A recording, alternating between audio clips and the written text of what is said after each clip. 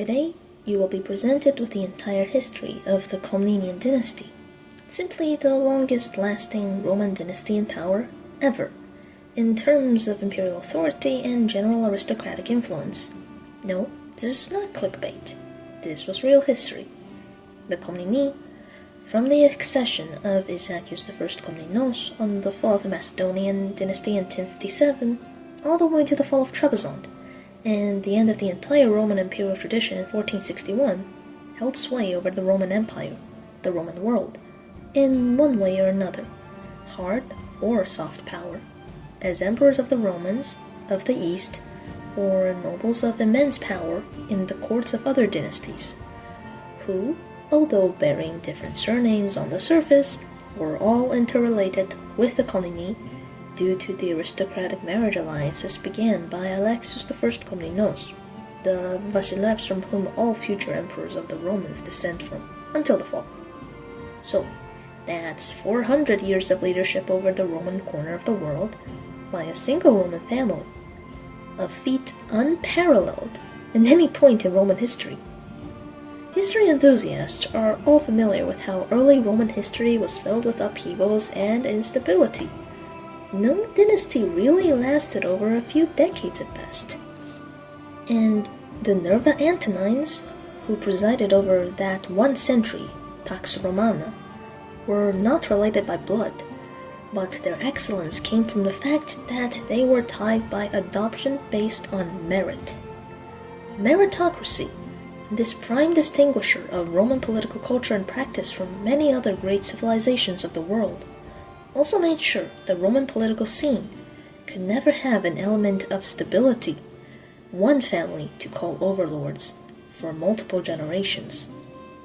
But then came the Komneni, and changed the Roman ruling class forever.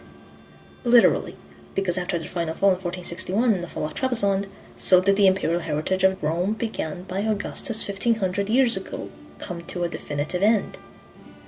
In effect, the Komnenos family were not only the longest ruling Roman dynasty, being emperors from 1057 to 1059, then 1081 to 1185, and finally in Trebizond from 1204 until 1461, giving us a whopping statistic of 363 years properly wielding the Roman scepter. But in those final 4 centuries of Roman history, they played era-defining roles, so in a sense, they may also be a shadow last dynasty of the Romans. Now, I've made a compilation of all my Paleologan history videos to expose the full story of the actual last Roman dynasts in Constantinople, and that was a ginormous task. Now I load myself with even more monumental challenge of compiling this full narrative of Komnenian history, from their origins to the brief reign of Isaakios I, to the rise of Alexios I and the century-long Komnenian hegemony which followed due to the Komnenian restoration of Ioannes II and Manuel I, then ended by the weakness of Alexios II and the tyranny of Andronikos I Komnenos. But the Komnenian story did not end so quickly, as many historians seem to present. I charted the fate of Alexios' 2 exiled grandsons, Alexios I and David Megas Komnenos, and how they revived a Roman Empire in exile after the Latins sacked Constantinople in 1204. And the entire history of this Empire of Trebizond until 1461 is also included in the massive video to follow. Now that I have finally terminated my Trebizondine history series, I could finally realize this project that I've dreamed of for a few years now. This full story of the Komneni in one single mega video. Before anyone says, what about the Principality of Theodoro you promised to do?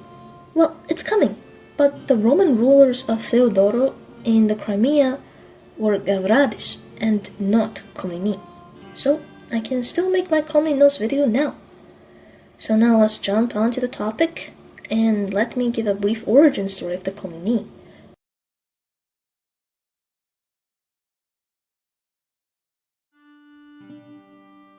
Where did the Komneni come from? Good question. The most accepted tale among medieval Romans and modern scholars is their Genesis story from the village of Komni in Thrace, first told by the 11th century intellectual Alexios the biggest gossip boy in Roman history. Because there really is no alternative to this convenient explanation, that's what we go with.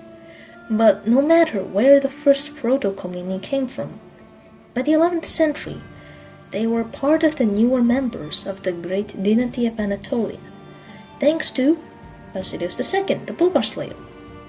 This eastward shift of the Komneni paved way for their rise, as since the Macedonian dynasty, especially under Romanos I Lekopinos and the Bulgar slayer, were very aware of their military prestige and great estates, and tried to suppress the aristocratic threat to Constantinople. Ioannes had his difficult early reign due to the dynasty. First, his family was sidelined for the generals, Nikephoros Phokas and Ioannis Tsimiskis, and then when he gained power in his own right, both Varas Kleros and Phokas made a grab for his throne. Amidst this chaos, few nobles stayed loyal to their proper-born emperor, although one was Manuel I Komnenos, the first attested Komnenos and ancestor of the subsequent dynasty. So, his role might be slightly exaggerated by later pro-Komnenian historians, such as the most pro-Komnenian of them all, the purple-born Komnenian princess Anna Komnene, this important biographer for father Alexios I, and the earliest days of her dynasty. And it was on December 1st, 1083 that she was born, so I post this video on December 1st, 2025 to celebrate her posthumous birthday. But anyway, she claimed her great-grandfather Manuel was named Strategos Autokrator of Anatolia to counter the threat of Skleros, but that seems a little too bloated. In 978, when Skleros besieged the pro-imperial city of Nicaea, it was this Manuel who defended it with an ingenious strategy. Then in 989, he appeared again in the sources as an envoy that persuaded Skleros to surrender at last to Vasilios. Not quite the grand commander Anna boasted of, but it was historically accurate that the young Bulgar slayer recognized the talent of Komnenos and rewarded him accordingly with estates in Kastamon, the actual cradle of the Komnenian dynasty. It was here, Kastamon, the intersection between Paphlagonia and Pontus, that the Komneni grew into a proper Anatolian dynatos family, intermarried with the Dalasini, built up their power base and their fortress. Kastamon, which some historians used to etymologically attribute to a corruption of Kastar Komnenon, i.e. the Komnenian castle, was the first home of the Komnenian clan, before Constantinople and Trebizond, before they moved up in the world. Another Komnenos was Manuel I contemporary, Nikephoros Komnenos, who was the Roman commander in the newly acquired lands of Vasporacum, but their relation is unknown and Nikephoros played no significant role in history. Manuel's sons, however, very much did. Two boys, Isaakios and Ioannes Komnenos, were born to Manuel, who died in their youth, so they were entrusted to his lord and patron, Emperor Vasilios, for their education. The Bulgar slayer raised the lads like they were his own, providing them with the best education in the Roman world, and Isaakios and Ioannes grew up to be capable military commanders like their father and adoptive father.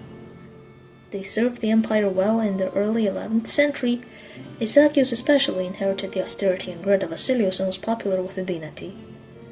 When the Macedonian dynasty was collapsing, they raised a revolt, and it was Isaakios that they chose as their leader, who later became emperor in 1057.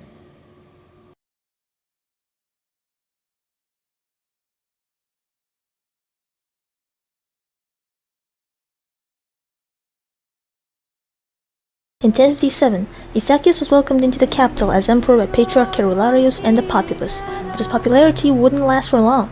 I'd like to say he suffered the Nikephoros Phokas syndrome, as in his plans to strengthen the military alienated him from the civilians.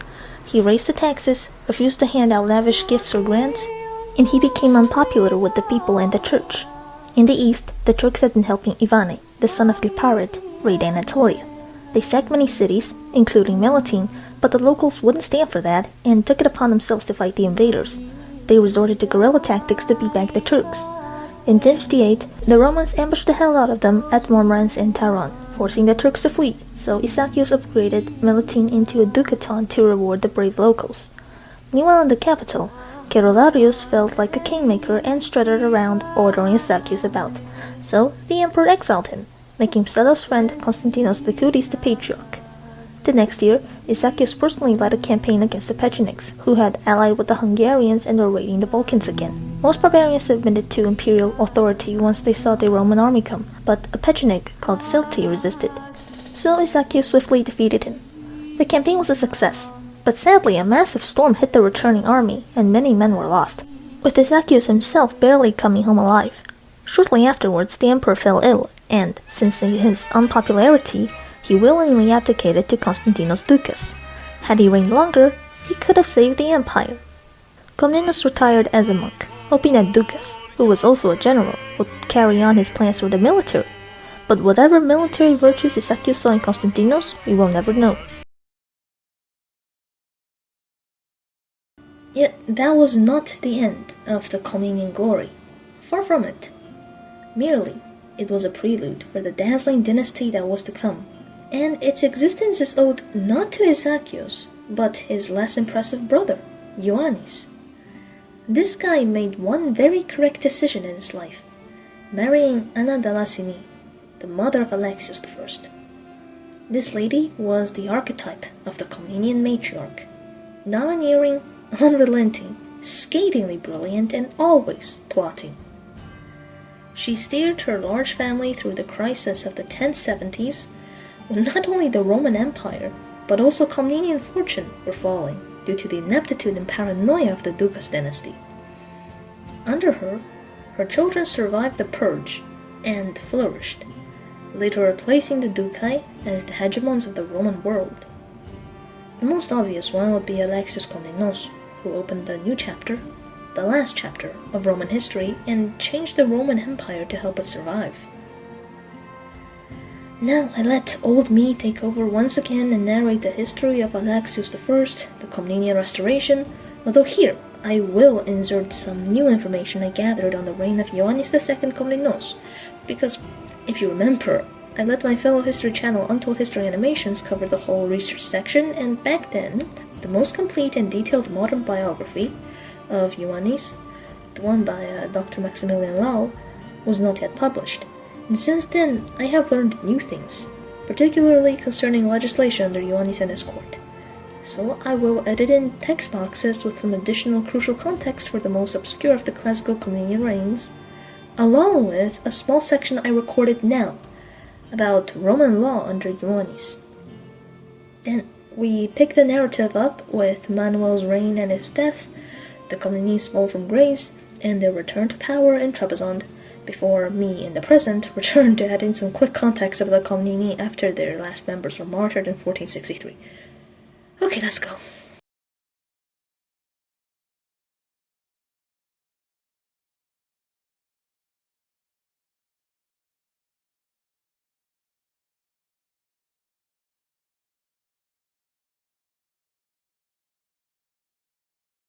Few in the history of the Romans have been as influential and iconic as Alexios I Komnenos, whose reign was fraught with crises and faced multi-front warfare almost all the time.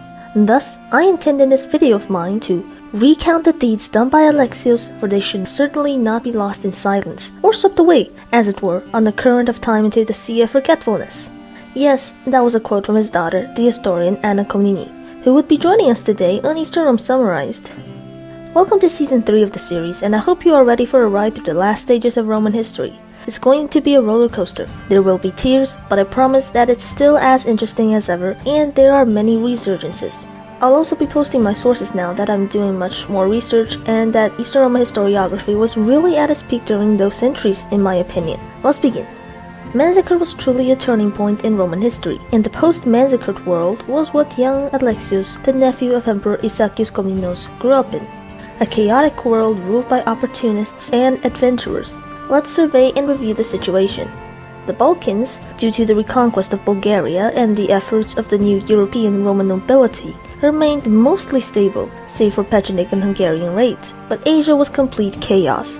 By 1081, when Alexios usurped from his emperor, Nicephorus III Vodaniatis, whose use of Turkish mercenaries resulted in the creation of the Seljuk Sultanate of Rum, effective Roman control in Anatolia extended to the environments of Constantinople, several cities on the western coast, Sinope and Trebizond on the Black Sea coast, though the latter was tending towards independence.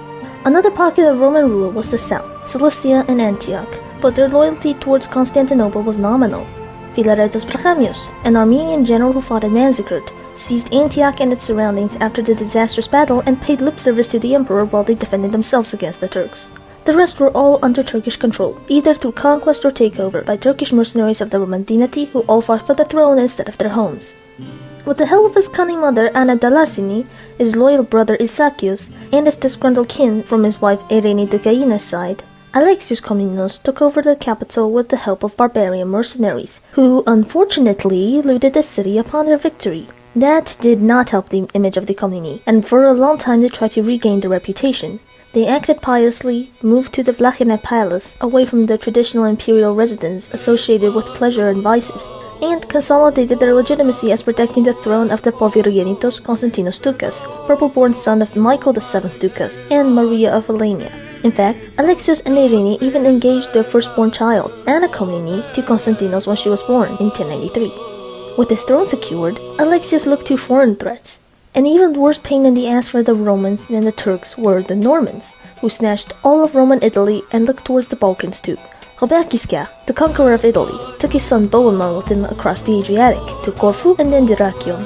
The Vasilevs quickly assembled what little troops he had and his foreign allies to face the Normans, but the Battle of Dyrrhachion went horribly wrong despite initial successes.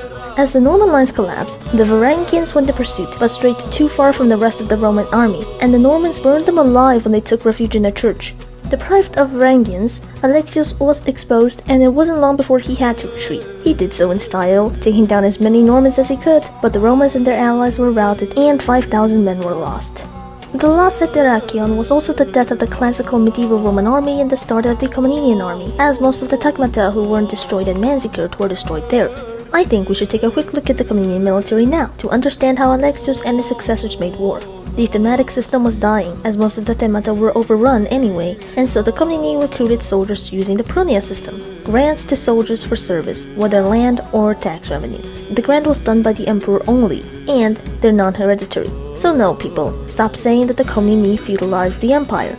Other characteristics of this new Roman army was heavier use of mercenaries and aristocratic commanders related to the emperor. New units replaced the ones lost, such as Alexios Archontopouli, recruited from orphans of dead Roman officers. Okay, back to history. Dyrrhachion fell in 1082, then Macedonia and Thessaly.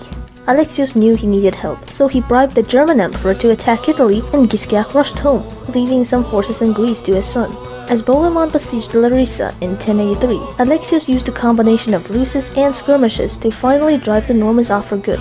With Venetian help, Bohemond ran off and the Balkans were reconquered by the Romans.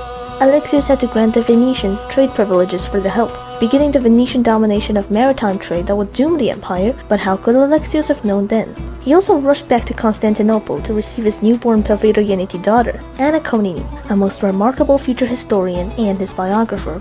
Sadly, for all his successes in the west, Antioch and Smyrna fell to the Turks in 1084. Luckily, Guiscard's death in 1085 ended the Norman threat, and Alexios could look to the east, where Suleiman, the Sultan of Rum, died in 1086, giving him the opportunity to intercede in Turkish politics, using divide and conquer on the infighting Seljuks.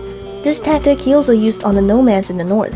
In 1087, Pechenex raided Thrace and Alexios was badly defeated, losing his dignity and many soldiers, including his beloved Archontopouli. For the next few years, they raided the Balkans with impunity, while even worse, a Turkish emir called Tsakas took Smyrna in 1088 and built a navy, plundering the Aegean islands. Tsakas tried to attack Constantinople with the Pechenegs after the Romans retook Chios from him in 1090, but Alexios was a step ahead and concluded an alliance with the Cumans in 1091. Using nomad against nomad, he absolutely crushed the Pechenegs at Livonion on 29th April, with the reconqueror of Chios, Konstantinos Dalasinos, and his old friend, Georgios Paleologus. The victory was so astounding that people consider it as the start of the Komnenian restoration, and the Pechenegs ceased to be a threat until the reign of Alexios' son Ioannes, who replaced his sister Anna as heir to the throne after his birth in 1087. By the 1090s, Alexios had neutralized at least temporarily 2 of the sudden new threats the Romans faced in the mid-11th century, with just the resources of a broken empire. If that's not impressive, I don't know what is. Now he just had to deal with the Turks. Anatolia was almost completely lost due to his attention in the west, but now the reconquest has begun, starting with the rogue emir Isaakios, Dalasinos, and the Vasilev's brother-in-law, Ioannes II, retook Lesbos in 1092, and the former almost annihilated the Turkish fleet as Isaakios fled to Smyrna. Alexios took care of this step permanently by calling on the help of the new Sultan of Rum, Alexios I, who assassinated the troublesome emir in 1093. The Aegean Islands were recovered, and by 1094, the southern littoral of the Marmara as well. Sadly, the Cumans betrayed the empire and raided the Balkans in the name of a pretender to be a son of Romanos Diogenes. The emperor captured the usurper and turned back to the Turks. His generals had done good work, but to regain vast swaths of Roman territory in a sea of Turks would require an extraordinary event to take place. This was when Alexios conceived an idea so bizarre and innovative that it at once prolonged the life of the empire, but also ensured its doom. He called on a crusade. Well, not really a crusade, as there was no such thing back then. Pope Urban II of Rome held a synod in 1095 called the Council of Piacenza, and Alexios sent envoys to kindly ask him to lend aid to the Christians of the East whose land is overrun by the Turks, by sending a few professional Western mercenaries. The possibility of reunion between the Catholic and Orthodox churches under the authority of the Pope of Rome was dangled before Urban, and surely a major incentive for any advocate of papal primacy. In essence, if this military cooperation between East and West went as expected, the Great Schism of 1054 would be healed, the Pope would satisfy his ego, and the Romans would regain the lands lost to the Turks. A wonderful plan if only it had worked. Signs of things going wrong showed right in the beginning of this misadventure, when Urban managed to recruit thousands of peasants wishing to gain absolution for their sins by murdering their way to Jerusalem, who, under the guidance of Peter the Hermit, murdered their way through Jews and Christians of Europe to Constantinople, where a panicked Alexios had to ferry them across to Asia to continue their mindless murder rampage before they could try anything on the Queen of Cities. In Asia, Peter's peasants murdered their way to the Seljuk capital of Nicaea, and in a pissing contest between the French and German mobs to see who could pillage his land even more, the split-up mobs were almost annihilated by Alexios' actual army. A Roman relief force saved the remnants of this horde and ferried them back to safety. This was the People's Crusade, and it all happened before 1096 was over. Thankfully, the real Crusaders soon arrived. I would very much like to dive into the First Crusade much more in this video, but unfortunately this is Eastern Rome, not the Crusades summarized. So I will refer you to my video on the Alexiad for more info and cool anecdotes on this expedition, its leaders, and the Roman reception. I only retold the People's Crusade for comedic effect, and our focus is on the Romans, so let's turn back to Alexios and his generals. By 1097, most of the major crusading armies arrived in Constantinople, where the Latin leaders had to swear loyalty to the emperor as their liege, and promise to return any Roman cities they capture on the way to Jerusalem. Not all of them were happy to do so, but with Alexios' persuasion, charm, and tactics, everyone took their vows and left for the east. The two most important crusaders to our narrative are Bohemond of Taranto, who returned to the Roman Empire and most definitely harbored ambitions of his own, and Raymond of Saint-Gilles, the oldest, richest, most reasonable, and honorable crusader. These two were respectively Alexios' worst enemy and best friend among the Latins, and they will come into conflict soon. At the start, everything seemed fine, and the combined ferocity of the Latin warriors and ingenuity of the Romans soon brought Nicaea to its heels. Of course, one should also not neglect that discord in the Islamic world played a role in the success of the Crusaders. After the death of Sultan Malik Shah, the Seljuk Empire was in chaos and divided. Alexios was fighting the Danishmends and left his capital unguarded. A Roman force under Alexios' most trusted generals, Manuel Vutumitis and Tatikios, blockaded Lake Ascania and cut the Turks' supply. Vutumitis was the Dukes of Cyprus, who founded the legendary Kikos monastery with the hermit Isaias, and Tatikios was a Turk who grew up with the Vasilevs. The former was sent to negotiate secretly with the Turks, while the latter pretended to continue assaulting the city with the Crusaders, and this plan worked perfectly in Alexios' favor. Alexios' family escaped unscathed, the important Roman city was taken without further bloodshed and came under the command of Vutumitis, and Alexios gained some more military prestige. The Latins weren't happy to miss a chance on plunder, but they had to suck it up and continue traversing Anatolia with Tatikios. They managed to defeat Alexios again at Dorileon, getting plunder at last, while Ioannes II made use of chaos within the Sultanate to complete the reconquest of Western Asia Minor. Then, Ioannes set to reconquer Phrygia, while the Crusaders finally arrived at Antioch and everything was completely derailed. Before I get to the legendary siege of Antioch, let's briefly look at Alexios' home policies since we've been focusing too much on wars, and honestly so had Alexios, who took care of administration while the Vasilevs ran around the empire, leading his troops to victory or defeat but always on the front lines. His mother and brother. Alexios trusted them so much that Anna Komnene claims he made her de facto ruler of the empire and Isaakios I, a new court title just a rank under the emperor. The practice of bloating the court title system began under Alexios. Delasine's personal piety influenced her household and the empire. She patronized holy men and monasteries and placed great emphasis on orthodoxy. But Alexios was no mommy's boy. Once he was mostly done with multi-front warfare by the late 1090s, both Isaakios and Anna's influence waned. Both died by the early 1100s as well, with Isaakios taking a leading role in the investigations of a plot by the Anemas brothers against the emperor, and a crypto-heretic, a Bogomil named Vasilios, in the final years of his life. The Anemai received mercy, but the Bogomil did not, and was burned at the stake later in Alexios' reign. Alexios had internal enemies, and it was largely thanks to his mother and brother that he was not deposed much earlier.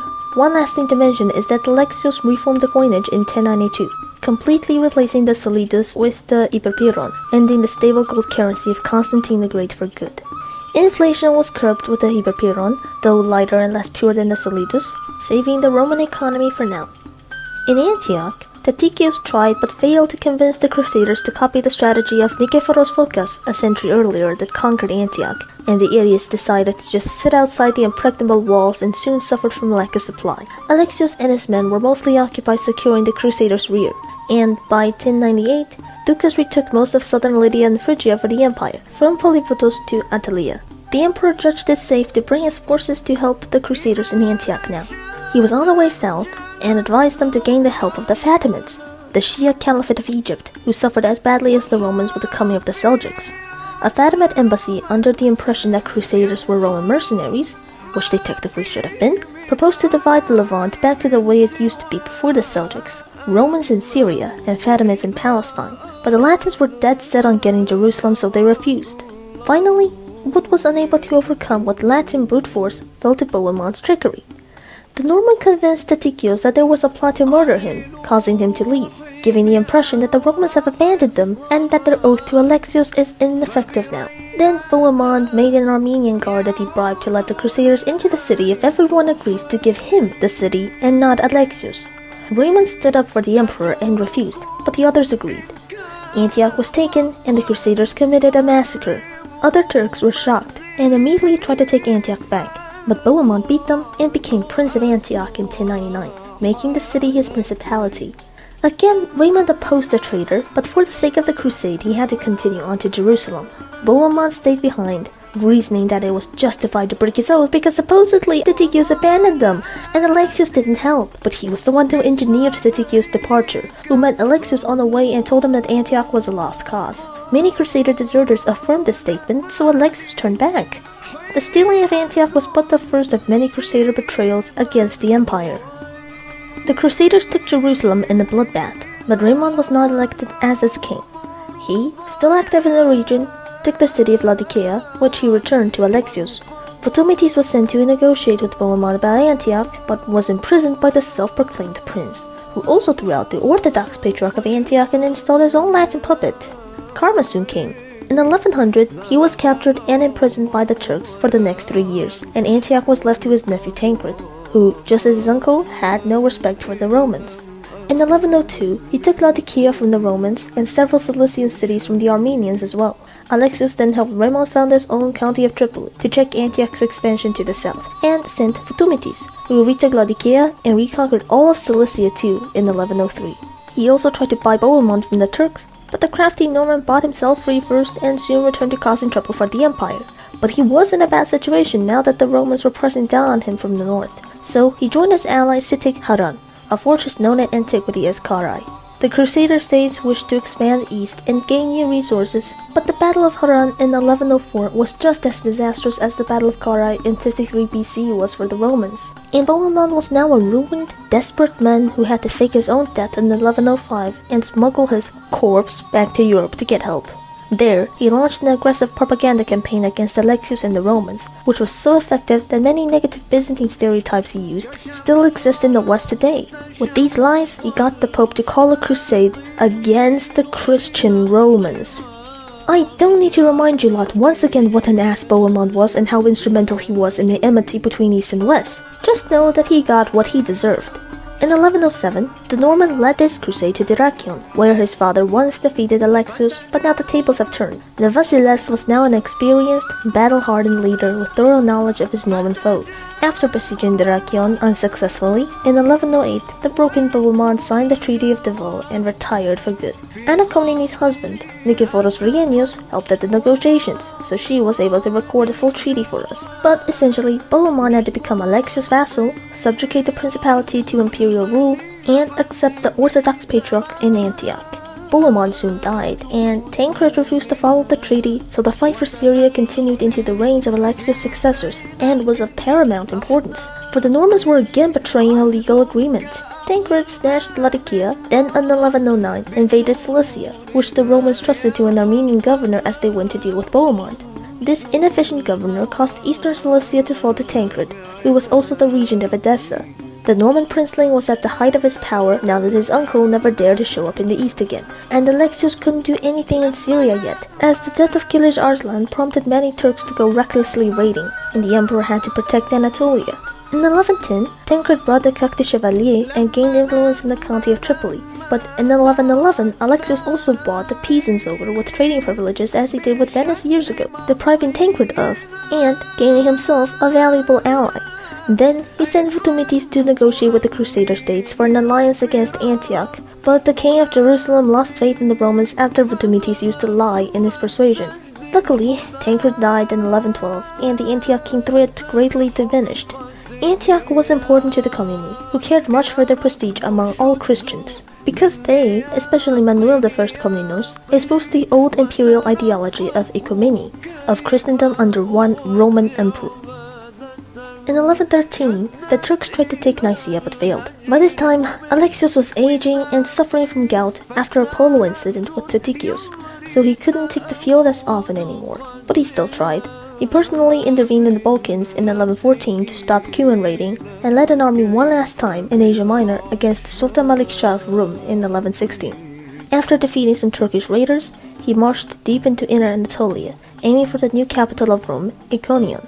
The Romans never reached Iconium, but inflicted a crushing defeat on the Sultan at Philomelion, largely thanks to Vrienios' counterattack. The Sultan begged for peace and signed a treaty that had the Turks evacuate Anatolia at once, but Malik lost all his prestige after the humiliating defeat and was deposed, meaning once again Alexios' treaty wasn't implemented. So it seemed Rome wasn't going anywhere, and Alexios helped settle many Christians from the interior of Anatolia on the coast and in Constantinople, where he gave aid, especially to the orphans. He enforced guardianship laws on their distant relatives and sent the rest either to monastic schools or the city's famous Orphanotropheum, which he refinanced. Anna Komnene comments extensively on her father's philanthropic acts after Philomelion and considers them his greatest legacy. In his final years, Alexios lost popularity and harmony within his family, and as he was dying in 1118, his succession was disputed. Even though his designated heir, Ioannes II, took the throne, there was a controversy, which we will discuss next time, or you can find a detailed discussion in my video on the Alexiad. This is where we will leave the narrative before the video gets unbearably long. To assess Alexios, I would say he was one of the best emperors Rome ever had, as he received a collapsing realm, but turned the situation around in less than 40 years, and the empire he left his son was recovering, ready to return to the world stage as a power to be reckoned with. It's also important to note that his plans of restoration were in the right direction, and if they were all executed perfectly, if Tancred returned Antioch, and if the Sultan of Rome evacuated Inner Anatolia, the pre-massacred empire might have been back.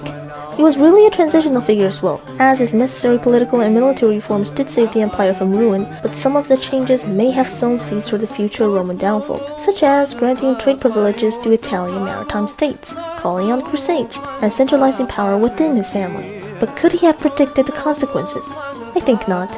Overall, Alexios Komnenos was a great ruler. Some would say his son Ioannes or his grandson Manuel were even better, and that is what we will find out next time, as I cover the Komnenian restoration with a fellow Komnenian enjoyer, the channel Untold History Animations. Please stay tuned and thank you for watching.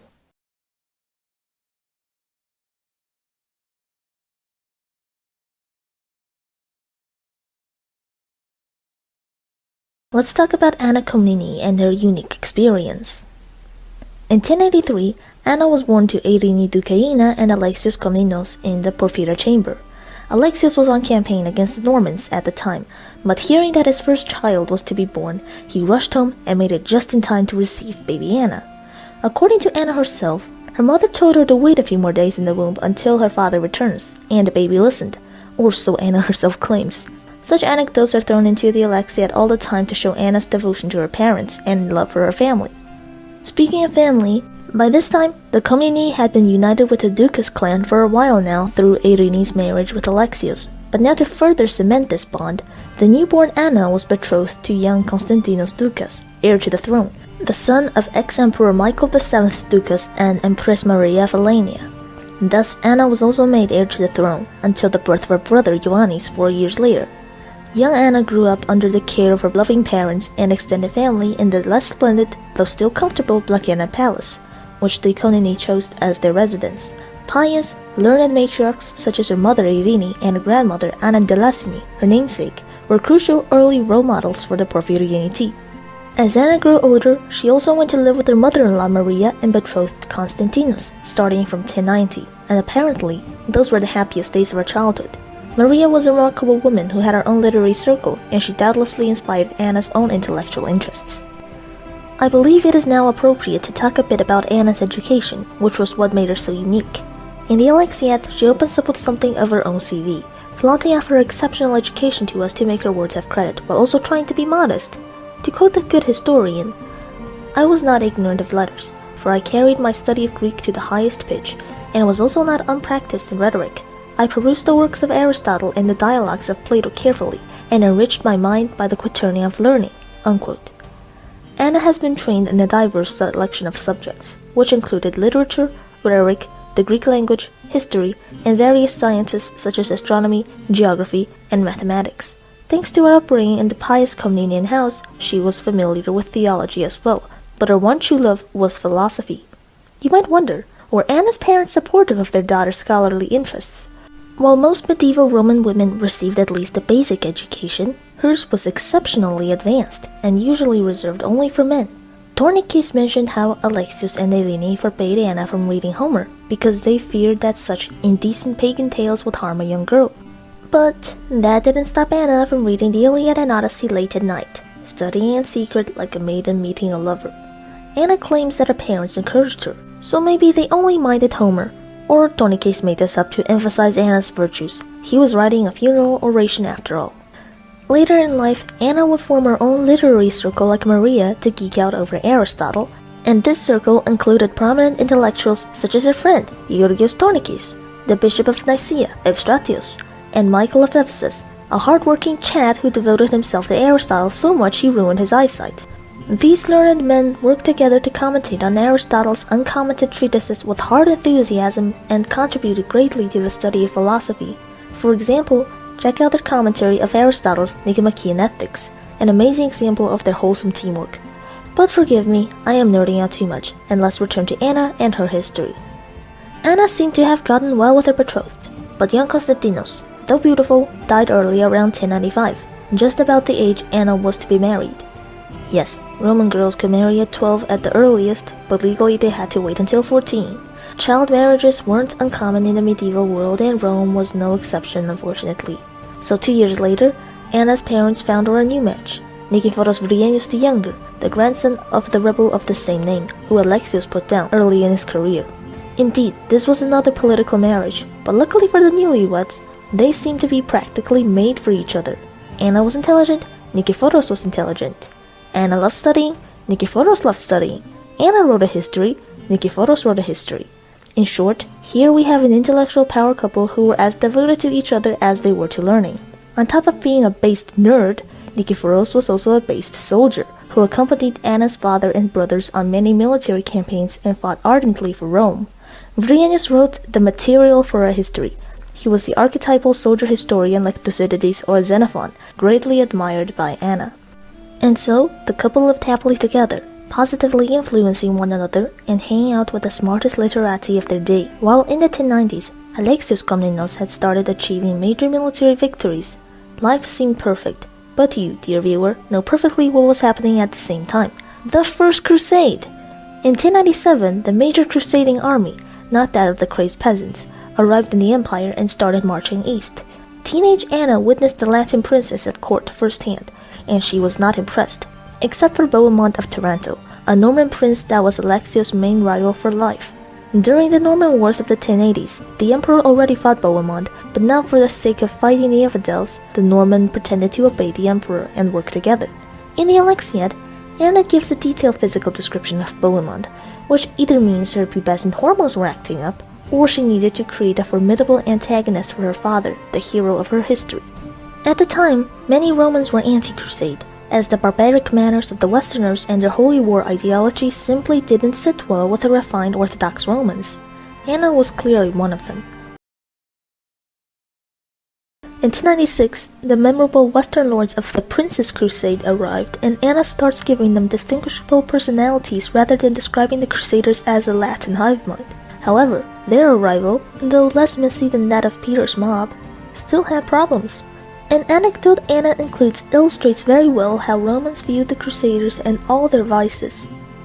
A crusader from Provenças hired a pirate fleet so he could cross the Adriatic undetected by Roman naval patrols, which he was just scared of for some reason. The Roman fleet under the diligent admiral Nicolaus Mavro spotted the Latins and halted them, and his son Marianus, who spoke Latin, a rare feat for Romans after late antiquity, tried to talk with the trespassers peacefully. But the Latins thought the Romans were enemies and started a fight by firing a crossbow at Marianus, who was, luckily, unharmed. Then it was a full-on chaotic battle at sea. The Latins had a priest fighting with such rage and vigor for them that you'd think he was some kind of Viking Drenger. Eventually, the Latins surrendered after a long fight and gave themselves up to the Roman authorities. Now, Anna describes this episode for a few reasons. Firstly, to show us how a crossbow works, because she was obviously fascinated by this weapon and presents a detailed description of the Latin invention which almost killed Marianus. It's quite fun for us readers as well to learn how a medieval crossbow worked. Secondly, this small ski skirmish sets up future large-scale conflicts between Latins and Romans, and Anna shows us how hostile and unwilling to cooperate the Latins were. As we'll see, the Latins even assaulted Constantinople before they besieged any Muslim cities. And thirdly, everything wrong with Latin Christianity, according to Anna, is exemplified by this bellicose priest. I will let her explain herself. Quote, "For rules concerning priests are not the same among the Latins as they are with us. For we are given the command by the canonical laws and the teaching of the gospel, touch not, taste not, handle not, for thou art consecrated. Whereas the Latin barbarian will simultaneously handle divine things, and wear his shield on his left arm, and hold a spear in his right hand, and at one and the same time he communicates the body and blood of God, and looks murderously and becomes a man of blood, as it says in the Psalm of David. For this barbarian race is no less devoted to sacred things than it is to war." Unquote. Anna, and Romans in general, take great issue with how Latin priests are allowed to bear arms, and how holy war is a thing in general.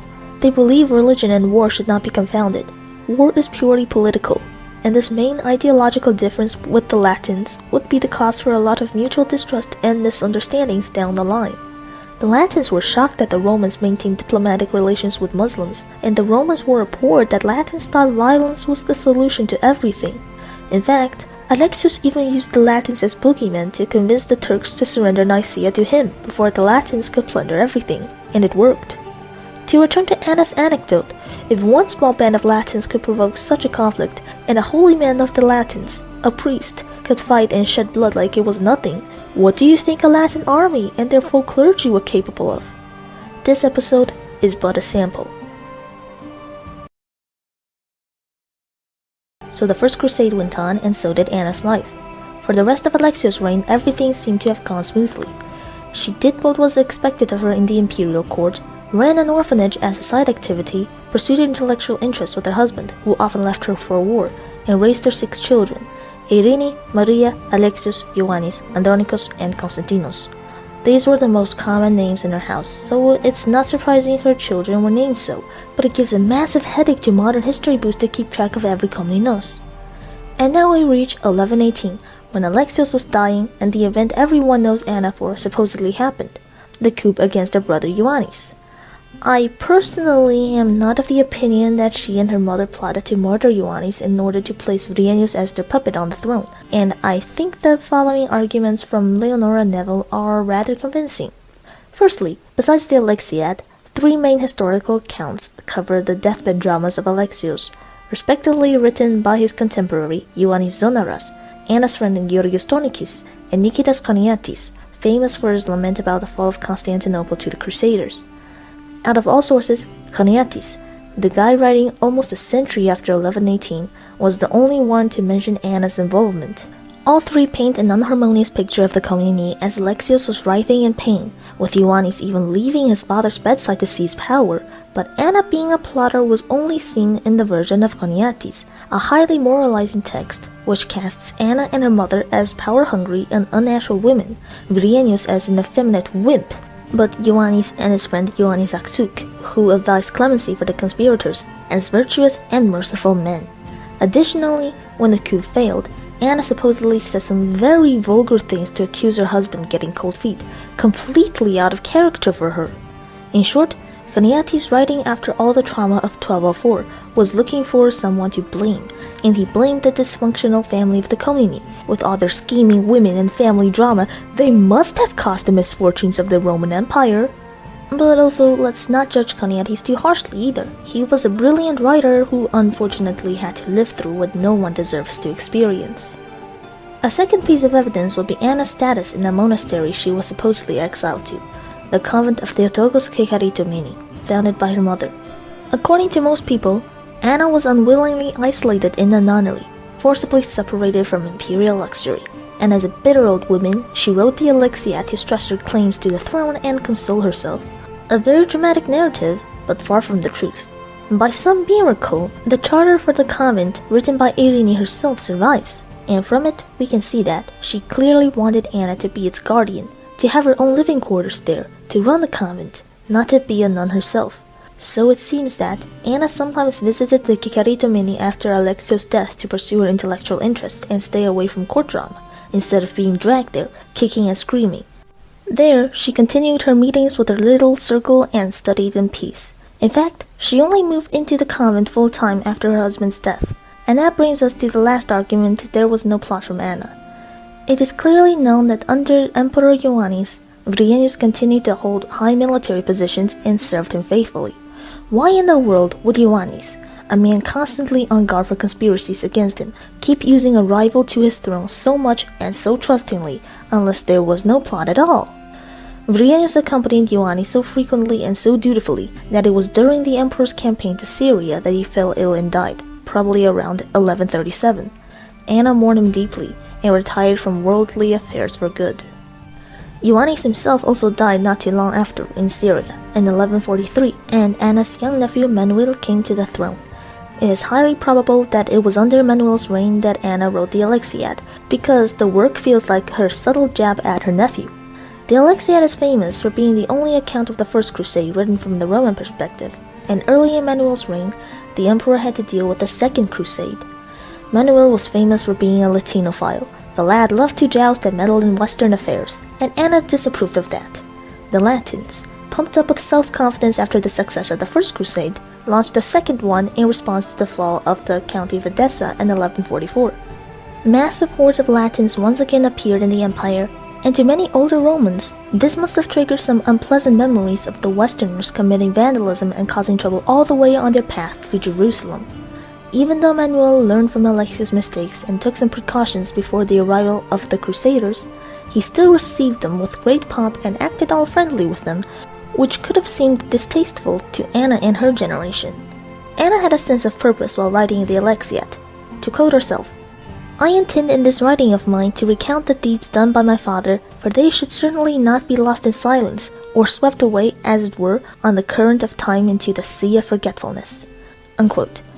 Perhaps in recalling the misdeeds of the Latins during the First Crusade and the wars Alexios fought with them, she hoped to remind Manuel, who couldn't possibly have witnessed any of it, the duplicitous and barbaric nature of the Latins he admired so much. Also in the Alexiad, Anna makes several critiques of astrology, something Manuel liked to dabble in. All in all, the Alexiad was definitely written late in Anna's life, and she died not long after, perhaps in 1153.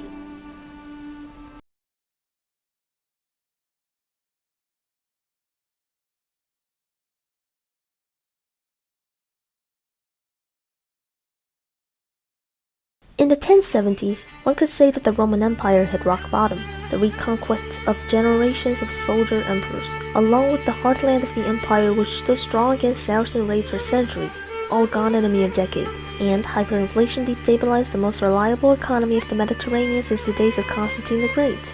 Then in a century, the Roman Empire was once again a superpower, and the greatest of all Christian states, and dominating the Mediterranean, from the Balkans to Jerusalem. The 1170s saw Roman power reach its peak one last time, and it is thanks to the Komnenian restoration that this came to be, which was led by the son and grandson of Alexios Komnenos. The subject of who was the best of the Komneni has been debated forever, and we hope that by presenting the stories of both Ioannes II and Manuel I Komnenos in full, you will gain a better appreciation and understanding for both emperors.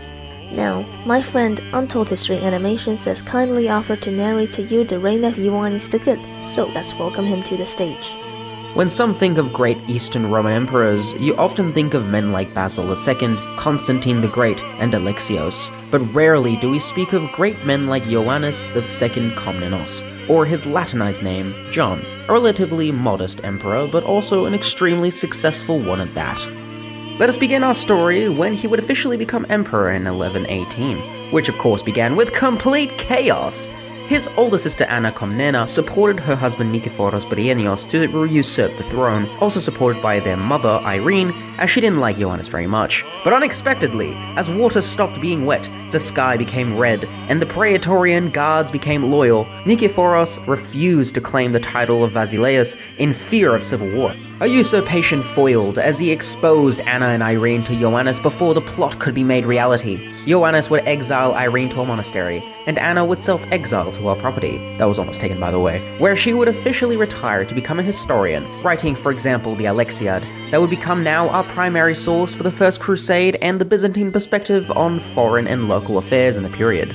One thing to remember while reading this story is that it was written by Niketas Honiates a century later, a historian with many biases against female figures of the period, and has very little historical basis. Therefore, we will not go with the "evil Irene got bitter and wrote a story to console herself" narrative, for example.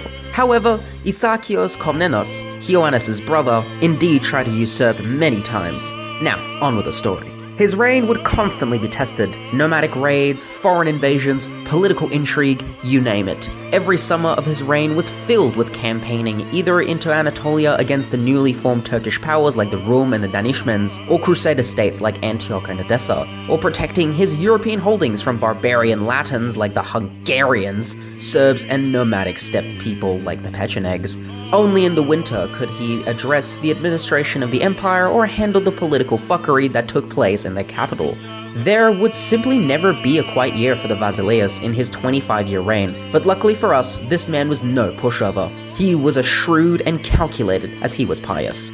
The first political move in his reign was bringing in new families that eclipsed men in the imperial court, such as his best friend Ioannes I as Grand Domestic and head of the army, and his father's retainers like George Dekanos and Mikaelitzes Stipialiotos to take care of the administration while he was on campaign. The overarching goal of this was to relieve the imperial court from any dominion of a specific aristocratic family, such as the Dukids, Diogenes, and even his own family, the Komnenoi, so that the political intrigue was kept at a minimum, and glorious conquest for the empire would always be the main objective. And this was rather successful, as the only real conspiracies that emerged in this reign would be by his younger brother Isaakios Komnenos, who felt left out from all the privileges, as most of the high position of the empire were taken by competent nobodies instead of brain-dead entitled aristocrats like him. His plot in 1130 will be revealed. Ioannes pardoned him, and as a thank you, he revolted again, and he fled to the Danishmends, never to be heard of again, until he was pardoned again by Manuel years later. As a side note, Isaakios Komnenos tried to usurp from Manuel as well. When that failed, he built the stunning Theotokos Kosmoteria monastery in Bera, and died a repentant but very butthurt man. Now this would be the only questioning of Ioannes' rule while he reigned, and that's saying something in the world of Byzantium.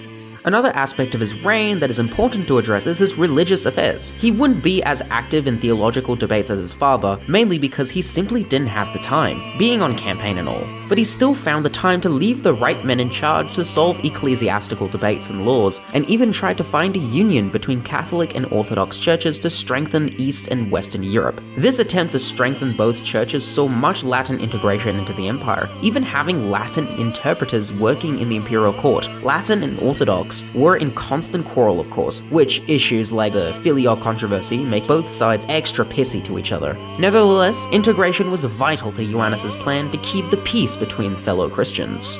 He would also build many monasteries and churches around his empire, a very recurring building project practiced by the Komnenoi, firstly for political reasons to convert the newly conquered Muslims in Anatolia, but also because he himself was an extremely pious man, taking religion very seriously, even in court or even at the dinner table. His pious nature made him known as the Good, for being very moral to not only his subjects but also his enemies, being known to spare his defeated foes and offering favorable terms in the hope to be more accepted and for the sake of his own piety.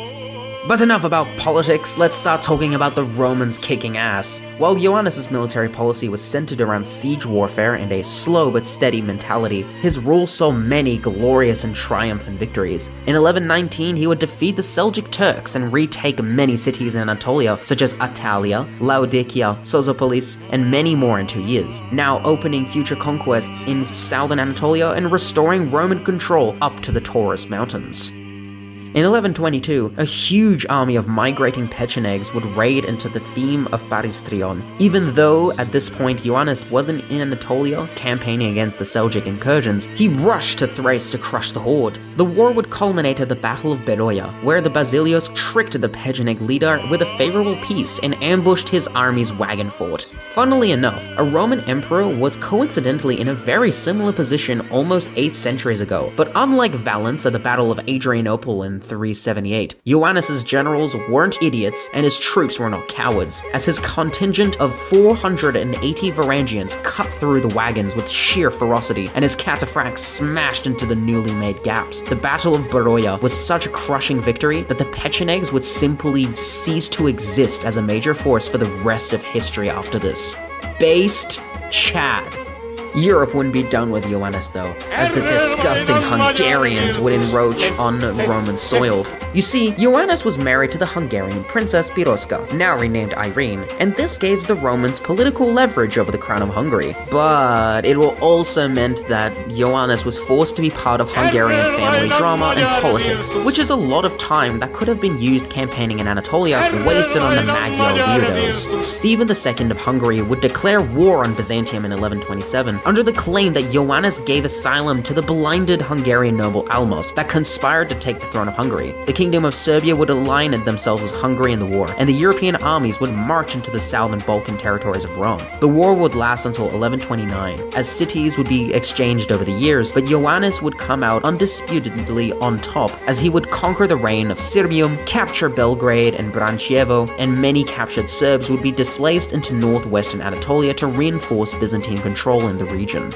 During all this war on land, Ioannes was also conducting wars at sea. Since the beginning of the Crusades and the reign of his father Alexios, the Republic of Venice had been opportunistically dominating the trade routes of the empire and slowly creating an economic monopoly in the Roman market, thanks to a favorable treaty created by Alexios in 1182. Ioannes would attempt to stop this and banned any kind of commerce with the Venetians in 1124. Fun fact, this event has been marked as the very first instance of a trade war in written history, in the sense that there was no direct confrontation, but instead aggressive economical maneuvers. This trade war would last 2 years until 1127. The Venetians had enough of the Romans, raised a fleet of 72 ships, and threatened to sack Rhodes, Lesbos, and captured all their Ionian islands if he didn't renew the 1182 treaty his father made. Ioannes begrudgingly gave in, as this war with the Hungarians and the Serbs needed his attention more than the fruitless war.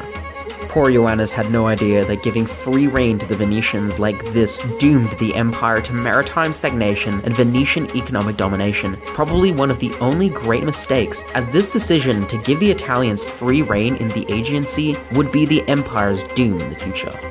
Now with the European borders of the empire secured, Ioannes could renew conquests in Anatolia. From 1130 to 1135, he concentrated his armies to defeat the Danishmends of Melitene and the Armenian Rubenids, Central and Lower Cilicia. The conquests went so well that he would celebrate a triumph in 1133, after he retook the ancestral Komnenian home of Kastamon. The triumph was on a scale not seen since the days of antiquity. Chariots made of silver, gold, and pearls, pulled by bleach-white horses with imperial purple saddles. Soldiers of the Tagmata donning bronze celebratory armor marching in the hundreds, monks and priests chanting victory hymns, and finally the emperor himself walking by the side of a mosaic of the Virgin Mary who sat on a chariot while wearing beautiful civilian clothes. The triumph ended at the Hagia Sophia, where a procession took place to commemorate the victory to God Almighty. Thanks to his aggressive campaigns, the Turks were completely halted from expansion, even put on the back foot, as he would constantly campaign every year without rest.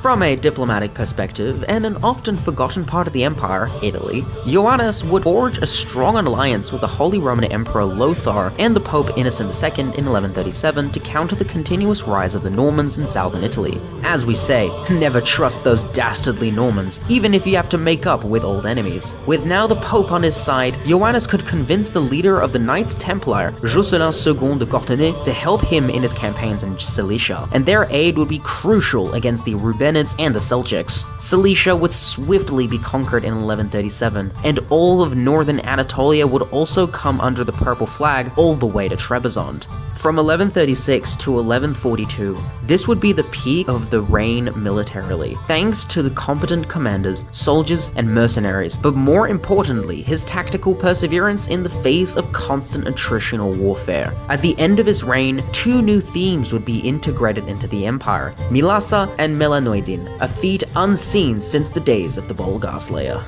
The end of his reign would be with the pacification of the Crusader states and perpetual war with Seljuks. It was the Byzantines who brought these savage Latins in the east, and it would be the Byzantines that put them back in their place. After the Armenian Principality of Cilicia would be conquered and the Rubenid dynasty turned into Roman hostages, all of the Crusader states would send emissaries to recognize their vassalage to the Basileus without a fight. Ioannes would be pleased and used these new armies to try and conquer Muslim Syria. Of course, because most of his new armies were Crusader forces, they were often uncooperative and made things difficult. As the Emirate of Aleppo, the kingdom Ioannes declared war on, hoping to land Latin aid, would prove to be difficult to conquer. As to prove a point by example of how the Latins helped in these wars, the kings of Antioch and Edessa played dice while Ioannes was fighting at the siege of Shaizar in 1138. Not even Latin historians could try and bail those kings out from their pettiness. Even in these circumstances though, great cities like Shaizar, Kafartab, and Marat would be conquered by sheer will of the emperor, proving his martial prowess even with poor allies like the Crusaders. The last years of Ioannes' reign will be fighting the Turks to consolidate Cilicia, and preparing to besiege Antioch itself to finally secure its southern Anatolian gains, because, of course, the Latins would promise to deliver Antioch to him in exchange for new land in Syria, stirred a popular revolt, and drove the emperor from the city, which was already his. Part of this campaign would have included an ambitious pilgrimage to Jerusalem, but sadly, in the early spring of April 1143, he would go out hunting and cut his hand with a poison arrow, getting infected and dying a few days with his childhood friend Ioannes Ashu at his side. He lived until 55, and after 25 years of glorious rulership, Ioannes Komnenos, in my opinion, was the greatest of his dynasty, as his sheer perseverance and multitasking in military affairs, administration, and religious affairs made him a shrewd emperor at every point of his reign, something that cannot be said for many emperors before and after him. In his final hours of life, something miraculous happened.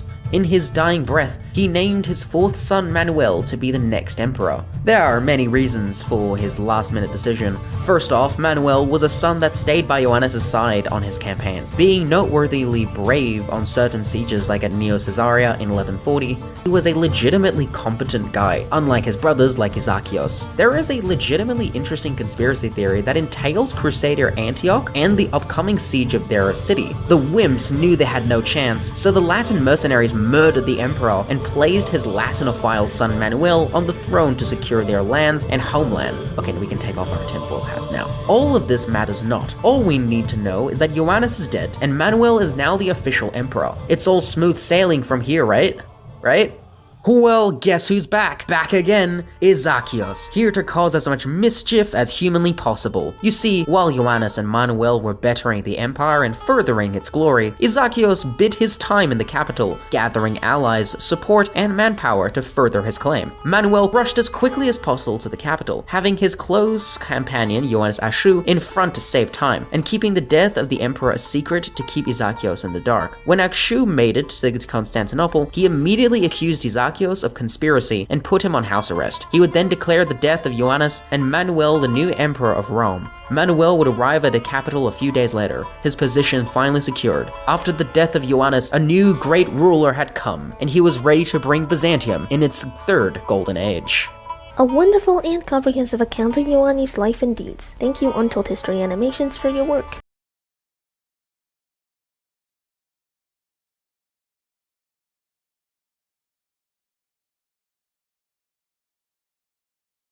Roman law, a foundation of Roman and European civilization, and arguably today, also of the global world order.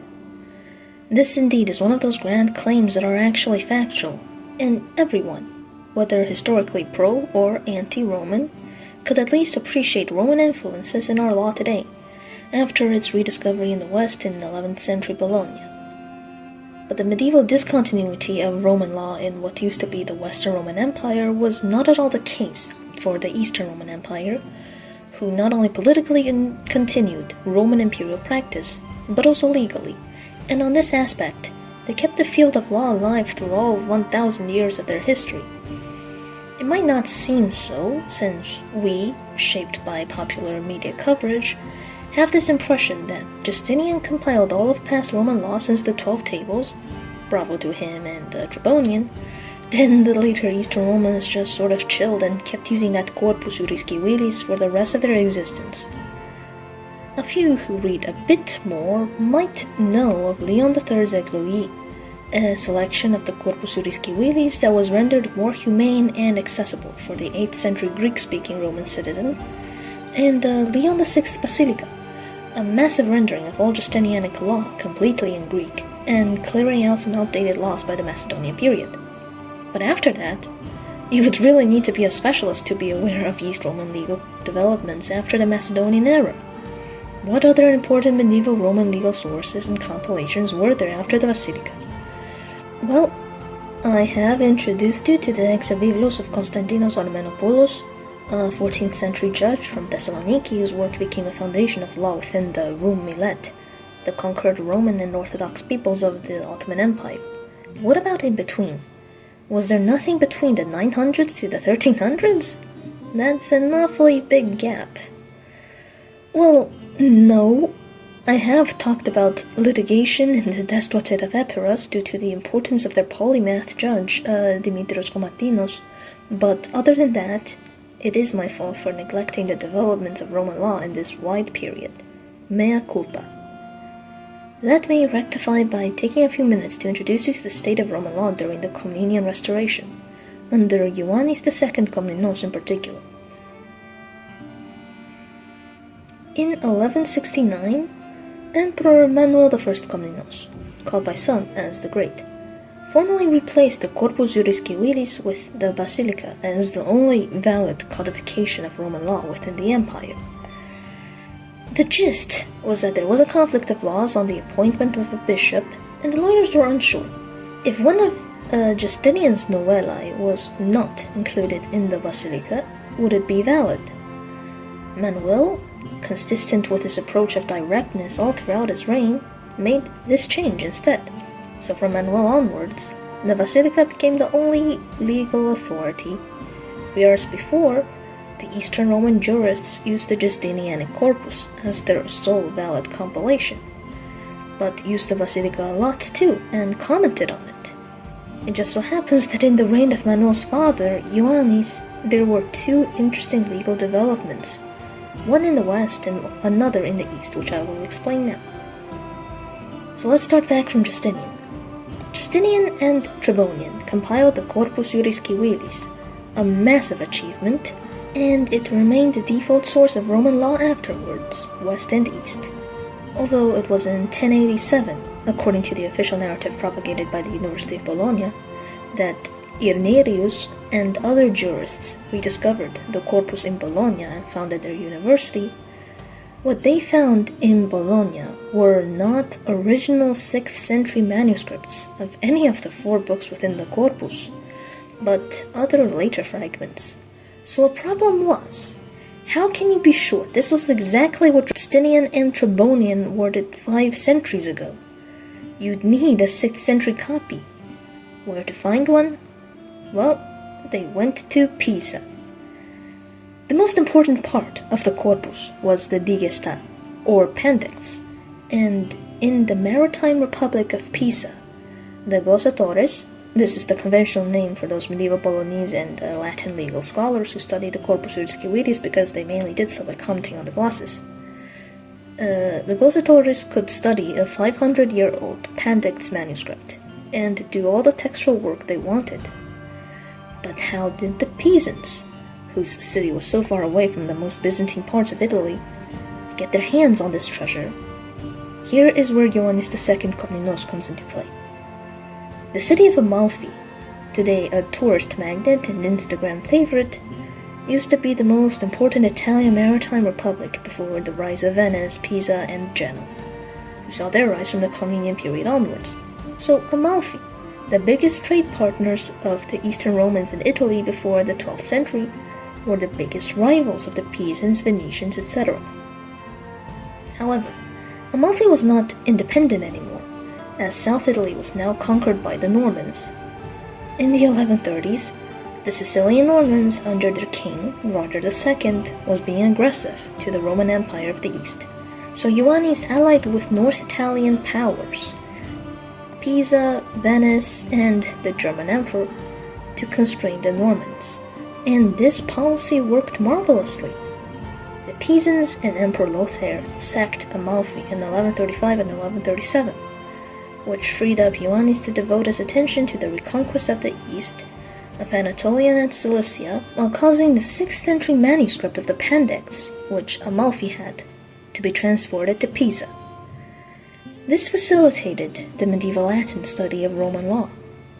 Over time, power balance in Tuscany shifted to the Republic of Florence, who gave Pisa a taste of her own medicine and ran off with the Pandects, now hidden away in the Biblioteca Laurentiana in Florence.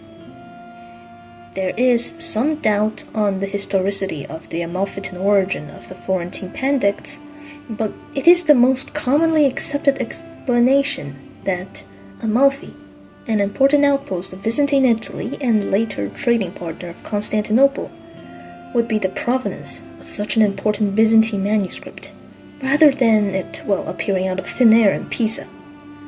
And Ioannes' politics led to Pisa's acquisition of the Pandects. Now on to more concrete things. What did Roman legislation actually look like in the court of Ioannes II Komnenos? We associate him with just his campaigns, his reconquests, while he left domestic administration to others, but recent research had shown that he paid much more attention to home than we gave him credit for. A few years after the Pisans sacked Amalfi and snatched the Pandects, in the intellectual milieu of the Komnenian court in around 1142, the Epilogue Basilicorum was written by an unknown author, but suspected to be the Komnenian jurist and teacher, Constantinos Agios Theodoritis, or at least someone related to him, based on stylistic similarities. However, the author is not so important, it's the content that interests us.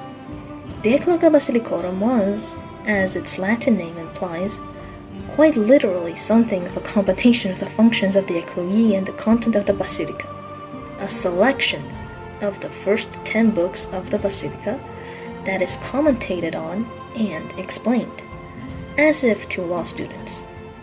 The author might have been a law teacher in Constantinople. He uses very clear and concise language to highlight some provisions in case law in the Basilica, and uses many examples to help illustrate what the passages mean. The most helpful aspect of this work for a historian is that the Epilogue Basilicorum uses a lot of explanations that go in today's practice. So, when commenting on 10th and 6th century Roman legislation, the author takes care to show what contemporary Roman jurists did in the 12th century, which offers fascinating insight on the entire evolution of Roman law up until this point, and how Roman law was a living field, with a life stretching back to the 400s BC, because although the Epilogue Basilicorum is just a commentary on passages of the Basilica is itself literally just the Corpus Juris Civilis slightly reorganized in Greek, and the corpus itself, when compiled by Justinian's legal team, was not some sort of innovation, but the most complete state of Roman law as it was in the 6th century, after 1,000 years of development since the 12 tables of the 5th century BC. Laws from ancient consuls, edicts of classical emperors, legal literature of the great Republican and imperial Roman jurists, from Scaevola to Gaius to Ulpian, all could be found in Justinian's collection, and subsequently the Basilica and the Epilogue Basilicorum. So for example, one maxim from Gaius, the most important Roman jurist of all time arguably, from the 2nd century, was that semper in dubis benignora praeferenda sunt, meaning, in the case of doubt between two laws, the milder law is preferred. This was transmitted on from the Justinianic corpus to Leon's Basilica, then commented on in the Komnenian Epilogue Basilicorum, using real cases illustrating this principle in the 12th century Roman world. 1,000 years between Gaius teaching the basics of Roman legal theory and the Komnenian jurist who wrote the Epilogue Basilicorum for his pupils, showing us a whole millennium of unbroken, continuous Roman law using the same principles and framework. It's also interesting that the mysterious author, be he the famous teacher Agios Theodoritis or not, also based his pedagogy on those of 6th century Antecessores, the famous legal commentators from the time of Justinian. He presumably had access to a lot of the works of the Antecessores, like Thalileus, as he quoted them in his own Epilogue Basilicorum, using quite a few of their examples as well as 12th century ones. As for its influence, some commentaries of the Epilogue Basilicorum found their way into the comments on the Hexivivos of Konstantinos Armenopoulos, a source of law widely used by Orthodox Ottoman subjects in the Balkans for centuries. So, like all works of the Roman legal tradition, the Epilogue Basilicorum sums up its past, reaching back to Justinian, Gaius, and beyond. It is a useful instrument for teaching the budding young lawyers of the Komnenian court in the present, and its insights are incorporated in the Hexavivos of Armenopoulos, contributing to good legislation on Roman principles in the future. While we should celebrate Ioannerius and the Glossatores of Bologna who rekindled the flame of Roman law in Western Europe after centuries of darkness, we should also appreciate the Eastern Romans for keeping such traditions alive, with no interruption until their fall. And somehow, the repropagation of Roman law in the West and its continuity in the East had something to do with Ioannes II Komnenos. Ioannes could make Justinian even more proud on yet another level than just these large contributions to Roman civil law, and this necessitates an examination of the development of canon law under him. Because in the Corpus Juris Civilis, Justinian lays down this classic definition of two classic Roman ideologies in his 6th novel.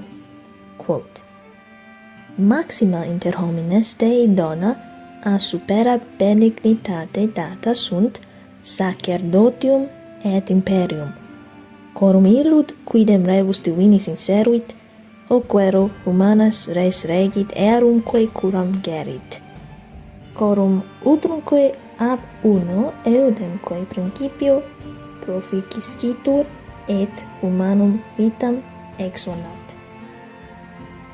Sacerdotium et imperium, or priesthood and empire, and their harmonious existence, is the summit of East Roman political aspiration. The emperor takes care of the people in this earthly world by being a good secular ruler and enacting civil law. The church likewise takes care of people for the spiritual world, and they have supreme authority in divine matters and see that canon law is observed. A mutually helping relationship. Under Ioannes and the Komneni, there was a flurry of activity from Roman canon law experts, which is quite explainable since the Komneni took extra attention to church affairs and wanted to present themselves as the head of the Christian ecumeny. There was an intense period of contact with the Latins and the papacy, and this was all before 1204, so dialogue about genuine equal church reunion was absolutely on the table, and this required both the Latins and the Eastern Romans to be up to date with their ecclesiastical rules. Not only them, but the 12th century saw real prospects of a revival of the pentarchical system of late antiquity, so to put it simply, everywhere in Christendom, from Western Europe to Constantinople to Egypt and Ethiopia, there were outstanding canon lawyers doing groundbreaking work. The West had the famous Gratian, the theology professor from the University of Bologna that compiled a massive decretum that formed the first base of the whole corpus juris canonici of the Catholic Church. The East had Theodoros Valsamon, the most eminent Byzantine canonist of all time, one might argue. He was active in the late 12th century, mostly in the reign of Manuel I, as the Nomophylax of Constantinople and later Patriarch of Antioch. Super interesting figure. Maybe I'll dig deeper into him another time to do justice to his achievements, but to be brief, like for the Epilogue Basilicorum, Valsamon's most known work, the Scholia, are his Komnenian era commentaries on an existing source of law from the Macedonian dynasty, in this case, the Nomo Canon of Patriarch Photios. The Roman tradition of writing Nomo Canons went, again, back to the Justinianic era, as most things discussed in this video do, but that of Photios was the most extensive up to date. Valsamon commented on every single law in the Nomo Canon, and not only that, he distinguished which were still valid and which were not, both canons and related civil law that pertains to the church, for which he used the Basilica as a source, since Valsamon's ginormous work was commissioned both by the Patriarch of Constantinople and Emperor Manuel himself in the 1170s, after the switch from the Corpus Juris Civilis to the Basilica. Valsamon showed a remarkable knowledge of Roman civil law and its dialogue with canon law, citing the Basilica with as much ease as the Church Fathers, and his works gained extremely high authority all throughout the Eastern Mediterranean. However, he was not the only Komnenian canon lawyer, only the pinnacle. Before him, another Nomophylax, Alexios I, conducted very similar work in a similar context. Ioannes, in his later years, like his son, showed more interest in ecclesiastical affairs and commissioned Aristinos to write the Synopsis Canonicum, a commentary almost as long as that of Valsamon on a Nomo Canon. However, Ioannes out-antiquated Manuel in his canonical commission, since Aristinos used the Corpus Juris Civilis rather than the Basilica when working on civil laws in the Nomo Canon. Plus, he commented on the Nomo Canon in 14 titles, written in the 7th century, practically the standard textbook of canon law for all Roman canonists since Heraclius, before Valsamon came along. This was because Ioannes' father, Alexios I Komnenos, issued a decree calling for a revision of the 14 titles, and in his day the first great Komnenian canonist, which both Aristinos and Valsamon modeled on, Ioannes Zonaras, already wrote a short commentary on it. You know, Zonaras, the first historian of the Komnenian period too. This guy's CV never ceases to impress me.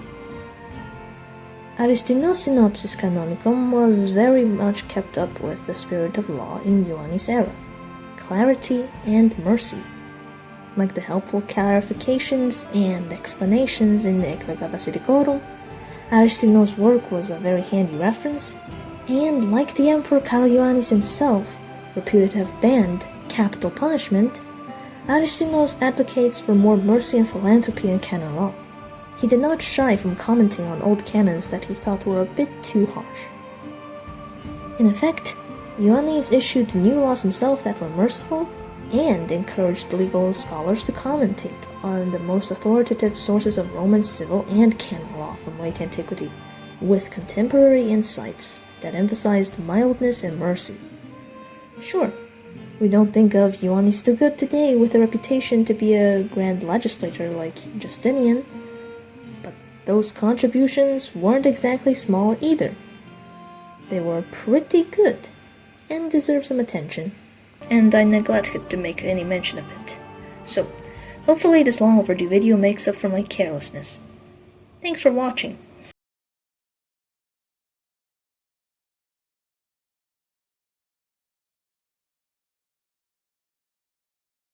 Now let us discover the reign of Manuel I the Great, called the most blessed emperor of Constantinople by the Latins and remembered equally fondly by most Romans, with exceptions such as our main source for this and the next video, Nikitas Choniatis.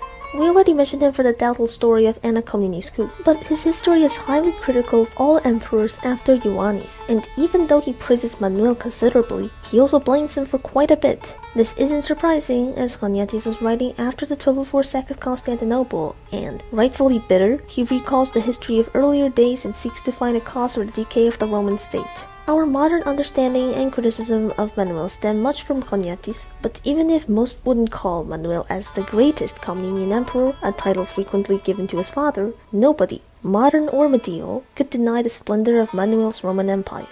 In 1143, Manuel was crowned Roman emperor. The youngest son of Ioannes grew up in the company of his father's Latin contingent, was half Hungarian on his mother Irene's side, and related to the German emperor by marriage. Who better to tackle the rising western threats to the empire than him? First, Manuel continued his father's work on dealing with Antioch. Prince Raymond of Antioch, who organized the riot to avoid delivering Antioch to Ioannes as promised, now had the audacity to ask Manuel to concede Cilician towns to him. He was put back to his place as, in 1144, Zenghi the Atabe conquered the county of Edessa. With his east flank exposed and not counting on help to arrive from Europe, Raymond came crying to Manuel begging for help, which the emperor promised to give after thoroughly humiliating the prince at the tomb of Ioannes. But this golden opportunity to reabsorb Antioch back into the empire was ruined by the Second Crusade, the response to the fall of Edessa. In 1145, the Latins began planning a new crusade, this time led by the French king and the German emperor Conrad III, but it wasn't until 1147 that the crusaders arrived. Before that, Count Jocelyn of Edessa, the dice player, held on to the remnants of his county for a while before being decisively defeated by the Zengids in 1146. His wife sold the remains of the county to Manuel, but the Zengids and Rome quickly took over them. Rome had been raiding not only on the new Roman acquisitions, but in the rest of Anatolia as well, so that year, Manuel launched a quick punitive expedition against Sultan Masud. It was during this campaign that Manuel showed all his personal prowess, his valor, his strength, his daring. Also, he could impress the incoming crusaders, but no reconquests were made in Anatolia. The Romans destroyed Philomelion and plundered the countryside of Ikonia, but the Second Crusade arrived, so he had to rush back to his capital. As much as he admired the Latins, he knew their greed and unpredictability, so he reinforced the walls of Constantinople and took precautions in case the crusaders tried anything funny. Conrad arrived first and even clashed with the Roman troops, unsuccessfully of course, even though the two emperors were family. The French then arrived and were received warmly in Constantinople, then they set off on their merry adventure. Meanwhile, Roger II of Sicily, being a Norman, naturally tried to cause as many troubles for the Romans as possible. His Roman naval commander, Ioannes Antiochus, captured Corfu and plundered Greece, sacking as far as Thebes and Corinthia and carrying off many silk workers, which ended the Roman silk monopoly started by Justinian. Conrad fell ill and was sent to recover in Constantinople, where his emperor brother-in-law acted as his personal physician and secured an alliance with him in 1148 against the Sicilian Normans. Now, even the finest of Roman traders was no match for the imperial navy, who retook Corfu under Axu in 1149. Even though the Romans were increasingly reliant on Venetian ships, and the finance minister convinced Manuel to cut the naval budget, the degradation of the imperial fleet was slow. Ioannes then tried to attack Constantinople but failed, while Roger stirred the Serbs to invade, aided by the Hungarians. Manuel was undeterred, and from 1150 to 1152 he defeated both states, reducing Serbia to vassalage. In 1153, the pro-Hungarian Serbs ousted their leader, but by 1154, Manuel settled the Serbian matter again. Roger died, and the Vasilevs saw an opportunity to do a little renovatio, to retake southern Italy, to restore the borders of Rome before massacred. There was a problem. Conrad died, and his successor, Frederick Barbarossa, was less inclined to help the Romans, so Italy became the contention of the Romans, Germans, Papacy, and Normans. In 1155, the Roman forces under Michael Palaiologos and Ioannes Doukas arrived in Apulia, which was almost reconquered by the end of the year. The southern Italians also helped by revolting against the Normans and welcoming the Romans. Manuel then got Pope Hadrian IV to form an alliance against the Normans in 1156, as the Romans and papacy had done just before the Great Schism, and the emperor also worked with the Pope to achieve reunion of the two churches. We know that never happened, but Manuel was in excellent terms with the papacy during his reign, and the Italian situation seemed to be in his favor, as the whole coast from Taranto to as far as Ancona was under his control. But then things deteriorated. Palaiologos left the campaign, and as the Romans were besieging Brindisi, the Normans suddenly won a victory, capturing Doukas. Manuel sent Alexios I, the son of Ioannes I, to Ancona in 1157 to salvage the situation, but the Normans took back all the Roman reconquests, so all Aksu could do was negotiate the best peace possible, and the Romans left Italy with their integrity in 1158. Manuel also aimed Ancona as a base in Italy, where Roman influence also increased, and Normans stopped being assholes for the rest of his reign. Although Romans would never again attempt a reconquest of Italy, Manuel continued to participate in Italian affairs and helped the Lombard League resist Barbarossa's attempt to conquer Italy later on. Well, so much for Italy. We will now turn to the east. Manuel personally took up arms and marched through Cilicia down to Antioch, as Thoros, one of the Rupenid captives his father took, escaped and took many Roman forts in Cilicia. In 1156, the Armenians and Latin Antioch kings sacked Cyprus and committed unspeakable atrocity to the Cypriots, which even Latin sources could not hide. Manuel re-established Roman control in Cilicia in 1158, and finally subdued Antioch for good in 1159. When the new prince Reinald heard of Manuel's coming, he knew all was lost. He debased himself before the emperor and begged for forgiveness. Manuel accepted Antiochian submission and entered the city in triumph. At last, Bohemon's treachery was avenged and Antioch was Roman again. Many games were held, including jousting matches, which the Roman emperor himself participated in, and beat the Latins at their own game, again reminding the haughty Latins who was really in charge here. Then Manuel led a Christian army against Nur ad-Din Zengi, who freed 6,000 Christian prisoners, so the assault was cancelled. It's possible that Manuel wanted the Zengids around, so the Crusader states must seek help from and obey him. Satisfied, Manuel returned home, crushing some raiding Turks on the way and retaking Isauria for the empire in 1160. The Romans continued to win victories against the Sultanate of Rum. In 1162, Sultan Kilij Arslan II had to beg Manuel for a peace. The Vasilevs received the Turk in splendor at Constantinople, showering him with gifts and signing a treaty which made Rum a vassal like Antioch. The Sultan would hand Sevastia to the emperor after conquering it from the Danish Mandate, but ultimately he would not follow the treaty. But for the next decade, Manuel's conflicts with Rome were unimportant, which allowed him to pursue his ambitious projects. In the early 1160s, the Hungarians had a succession crisis, which Manuel got very involved in. The King of Hungary died, and his brother Stephen, who was Manuel's nephew-in-law, was supported by the Vasilevs to the throne in 1163. However, King Stephen IV was defeated by his nephew Stephen III, who promised to give Sirmium to the Romans if Manuel stopped supporting his uncle. Suffice to say, the Hungarians broke their word. At the same time, in Cilicia, a possible relative of Stephen, the half-Hungarian Sevastos Constantinos Kalamanos, was named as governor. Thoros was stirring trouble again, but Kalamanos drove the Armenians into the mountains, and then he aided the Crusader states at the Battle of Albuquerque against the Zengids. This was one of the rare instances where Nur ad-Din was defeated, and even rarer was that the Latins were actually grateful to and impressed by the Romans for once. But the next year, the Zengids got their revenge, capturing all those Christian leaders at the Battle of Harim. Although Kalamanos will soon be freed by Nur ad-Din to appease the emperor, in his absence, Cilicia was governed by Alexios I in 1165, then Andronikos Komnenos. Yes, the infamous cousin of Manuel, the future tyrant himself. Earlier, he was involved in a conspiracy against Manuel and imprisoned. He tried to escape many times in the most hilarious ways, but succeeded only in 1165. Then he got a pardon by getting his cousin, the Rus governor of Galicia, to ally with Manuel against the Hungarians, who murdered Stephen IV and were now in full-on war with the Romans. Manuel also named Bela, the brother of Stephen III, as his heir, as he himself had no sons. He renamed Bela as Alexios because of the Ema prophecy. Some fortune tellers told Manuel that the succession of the Komnenian Dynasty would be based on the Greek word for blood, that the initials of each Komnenos emperor would in order be Alpha, Iota, Mi, and Alpha. So Bela's new name started with Alpha, and the Vasilevs became very suspicious of prominent individuals with such names, like Alexios I and his cousin Andronikos, who were fighting in the Hungarian War.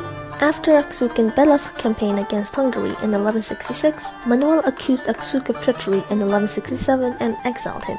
The Roman Empire lost a capable and loyal commander, but a new one soon arose and became arguably Manuel's greatest general, Andronikos Kontostephanos.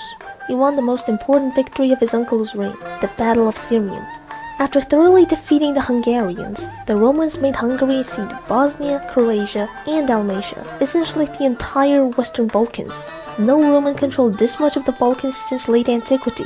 For this spectacular victory, Kontostephanos was suitably rewarded with a triumph by Manuel's side.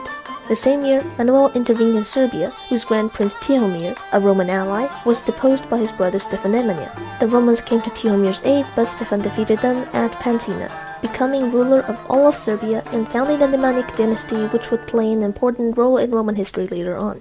Stefan continued to cause trouble for the Romans for a few years, but eventually submitted as a vassal later. Soon the Romans would once more be the overlord of all the Balkans. And now we will turn back to the Crusaders' days, because Manuel's reign was never dull on any front. The governor of Cilicia in 1166 was Andronikos, who still couldn't learn some responsibility after being pardoned by his cousin. After suffering an ambush by the Armenians and seducing Princess Philippa of Antioch, who was Manuel's new wife Maria's sister, the playboy was wanted by the emperor for punishment. Andronikos, afraid of his cousin's wrath, fled to Jerusalem in 1167. What did he do there? Continue his wanton behavior and seduce yet another noblewoman, this time his own kin, Theodora Komnene, the widow of the late king of Jerusalem. Manuel immediately issued an order to arrest the licentious bastard, but Theodora warned Andronikos and the two lovers eloped to the east.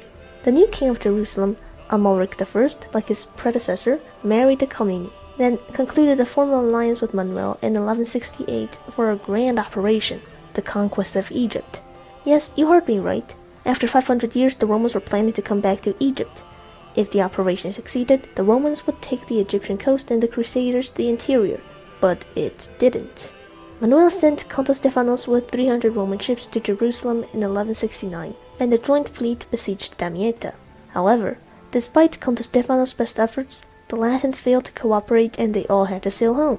So Manuel leveraged money and gained nothing while the harmless Fatimid Caliphate was further weakened, which may have contributed to its fall in 1171 to Saladin Yusuf ibn Ayyub, or Saladin, the founder of the Ayyubid Sultanate.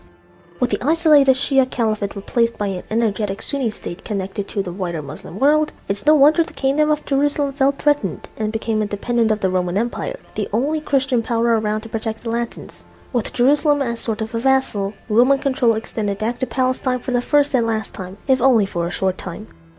Remember how Ioannes II tried to deprive the cocky Venetians of their trade privileges? Manuel now tried the same, as their arrogance and dominance over the Roman economy needed to be curbed.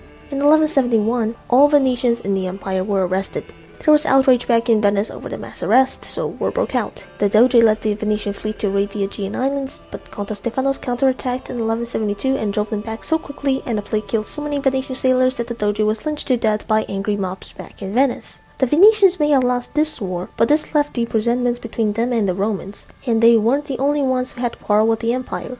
Hungary and Serbia tried to join this anti-Roman endeavor as well, but Stephen III died, and Manuel, now having a son of his own, supported his ex-heir Bela to the Hungarian throne. King Bela III then promised to be a faithful vassal of the Romans, and Stefan Nemanja also submitted as a vassal since he was left without allies. The empire once more triumphed over its foes, and in the mid-1170s, the Komnenian Restoration reached its peak. The whole of the Balkans was under Roman sway. Venice was humbled. Rome and the Crusader states were Roman vassals. Yes, this was the state of the Roman Empire in 1173. There was reason for optimism, but if the Romans knew how quickly they would fall from their fortunes in 3 mere decades, perhaps Manuel's achievements seem much less impressive given how short-lived they were. But this is where we will leave the narrative for today. On a happy note, something in short supply for the Romans after Manzikert. Those 3 decades of misery we will leave for the next time. Manuel Komnenos is a difficult character to assess. I have painstakingly formed the concisest possible narrative of his reign as he achieved so much in so little time, but on the other hand it's impossible to not wonder how much he contributed to the collapse of the empire just 2 decades after his death. He left the empire perhaps wealthier than any time after the 7th century. His domination, although a more soft power approach, over the Mediterranean made him worth to bear the title of Imperator Romanorum, but at the same time, his Latinophilia caused resentment among his Roman subjects, and the Latins didn't change their views on the Romans either, continuing to slander them once the emperor was dead. Manuel came the closest to reconciliation between the Latins and Romans, but ultimately even this incredible emperor failed. He won allies with his personal prowess and charisma, and virtually all the Roman vassals would feel rid of their obligation after the Vasilev's death. I mean, what respect could his 11-year-old son command? Manuel failed to ensure the survival of the empire after a capable emperor died, but this was a wider problem with the Komnenian system begun by Alexios I. The centralization of power into the hands of one extended family wouldn't help new talents very much. Still, I think we in modern times tend to judge him a bit too harshly and easily dismisses every project which wasn't in Anatolia as overly ambitious and unrealistic, vainly chasing a dream of restoring the long-gone empire of old. A similar critique which many throw at Justinian the Great. It should be no surprise then that the successors of Manuel the Great followed a similar pattern to that of Justinian, but we are getting ahead of ourselves. Manuel was not dead yet. Please join me next time as we finish the rest of his reign and that of the Komnenian Dynasty and the collapse under the Angeli. Thank you for watching.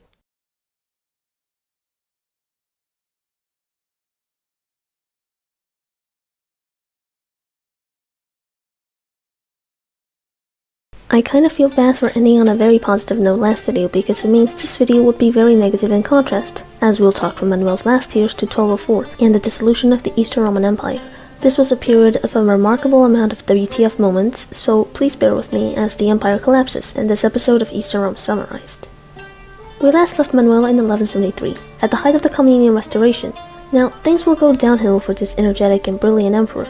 In Italy, where he had been intervening indirectly for years, it was crucial for him to gain either the Germans or Normans as new allies. First he went for the Normans and arranged a marriage alliance with King William II in 1172, but Emperor Frederick Barbarossa offered him a better deal, good enough for the Vasilevs to break the deal and offend the Sicilian Normans, who, salty as ever, wouldn't let this grudge go.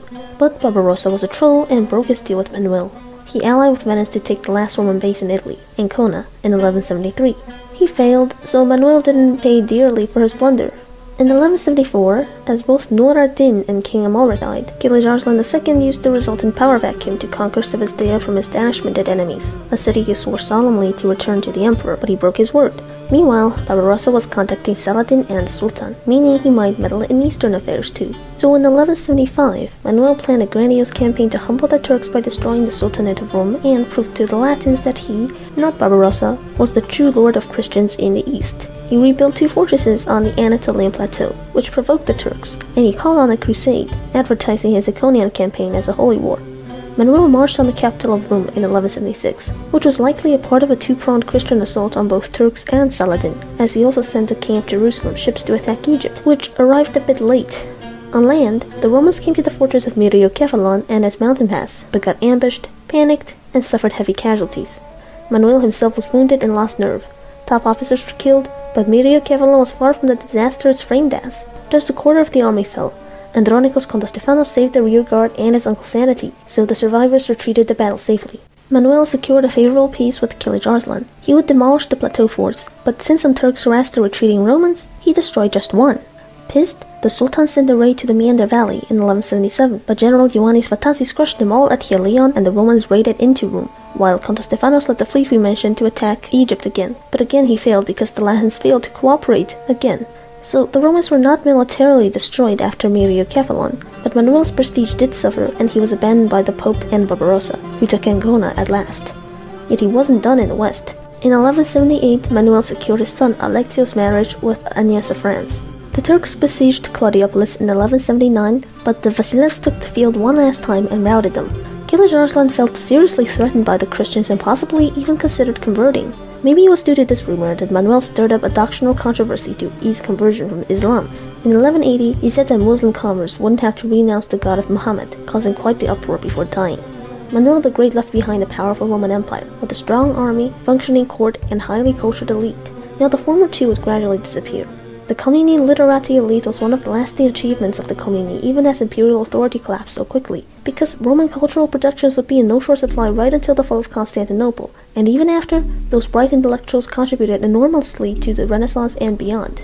Great poets, orators, and historians from the Komnenian era included Theodoros Prodromos, Nikephoros Vasilakis, Michael Italicus, Ioannis Tsetsis, Georgios Tonikis, and of course, our main source for today, Nikitas Choniatis. To quote him, shortly after this wise helmsman, Manuel, was cast overboard by circumstances, the ship of state sank. Unquote. Alexios II was a boy, so the empire was ran by his mother, Empress Maria of Antioch, aka Komnene, and her lover, Alexios Komnenos the Proto-Sevastos. They gave too much favor to the Latins and spent too lavishly, so they were unpopular. Plus, Maria Komnene, Manuel's porphyrogenic daughter, who took after her sire more than her brother, had beef with Komnene and hated the Proto-Sevastos for cuckolding her dead father, so she plotted to overthrow her brother's regents. In 1181, Maria and her husband, Caesar Chanier, tried to kill the Proto-Sevastos, but they failed and sought refuge in Hagia Sophia. They managed to move the people and incite a revolt. The struggle between them and the imperials were bloody, but the patriarch forced the two Mariae to make peace in 1182. All the while, Andronikos Komnenos, back from his eastern escapades, made his move on the throne by convincing Alexios II that the Proto-Sevastos was controlling him and the great Andronikos would liberate him. He advanced on the capital, using his trademark charm to beguile the Roman people, and he divided even Manuel's best men. Ioannes I and Ducas opposed him, while Count Stephanos and Caesar Chanier welcomed him. The people also fell to his seduction. With anti-Latin sentiment at an all-time high against the Latin empress and arrogant Latin merchants, the Romans accompanied Andronikos' entry into the city with a massacre of Latins, killing thousands of Catholics in Constantinople and shocking the Latin world. Andronikos, who claimed to be saving the empire from the Westerners, let the mob rage. Soon he blinded the Proto-Sevastos, and Alexios II became a mere puppet. Andronikos' lust for power knew no bounds. He brutally purged his relatives, whether they opposed him or not. Komnene was imprisoned, Maria and Chanier and more supporters mysteriously died. Count Stephanos realized his mistake and plotted to overthrow the tyrant but failed, and he was never heard from again. Andronikos hunted his family like a lion pouncing on a large prey, just like he said to Manuel's tomb. In 1183 he made no more pretensions and forced Alexios II to sign his own mother's death sentence before strangling the boy as well. Then the old creep married his widow, the 12-year-old Agnès of France. Ugh. The tyranny of Andronikos I had only begun. It would be pointless to list every evil deed done by him and his minion Stephanos Hagiochristophorítis during the Reign of Terror. They turned the empire into a dystopia and crushed aristocratic opposition. They claimed to reduce corruption, but their crimes were way worse. In 1184, the Venetians made up with the Romans and were compensated for 1171, but most Latins were still bitter about the massacre, and the Normans, still salty at being deprived of Maria Komnene as their queen, used this sentiment to once more commit war crimes in the Roman Balkans. In 1185, the Sicilians sacked Thessaloniki brutally, and the horrors were described by its archbishop Evstathios in vivid detail. They strutted around in the city and slaughtered its Romans, causing outrage in the capital. Andronikos failed to defeat the Normans, and karma finally caught up. The Aima prophecy was still popular, meaning he would be succeeded by someone whose name started with Iota. So Hagiochristophorítis tried to kill a certain Isaakios Angelos, who instead slew his attacker and gained the sympathy of the people. Isaakios was crowned emperor while the people, fed up with Andronikos' brutality, lynched him and destroyed his corpse's pretty face. The glorious Komnenian Dynasty came to a pitiful end as a mob slew a tyrant. Thus began the dynasty of the Angeli, a family related to the Komneni as Alexios Komnenos' youngest daughter Theodora married the handsome Constantinos Angelos, and they prided themselves on their Komnenian heritage. Isaakios was the only Angelid emperor to even use Angelos as his reigning name. He now faced similar chaos to that of Alexios Komnenos a century earlier, Normans shamelessly pillaging in the west, and Turks taking advantage of Roman internal strife in the east to grab at southern Anatolia. All the while, the Romans lost control over their vassals Antioch, Serbia, and Hungary, with King Bela even taking the Western Balkans from the empire he once grew up in just to prove himself truly Hungarian. Cilicia slipped back to the control of the Armenians, who recently freed a prisoner called Isaakios Komnenos. This Isaakios made himself Emperor of Cyprus in 1185, independently tyrannizing the island. Big oof. Emperor Isaakios II gathered an army to deal with the Normans under the brilliant Alexios Vranas, who had some successes against the Hungarians before, and obliterated a cocky Norman contingent going for Constantinople at the Battle of Dimitritis, the last great Roman victory of the century. Their generals, and Alexios the cupbearer, Manuel's bastard who led the Normans to Thessaloniki in the first place, were taken. The Sicilians kept the Ionian Islands, but scurried home in 1186, which made Vranas very confident. Angelos then tried to deal with Isaakios of Cyprus, but failed due to the meddling of the Norman admiral Margaritus of Brindisi, who received the Ionian Islands. Meanwhile, two Vlachs, Asin and Peter, revolted against the emperor due to heavy taxes levied to pay for his wedding. They made the Hamas population rise up, pretending to be restoring the Bulgarian Empire and using the sack of Thessaloniki as an excuse because apparently St. Demetrius forsook the Romans for the Vlachs/Bulgarians, who took the region around the old Bulgarian capital of Preslav. Isaakios drove them off and symbolically took an icon of St. Demetrius from Peter to regain the saint's favor, but the Vlachs soon came back with new allies and retook Bulgaria as he was too hasty to secure his gains. So in 1187, Vranas was sent against the rebels, but the overconfident general aimed for the throne instead, so he rebelled too. The time lost dealing with Vranas proved fatal. Peter in ascent founded the Second Bulgarian Empire, ending the legacy of Vasilios II, who was actually first called Bulgar Slayer by Choniates, not in his lifetime when he tried to gain the goodwill of his Bulgarian subjects. After a bloody civil war, Isaakios defeated Vranas, securing his throne. Then, as it was too late to recover Bulgaria, he signed a treaty with Tsar Peter II in 1188. In Philadelphia, Theodoros Mangafas revolted, and Isaakios pinned the usurper down, but concluded the war in haste as he heard of the coming of the Third Crusade in 1189. Saladin took Jerusalem in 1187, and the Latins gained a new excuse to go to the Holy Land. Since Saladin was nice and handed Christian affairs in Jerusalem to the Patriarch of Constantinople, Barbarossa, ever eager to weaken his Roman rivals to the imperial title, felt justified to spread lies that Isaakios was in league with Saladin as he led the Germans into the empire.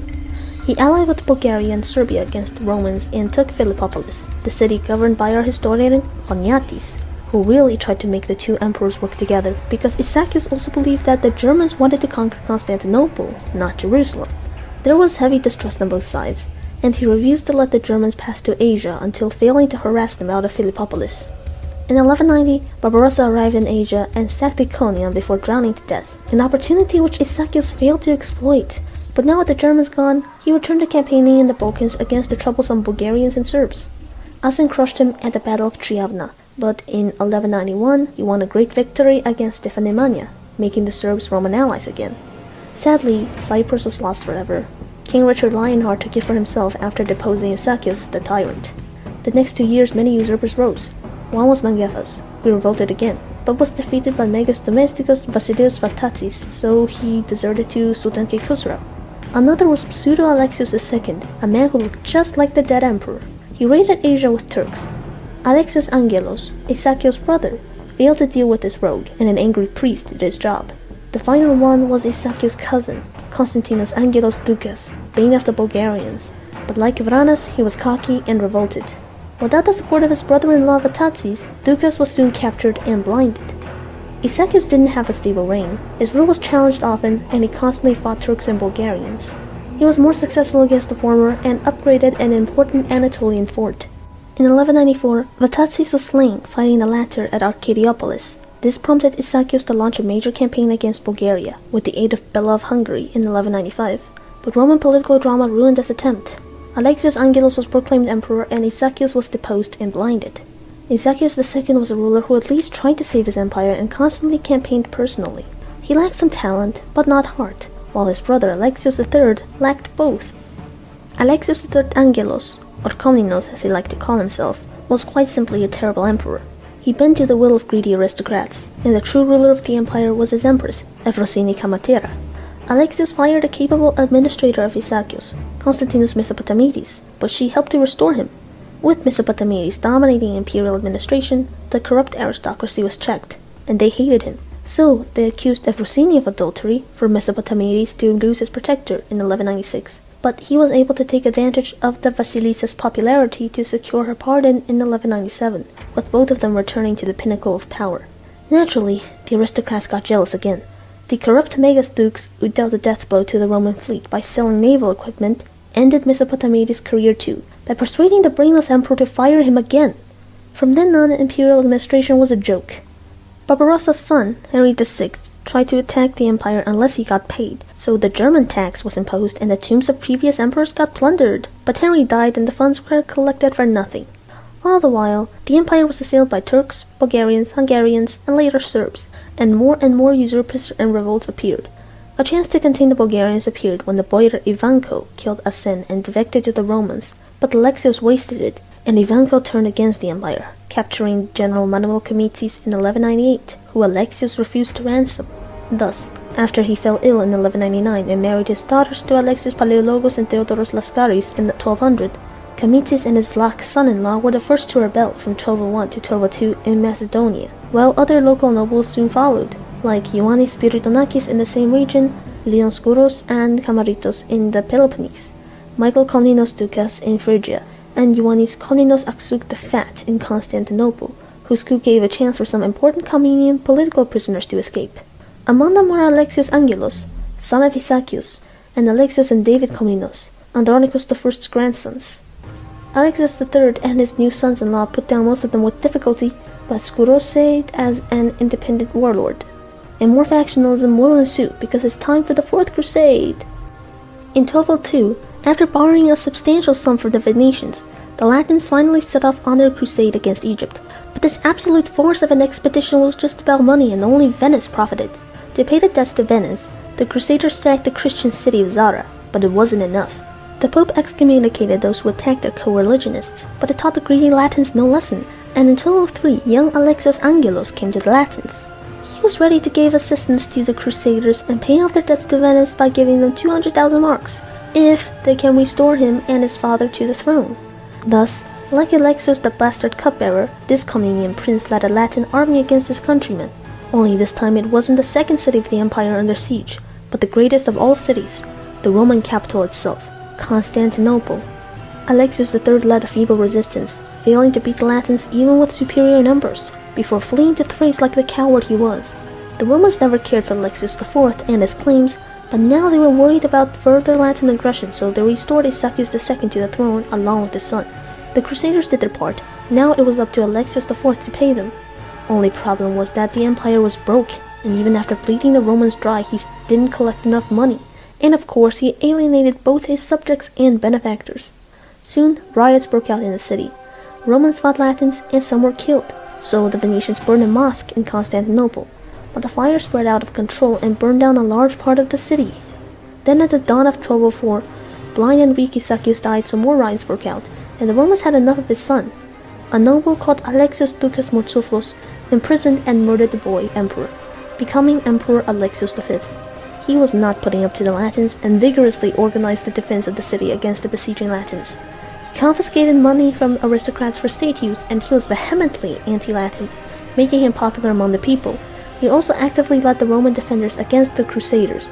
Later, he tried to negotiate with the Venetian Doge, Enrico Dandolo, but the ever-faithless and greedy Venetians surprise attacked the Vasilevs while talking, ending all hopes of a peaceful solution. On April 12, 1204, the Crusaders launched the final assault on the city's sea walls and became the first invaders to succeed taking the Queen of Cities.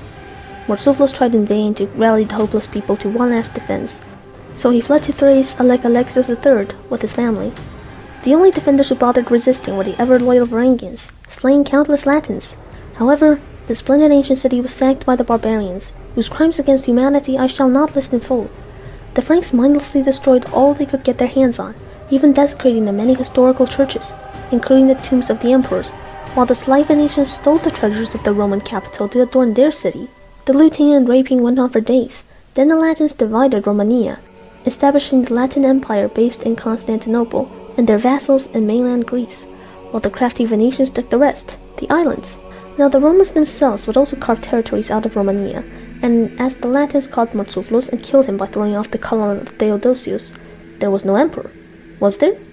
The brother of Theodoros Laskaris, Constantinos, was briefly crowned emperor in Hagia Sophia during the sack, and the brothers fled to Nicaea.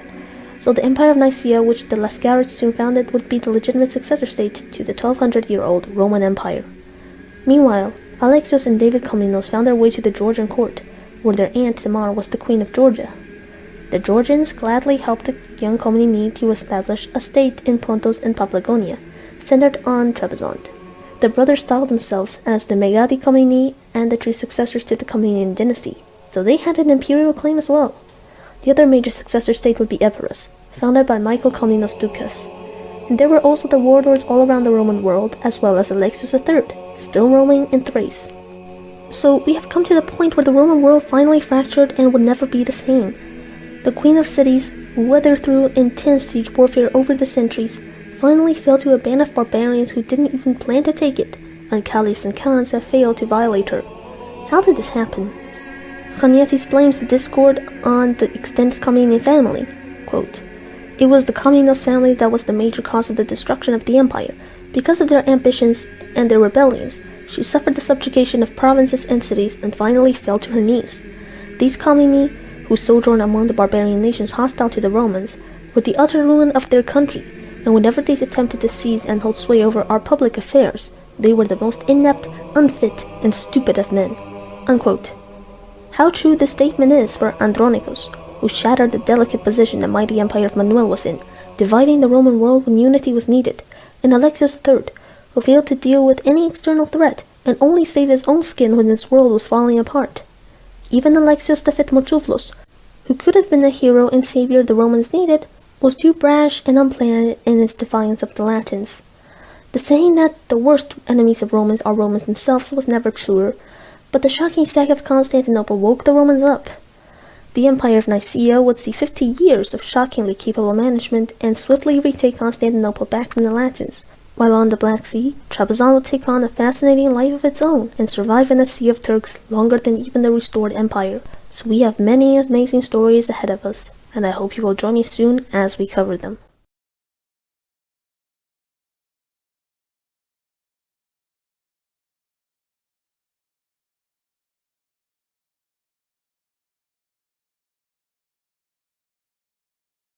Welcome, everyone, to Trebizond Summarized. How long I've waited to say those words. Now we will finally cover the history of the empire of the Grand Komneni, the true claimants to the throne of Constantinople after 1204. But before we rush to that, we should first take a look at the city of Trebizond, or Trebizonda as the locals call it. As the city of Byzantium was the beating heart of the empire of Byzantium, so was Trebizond, the same for the empire of Trebizond. This then was the city which gave birth to a Komnenian Roman Empire on the Black Sea. Trebizond was ancient, more ancient than Byzantium, the new Rome. Hell, it even beat old Rome by a few years. In 756 BC, Greeks already settled in Trebizond, which was the ancient Greek name of the city. Like Byzantium, Trebizond was a prosperous trading city. Like Byzantium, Trebizond was also conquered by the Persians, Alexander, and the Romans, who granted it much freedom. But before that, Trebizond and the rest of Pontus belonged to the Hellenistic kingdom of Pontus. Its last ruler, Vasileios Mithridates VI, was one of the Roman Republic's worst enemies. The Greek king waged bitter war with the Romans over control of Asia Minor, setting himself up as the champion of the Greek world from the Latin barbarians of Rome.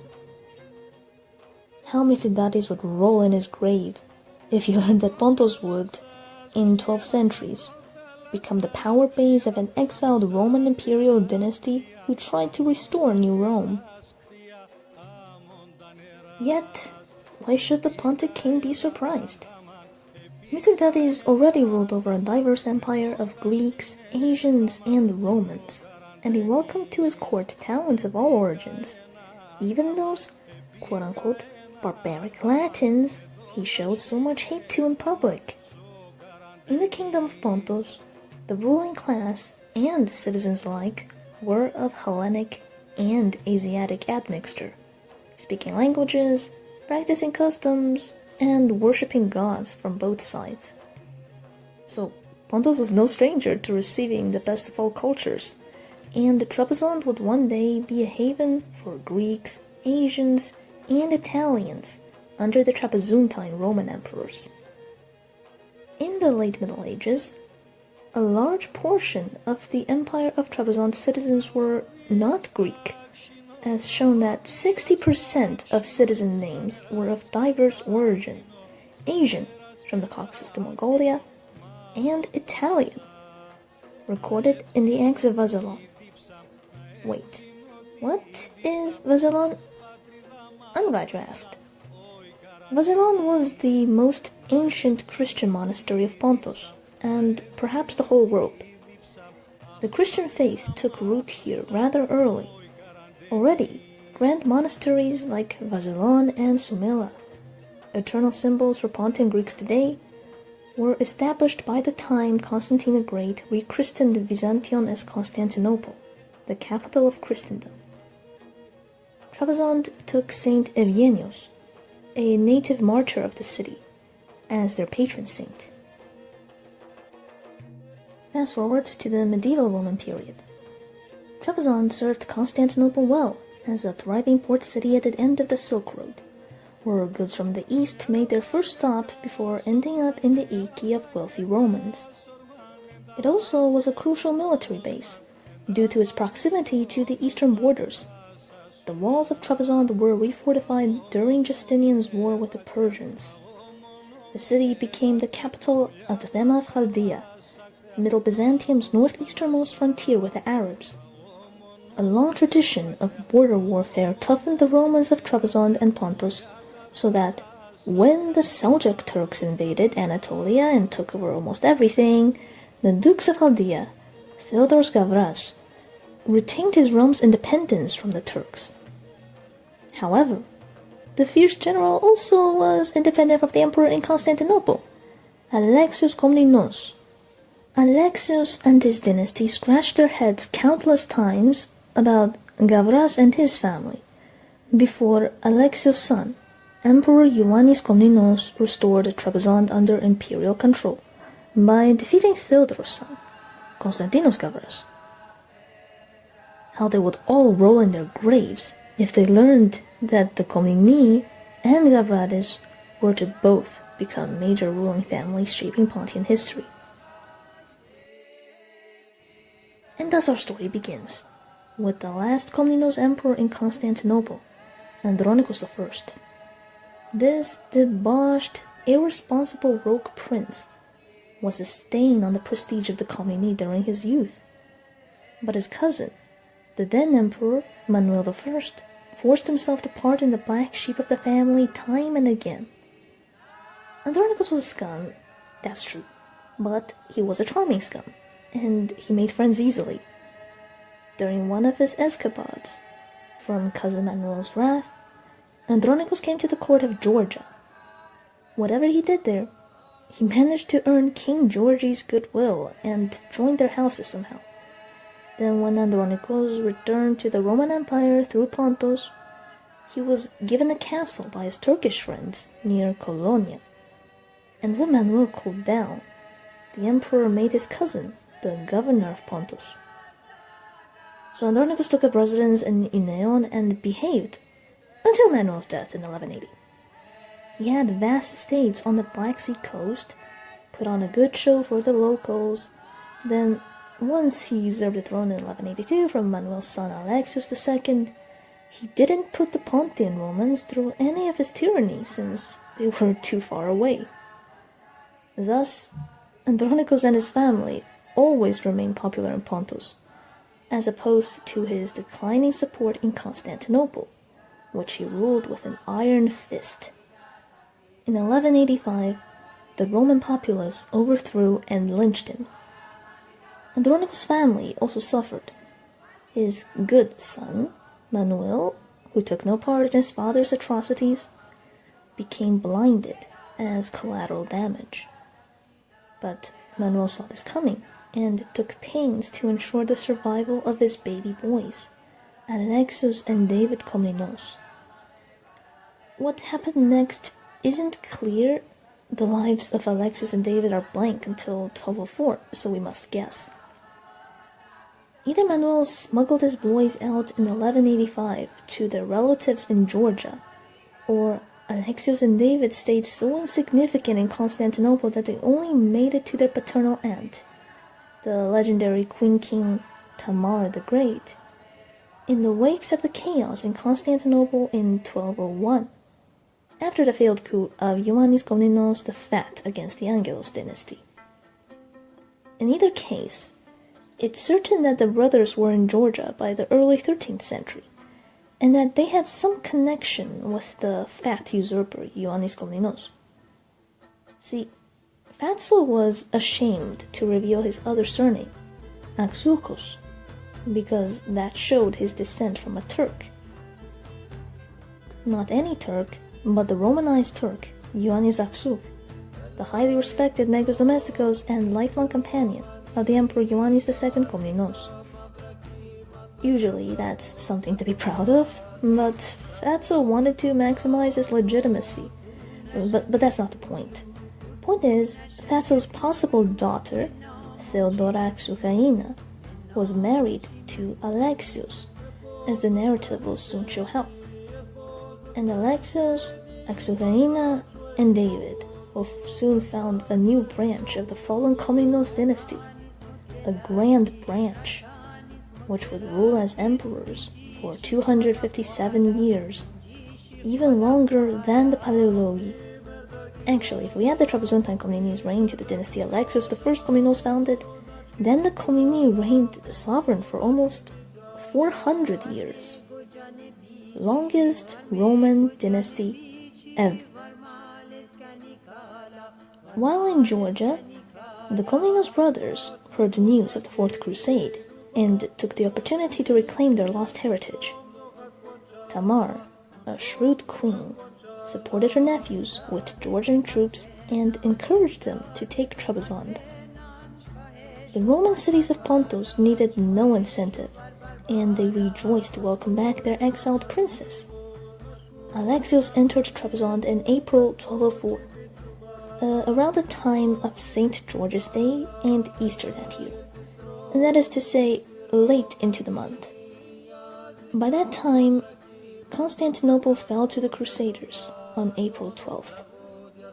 What should have been a Georgian-backed expedition against the Angeli soon turned into a project to restore the Roman Empire instead.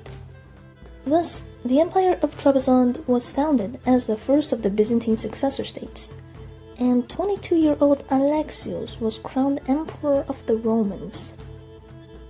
This would be something the other statelets in Nicaea and Epirus copied.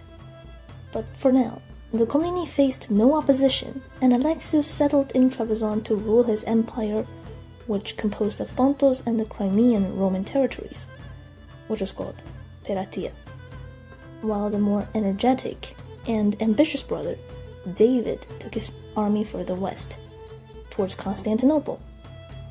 On the way, he conquered Paphlagonia, which included the ancestral Komnenian homeland of Kastamon. The Komnenian Empire extended almost the entire Anatolian Black Sea coast. They seemed destined to retake Constantinople. Until Theodoros Laskaris happened. Laskaris was a nobleman, son-in-law of deposed emperor Alexios III Angelos, and found a support base in Nicaea. By 1205, Laskaris subdued his rivals in western Anatolia and was the only thing blocking David from Constantinople. The two Roman leaders, instead of teaming up against the Latin occupiers, duked it out themselves as per Roman civil war tradition. In 1206, David occupied Nicomedia, just an arm's length away from the city, and Laskaris struck, making David's realm to be confined only as westward as Heraclea Pontiki. He also egged the Seljuks to besiege Trebizond, while David swung the other way and allied with the Latin Empire of Constantinople, thus saving his domains from further Nicaean conquest.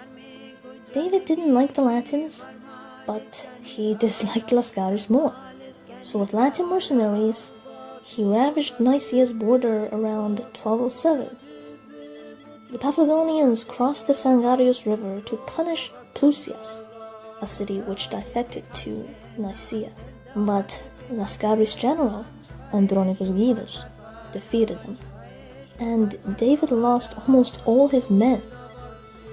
Still by now, the Komneni ruled the largest of the successor states, although soon their fortune began falling. In 1208, Laskaris felt confident enough to assume the title of emperor. He made Michael Aftorianos the Patriarch of Constantinople in Nicaea, who then crowned him Emperor of the Romans, like Alexios Megas Komnenos.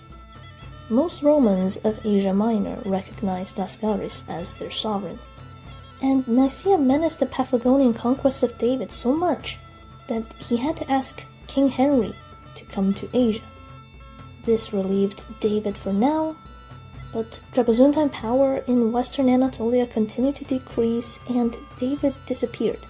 We used to think David was slain at the siege of Sinope in 1214, but newer research concludes that he died on Mount Athos in 1212, most possibly exiled by Alexios for getting too ambitious in the west, or sucking up too much to the Latins around this time. This was good news for Lascaris, who seized all of David's conquests up to Sinope before 1214. Thus David, the Lord of Paphlagonia, who titled himself Megas Komnenos and forerunner of Alexios, perished. The next few years are hazy, and we meet Alexios again in 1214. The new Sultan of Rum, Alexios I, invaded Trebizond and laid siege to Sinope. Without his energetic brother David to defend the city, Alexios rushed west, but he was captured by Turks and this doomed the city. The Sinopians stubbornly resisted and wouldn't surrender to get back their emperor, who they probably disliked for exiling David, the true ruler of Paphlagonia. But Alexios tortured Alexios publicly, moving them to give up at last. The most important Black Sea port city fell to the Turks, and Trebizond was a vassal of Rum for the rest of Alexios' reign. Thus, its attempt to reconquer Constantinople ended abruptly. But the emperors of Trebizond, the Megaloi Komnene, continued using the title of Roman Emperor, perhaps just hanging on to a faint hope that they may return to their ancestral throne in the Queen of Cities, that Trebizond was only their temporary capital, only to be proven wrong. Now, we go over another large time skip and come to 1222, when Alexios I Megas Komnenos, the founder of the Trebizondine dynasty, died at only 40. As a Seljuk vassal, Trebizond during the last years of Alexios' reign is a mystery. We just know the Turks were encroaching more on this fragile empire, a problem inherited by Alexios' successor. It's difficult to assess the Megas Komnenos brothers due to the lack of sources, but we can say that though Alexios' reign turned badly after the disappearance of his brother David, the creation of his empire of Trebizond was also the creation of an enclave of Romanitas in northeastern Anatolia that will endure until the end of the Ottoman Empire. Pretty grand achievement, all things considered. The second emperor of Trebizond was peculiar, Andronicus I Eidos. Alexios' young son did not succeed him, so the son-in-law did. Was he the Nicaean general who bested David on the Sangarius? Impossible to tell, but if so, it showed that Alexios valued talent more than blood. That Eidos and this Emperor Eidos were both capable strategists, and this helped the empire a lot, as the Turks were acting up and violating Trebizondine Crimea. So, Eidos raided Sinope in retaliation. The Sultan of Rum was pissed and besieged Trebizond in 1223. We do have an abundance of information for the siege, but the gist is that, under the stern leadership of their emperor, and with the divine aid of their patron saint, Ioannes of Trebizond, the Trebizondines warded off the Turks and won an astounding victory. The Sultan was seized, but freed by Eidos, and Trebizond threw off its vassalship status. Like the 717 siege of Constantinople, the Romans reversed an existential threat into a win. Sadly, Eidos' hard-won independence of Trebizond would only last 8 years, as the looming threat of the Mongols edged ever nearer to the Roman world. Now, most of you know, this series is a continuation, an expansion of the Trebizondine history I left behind in the Eastern Rome Summarized series. The main content of this video had already been covered before, but I am a human, and I learn constantly. One fascinating bit I learned later was that the Trapezontine Romans may have been the first Europeans, for a lack of a better word, that the Mongols seriously encountered. See, there's a myth that the Venetians were the first European nation to ally with the hordes, but that's a lie. Legends say that the Mongols entered the Crimea and sacked the Venetian trading outpost, Soldeia, in the 1220s. Afterwards, sneaky Venice befriended the Mongols and told them about Europe. But Venice had no empire this far out on the Black Sea this early on. Soldeia, or Sugdeia in Greek, was part of the overseas empire of Trebizond. Maybe Sugdeia was in the hands of the Turks then, as Seljuk aggression in Peratia was why the second siege of Constantinople even happened, but who knows? In any case, among Romans, Trebizond was the first to come into contact with the Mongols, as the next events show. The advance of the Mongols had pushed the Shah of Kharizm, Jalal ad-Din, to Anatolia.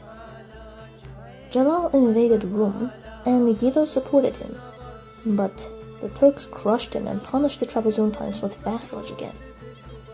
Jalal fled, but was killed in 1231, and his domains were annexed by the Turks and the Mongols, who now shared a border.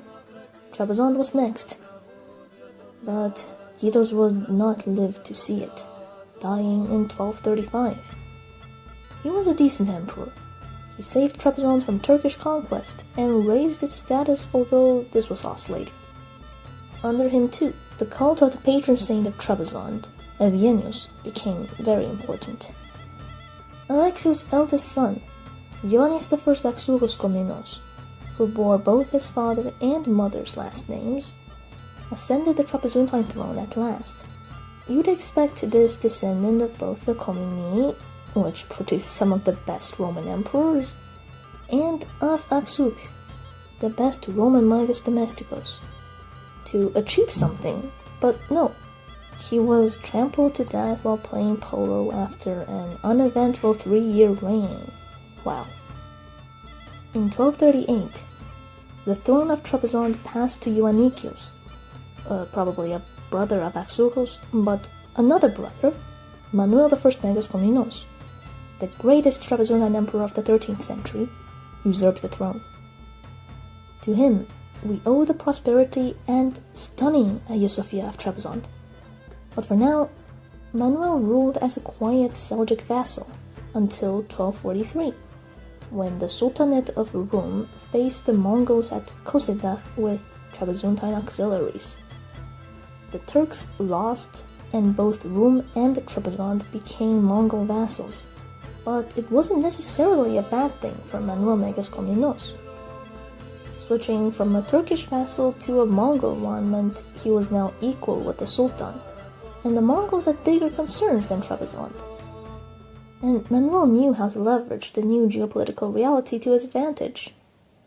In 1246, Manuel voyaged to Mongolia to pay respect to the new Mongol ruler, Guyuk Khan, the only Roman emperor to travel that far east. As for whether we are certain of this fact, we are not. I have examined the sources regarding this encounter in great detail, and I have sufficient reason to support it. But I won't bore you with my yapping now. With the Mongols disrupting the Near East, traditional trading centers in Mesopotamia and Syria became less important than hubs in the north, like Trebizond, where trade exploded during Manuel's reign. He was able to mint so many coins in his image that Georgians called their currency Kir Manueli. All this prosperity and wealth allowed Trebizond to improve its army and aim for Constantinople again. In 1253, the King of France was on crusade in Lebanon, and Manuel sent him an embassy proposing for an alliance against Nicaea and Rome. The French declined, but advised him to ally with the Latin Empire. But seeing how alliance with them may have been the downfall of his uncle David, Manuel didn't do it. Then in 1254, he reconquered Sinope, lost by his father Alexios. This was a solid step on the path to Constantinople, and it cut the Turks off from the Black Sea. The Trebizontine governor of Sinope was Gavras, signaling the end of the clash between the Komneni and Gabrades, who also slowly returned to prominence in Pontian politics. However, Manuel eventually lost the race for Constantinople, as Michael VIII Palaiologos of Nicaea did it in 1261, establishing a rival dynasty in the city. Although a compromise was settled by the Metropolitan of Trebizond by recognizing the ecclesiastical authority of the restored patriarch in Constantinople, Manuel refused to relinquish his title of Roman Emperor to Michael. In fact, on a fresco of Manuel in the beautiful Hagia Sophia of Trebizond, which he built, the title Emperor and Autocrat of the Romans are proudly displayed next to the imperial portrait. Manuel Megas Komnenos' reign saw the high point of Trebizontine power. We may even conjecture, despite lack of sources, that he expanded his empire southeast, thanks to his ill-counted Mongol allies, taking the rich silver mines of the Bayburt region. For these reasons, he was fondly remembered long after his death in 1263 and earned the title of the most fortunate general from Trebizond chronicler Michael Panaritos. Manuel's son, Andronicus II Megas Komnenos, succeeded, ruling 3 brief years, during which he lost Sinope to Mu'in ad-Din Suleiman, the Ilkhanid's new favored vassal in Anatolia. Trebizond lost Mongol favor, and that would prove the downfall of the next emperor, Ioannes Megas Komnenos, Andronicus' half-brother, who succeeded in 1266, right during the controversies in the Orthodox sphere concerning Michael Palaiologos' decision to pursue union with the Catholic Church. To save Constantinople from Shah d'Anjou, an ambitious French king, Palaiologos was willing to damn his soul. Thus, both anti-union Orthodox Romans in Constantinople and Shah looked to Georgios as a potential ally to rival the Palaiologan emperor. Sadly, we'll never know how Georgios capitalized these prospects, as his mysterious reign ended in 1280. He was betrayed by his own nobles to Abaka, the Ilkhan, at a location known only as Tavrisio. Where this is, why he was betrayed, and under what circumstances, scholars are still speculating. Maybe all that intrigue against Palaiologos got to Georgios' head, and he boasted his status as Roman emperor a bit too much for his Mongol overlord's liking, and his policies left Trebizond too weak and isolated. He was not a good emperor in Trebizontine memory. Anyway, Georgios' brother, the young Ioannes II Megas Komnenos, became emperor. Only with his reign do sources finally become more detailed about history. But we will stop soon with the most momentous event of Ioannes' reign, relinquishing the title of Roman Emperor. Palaiologos still didn't give up this idea, and he proposed to the Trebizontine emperor a marriage alliance in 1281. Ioannes refused, but he soon faced a revolt by a certain Papadopoulos. So, after narrowly saving his throne, he agreed at last in 1282. From then on, Trebizontine emperors were nominally subject to the restored Palaiologan Empire and went by the title of Emperor of all the East, the Iberians, and Peratia, no longer claiming to be the emperors of Rome. Ioannes married Michael's daughter, Eudokia Palaiologina, and exchanged his red imperial boots for black. He joined his father-in-law, Michael's final expedition in the Balkans, before returning to rule Trebizond. Yes, this Trebizond was now different, now subject to Constantinople. But what did it matter? The empire remained independent, having adapted to how to live under various nominal overlords. And Trebizond is entering its golden age under Ioannes II and his son, Alexios II, the first Megas Komnenos of Paleologan heritage. That story is for the next episode of Trebizond Summarized. I hope you enjoyed this first introductory video and now understand how the Komneni created a new Rome on Pontus, an empire full of ingenuity and diversity, worthy heirs of both Greeks and Romans.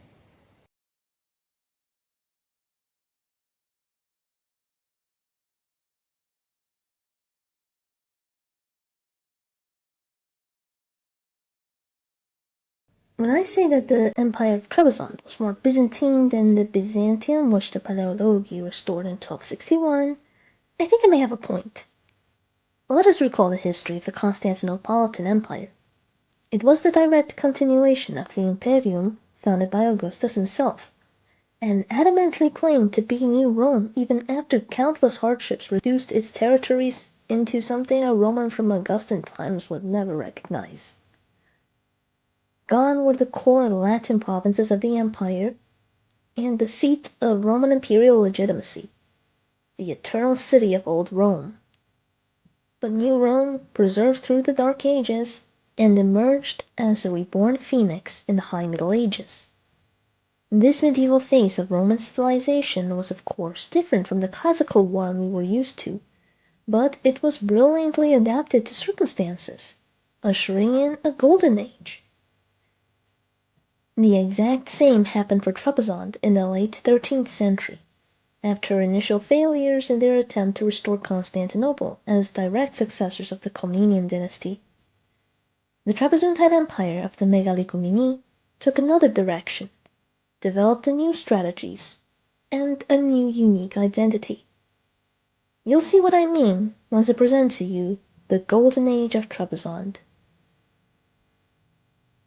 Our current monarch in Trebizond was Ioannes II Megas Komnenos, Emperor of the Rome. Oh, hold up. I'm legally not allowed to use that title for the Trebizontine Emperor anymore, according to Michael VIII Palaiologos. Okay, sorry, Mike. What I meant was Ioannis, Βασιλεύς Αυτοκράτορ Πάσης Ανατολής Ιβύρων και Υπερατίας. There. Happy? Jeez. Yes.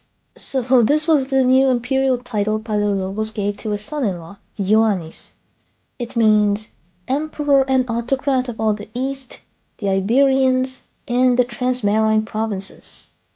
It's a mouthful, listing down the domains of the Trebizontines, but it's indicative of the new path Trebizond is taking. Instead of looking towards the west, towards Constantinople, Megaloi Komnene now turned east, towards Georgia, who helped build their state in the first place, and the wider Islamic and Mongol worlds in Asia. Another possible Paleologian position which shows us this is how the Megaloi Komnene no longer could use the double-headed eagle as their insignia, but only the single-headed eagle, which looks towards the right. For most, right is the direction of the east. But I say possible because I couldn't find the source which claims it. An old tome by the last Metropolitan of Trebizond, Chrysanthos Philippidis. I usually don't talk about such uncertain things, but Chrysanthos was renowned for his knowledge of Trebizond, among other things, so I'm just throwing this out there in case anyone knows more about the eagles. In short, Trebizond was becoming a more eastern Rome. When Ioannes was with Palaiologos, the West Georgian king, David Narin, besieged Trebizond as retaliation in 1282 for the Trebizontine emperor's rapprochement policy with Constantinople. This was the beginning of a series of Georgian troubles for the Trebizond. The empire was indeed built with Georgian help. Georgian influences always remained in some degree in the Pontic state. But now, Georgia was more controlled by the Mongols than Trebizond, and divided after David Narin broke away from East Georgia. Narin's state, no longer possessing the grandeur of Tamar the Great's empire, would of course feel threatened by their waning grasp on Trebizond. But Narin failed his siege and left. He annexed Khaneti, the easternmost part of the empire, before going home to plot even more. This was what Ioannes found when he returned to Trebizond in 1283, and his only solace was the birth of his son, Alexios, with this new Paleologian empress, before he had to deal with more drama in 1284. Georgios, Ioannes' betrayed brother, after being freed from the Ilkhanids and conspiring with the king of East Georgia, tried to take the throne again, but failed. He was never heard of again. Then at the same time, Narin backed Ioannes' half-sister, Theodora, whose mother was the late Manuel I's Georgian consort, to the Trebizondine throne.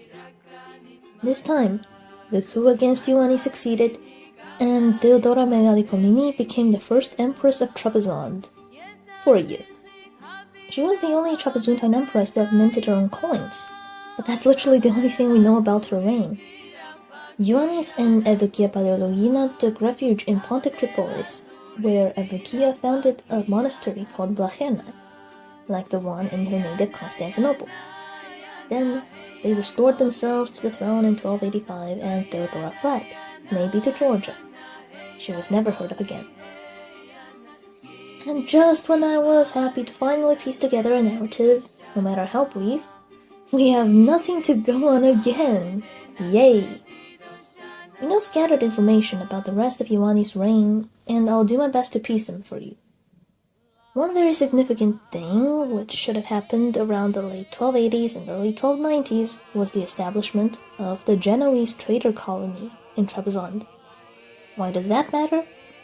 Well, if you remember back from when I talked about Paleologian history, you remember how much the Italian city-states, Venice and Genoa, interfered many times for the worse in Roman politics.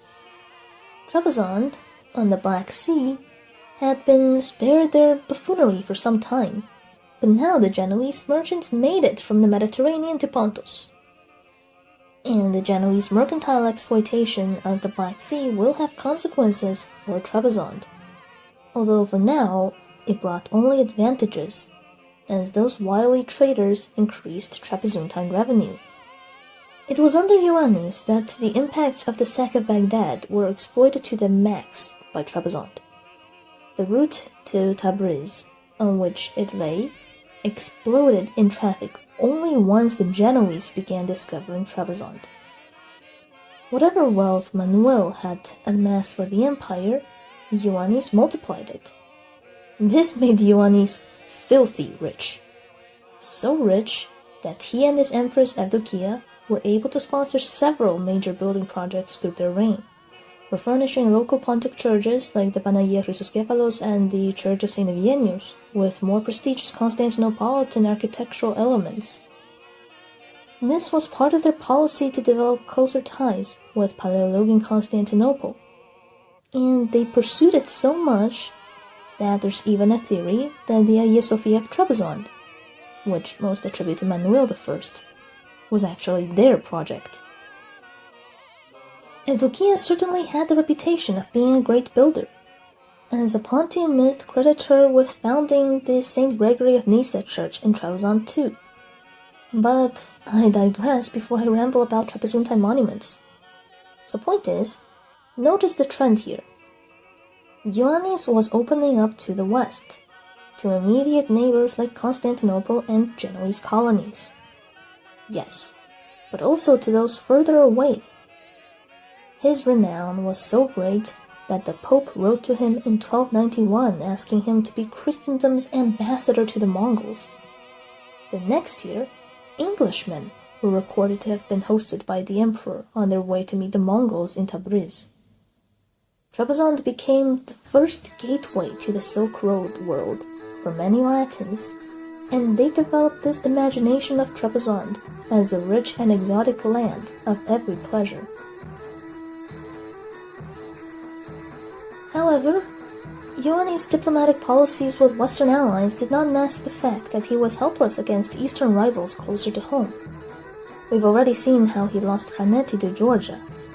It was during his reign, too, that Trebizond's territory began seriously suffering from the Turkomans of eastern Anatolia. We learn from the chronicler Michael Panaritos that the region of Halybia was completely overtaken by them, who made that fertile land into pasture for their horses. Ioannes did try to counter this. He built a fort near Ineon and may have tried to lead the Trapezuntine army against the Turkomans when he died, since he fell far from the capital, in Limnia, a sort of fortified border province of the empire which was the westernmost limit of Trebizond when Ioannes perished in 1297.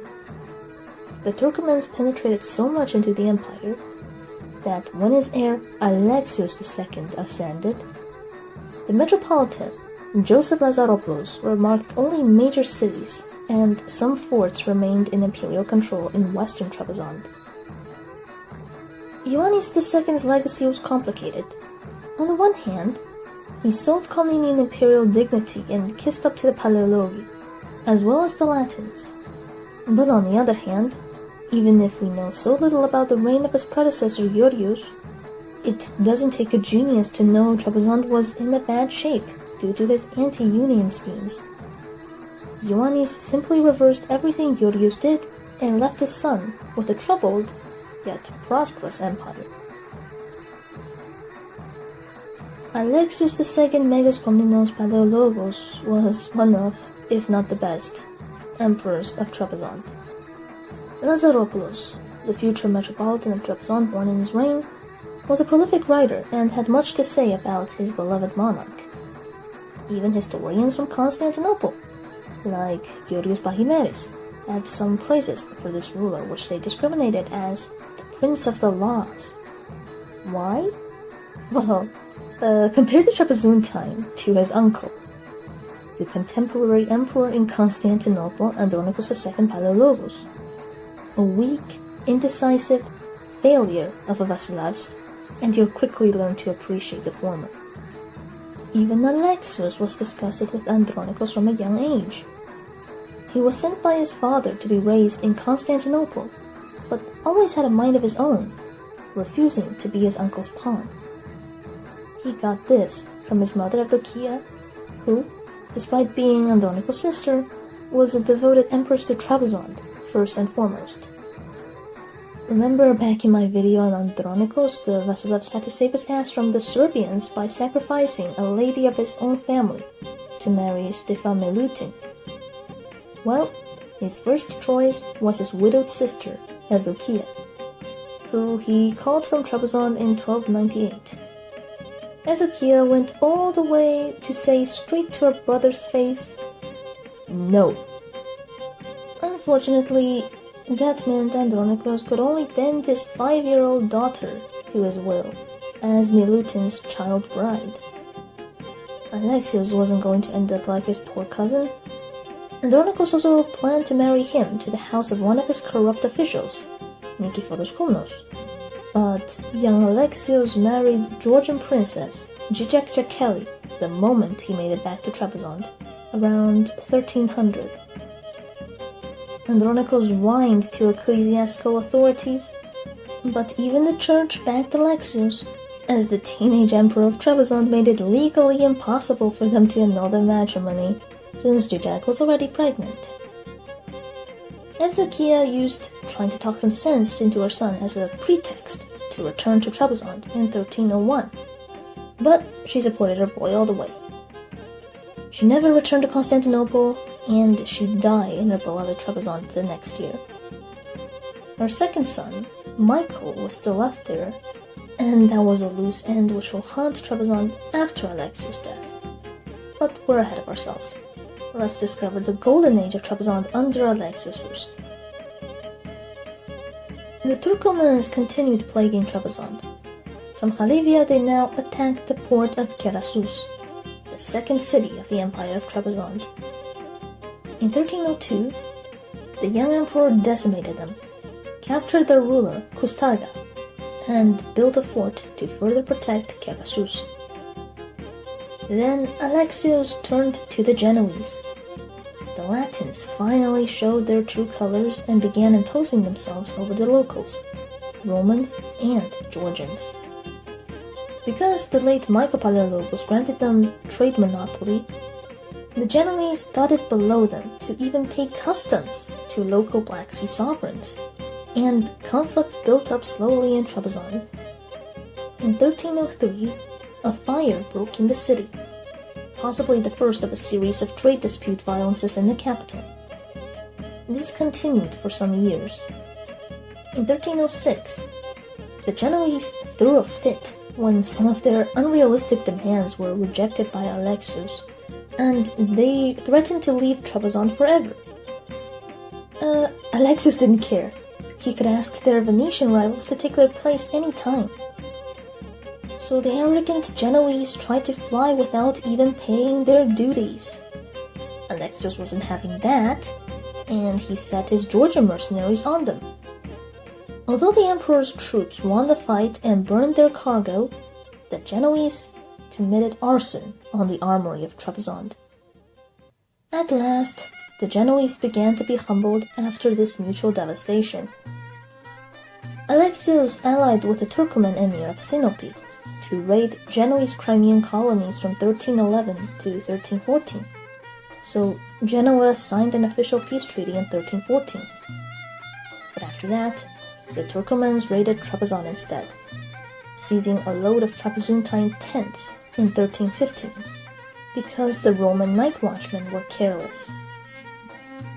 Also, particularly irritating Genoese individuals still annoyed Alexios, including a certain Megaloi, who, after being slapped in the face during chess by one of the emperor's favorites, decided to commit atrocities in Trapezuntine coastal cities until Alexios gave up that favor to him.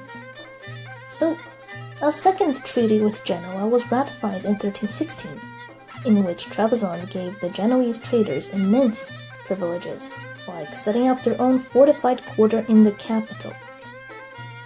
But they still weren't really satisfied, and to counter this, Alexios offered Venice the same privileges in 1319. Venice gratefully accepted. The Italians were now here to stay, and their presence cemented in the Pontic state. But neither Venice nor Genoa traded tax-free in Trebizond, unlike in Constantinople. Despite concessions, Alexios still came out on top of the Italian merchants, and he remained the master of his own economy. That was something his uncle Andronicus failed miserably at in Constantinople. Well, one of them anyway, because most of you remember Andronicus for his failures against the Turks, who were really becoming a headache for all Romans of Anatolia, in the west and the northeast. In the same year, Turkish pirates of Sinope again assaulted Trebizond and set fire to many beautiful parts of the city. This Beylik of Sinope became a top-tier naval power under Gazi Çelebi, the grandson of Sinope's conqueror, who partnered with Alexios against the Genoese. He preyed on Genoese and Romans ruthlessly. Luckily, Alexios didn't have to worry about Gazi Çelebi anymore, who died in 1322 with no sons. So, Sinope passed to the Chandarid dynasty. The Chandarids were a small Turkic beylik in Kastamon, ironically, which was also the dynastic cradle of the Komneni. Even more ironic was the fact that they'd actually physically joined houses with the Komneni, as one of Alexios' daughters would marry a Chandarid bey of Sinope in the future, constituting, perhaps, the first case of a Megaloi Komneni princess marrying neighboring Turkic rulers, a diplomatic strategy Trebizond would be famous for. Going onwards, it will be impossible to study Trebizond without studying the Turkoman environs they found themselves surrounded by, so do bear with me. As of now, Alexios could only anticipate future naval raids by building a new wall in the west of his capital in 1324, after the new masters of Sinope traumatized the Genoese with a particularly heinous act of piracy. But Genoese traders were undeterred by the dangers of the Black Sea and frequented Trebizond only more and more going forward. Trebizond's renown grew in Italy, and in 1329, the Pope was trying really hard to convert the magnificent emperor with such a valuable realm to Catholicism. Alexios didn't, and in 1330, he died of bubonic plague. His death was mourned by all Trebizontines. The 14th century was difficult for all Romans. Both Constantinople and Trebizond suffered from Turkic invasion and Italian aggression. But in Constantinople, Andronicus II was overwhelmed by them, while in Trebizond, Alexios II held them at bay. The Emperor of Trebizond vigorously defended his empire, and in spite of every challenge, Trebizond was prospering like never before. So no wonder his subjects loved him, and eulogies were written by both Lazaropoulos and his protonotarius Konstantinos Loukidis, who described Alexios as brave as Samson, beautiful as Joseph, mild as David, wise as Solomon, hospitable as Abraham. Alright, so what was this golden age of Trebizond like?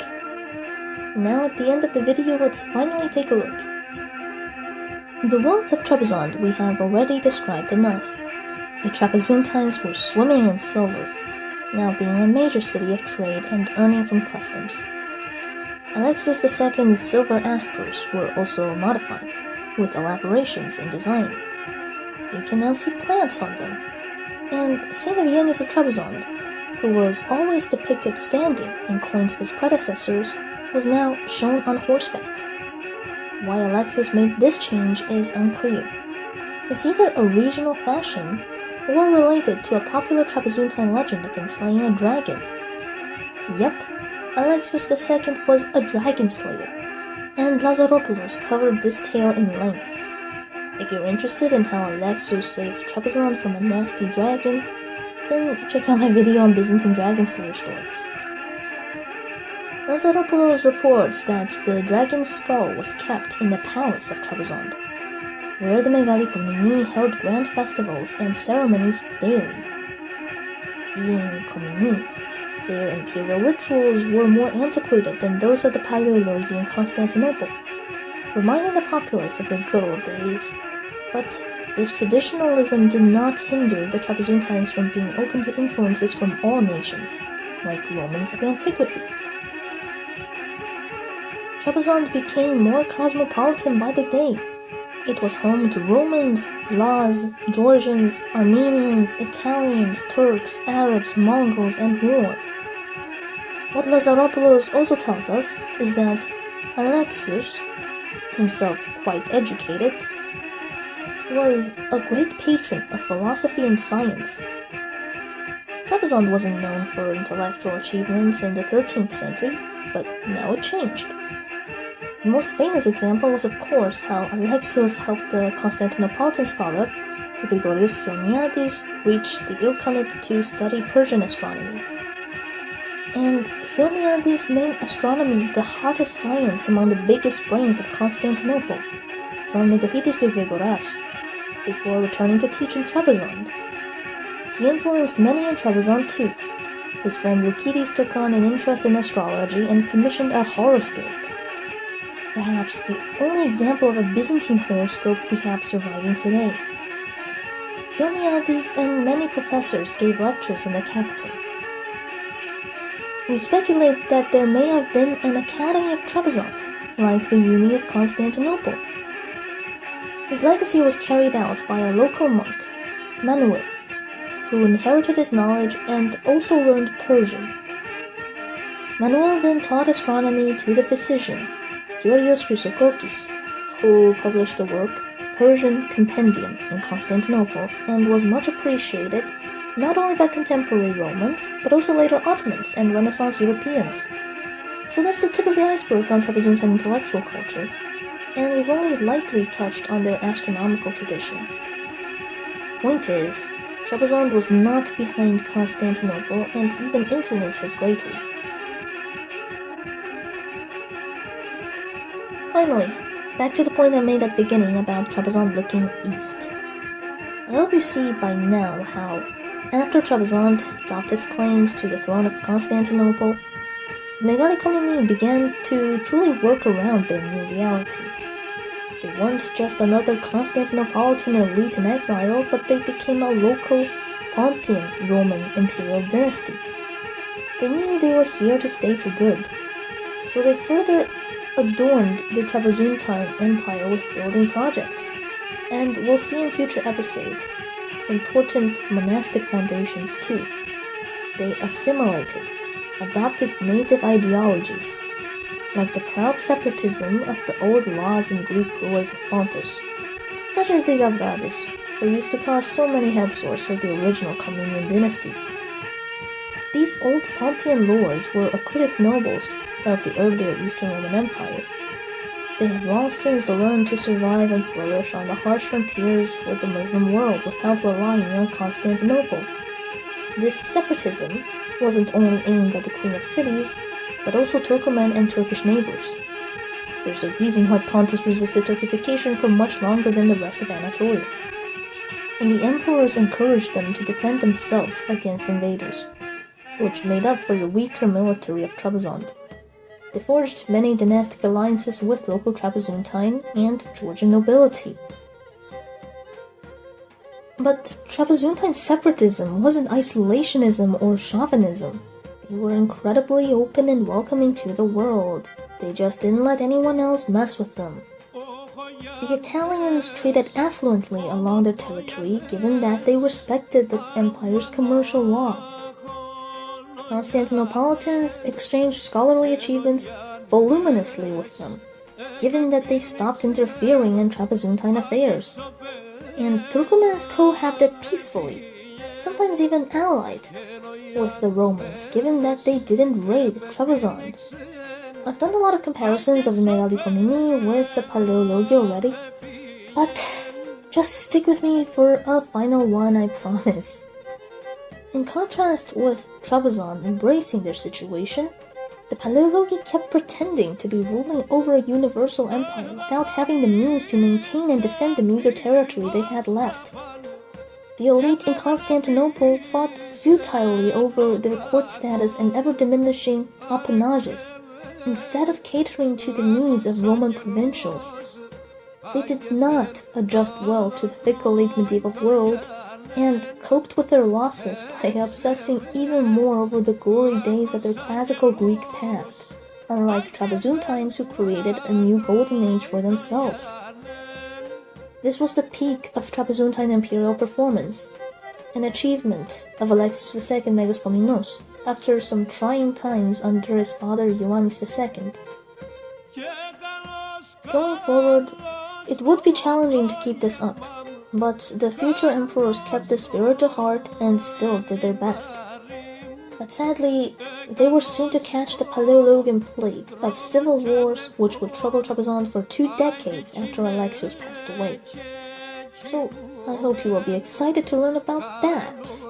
And no, I will not apologize for slandering the Paleologi so much today. I did grow attached to them, but they deserve it.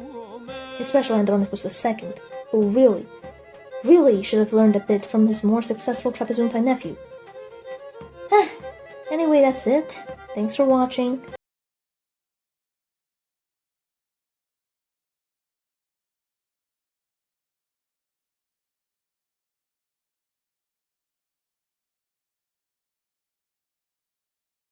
The 20 years after the death of Emperor Alexios II Megas Komnenos of Trebizond, and before the accession of his grandson, Alexios III Megas Komnenos, was a Trebizontine 20 years anarchy. Like the Paleologi of Constantinople, the Komneni of Trebizond also became attracted to the idea of civil wars, rediscovering old Roman traditions like fratricide. as the Trebizond civil wars were rather complex, and I know Trebizond and its society are already unfamiliar to you, I decided to dedicate one whole episode of Trebizond Summarized to this dramatic period of its history, more than 2 decades of bloodshed. When Alexios II, the great Komnenos, died in 1330, he left his throne to a most unworthy heir, the culprit for all the anarchy that is to be unleashed. Andronicus III, a bloodthirsty brat who murdered his brothers, Isaakios I and Ioannes II, to keep power for himself. Now, you'll notice that the Megaloi Komnene and Trebizondines started taking on Turkish nicknames, and thank God they did, or I'd have lost more brain cells than I should have trying to distinguish who was who since everyone had the same first names. Now, we don't know what kind of princess Isaakios and Ahpugas were, but once the first blood was shed, there was no turning back. Say what you will of the Paleologi, their civil wars were ruinous, but not brutal. If you participate, you will get shipped to a monastery if you lose. In Trebizond, the stakes were much higher and you paid with your life. The Paleologi learned to be too humane for medieval standards after the backlash Michael VIII got for blinding Ioannes IV Lascaris. But the Komneni never learned such lessons, and their palace intrigue resembled more the conflicts in ancient Rome. But Andronicus was repaid in kind by fate, and he reigned just a bit over a year before dying in early 1332. His young son, Manuel II Megas Komnenos, took the throne.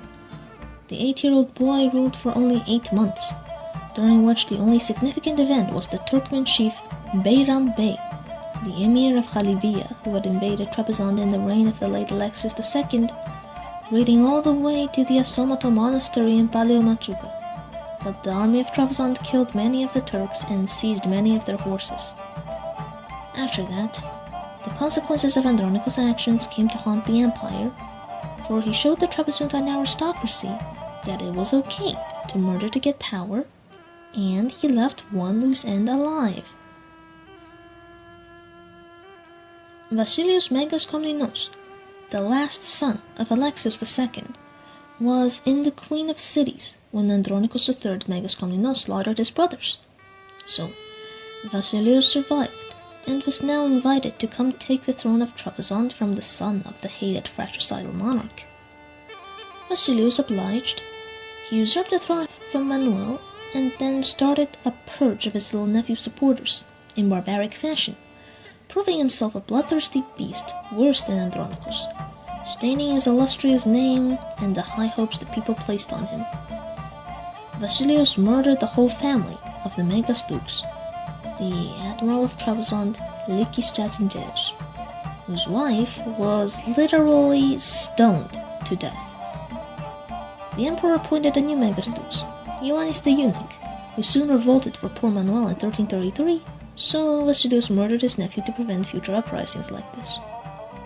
He also wanted to boost his legitimacy, so he turned to the sovereign of Constantinople and nominally the whole Roman world, Emperor Andronicus III Paleologus, who just won a civil war against his grandfather. Paleologus sent his illegitimate daughter Irene to wed Vasilios as a sign of approval from Constantinople in 1334, but their marriage was nothing short of a disaster. The Paleologina was cast aside for a Trebizondine, Irene, who became Vasilios' mistress. The Emperor of Trebizond proved himself a butcher, a kinslayer, a tyrant, and a lecher in the space of 2 years, and to make things worse, the Turkmen Sheikh Hassan invaded Trebizond in 1335. He came as close to the capital as Mount Minthurion, and the Trebizondine army was able to repel them, thanks to a providential rain flood. Still, the people of Trebizond had enough of this indecent ruler, and when there came a solar eclipse at Lent in 1336, they blamed their emperor and stoned him. Concerning the eclipse, allow me a quick segue here to say that it, and another eclipse 30 years later, were most likely predicted by the observatory of the Academy of Trebizond, who surpassed all in astronomy, if you remember from my last video. Around 1336, they also welcomed a new student, a quite renowned writer and diplomat from Constantinople, named Andreas Levadinos, who would live through the upcoming civil conflict firsthand and leave some sources on the subject, from which we may gather he was one of the few people who appreciated Vasilius' character. It's an early indication of how Trapezuntines with more Constantinople-based orientations would side with Constantinople-approved monarchs, like Vasilius, but not everyone agrees, as seen by the stoning. Unlike the late wife of Alexios, Vasilius didn't die since he was thick-skinned and shameless. What he did next proves my point. He continued sliding his matrimony with the Paleologina and caroused with the Trapezuntine Irene, who bore him 2 sons by 1338, Alexios and Ioannes, while Paleologina gave him no heirs. Then he and the clergy of Trebizond did a massive trolling in 1339. He married his mistress without divorcing his wife, who was his legitimacy source. He hoped nobody would even notice, since both empresses were named Irene, and if the clergy was honoring one Irene in their services, what did it matter? He drove Paleologina from the palace too, but the Patriarch of Constantinople was no idiot, and wrote to the Metropolitan of Trebizond complaining of the abuse that the legitimate empress suffered. Frankly, we'd feel bad for Paleologina too, and maybe we wouldn't even blame her too badly if she was responsible for what came next. In 1340, Vasilius died suddenly after a short illness, leading some to speculate he was poisoned. After that, Paleologina immediately took power with her supporters. She banished the Trapezuntine Irene and her sons to Constantinople, for safekeeping with her father. With his death, we complete the first decade of the Trapezuntine 20 Years Anarchy and move to the next stage, the intense infighting between his surviving relatives and wives, backed by the emerging parties of Trapezuntine Archontes who really steer the direction of the war.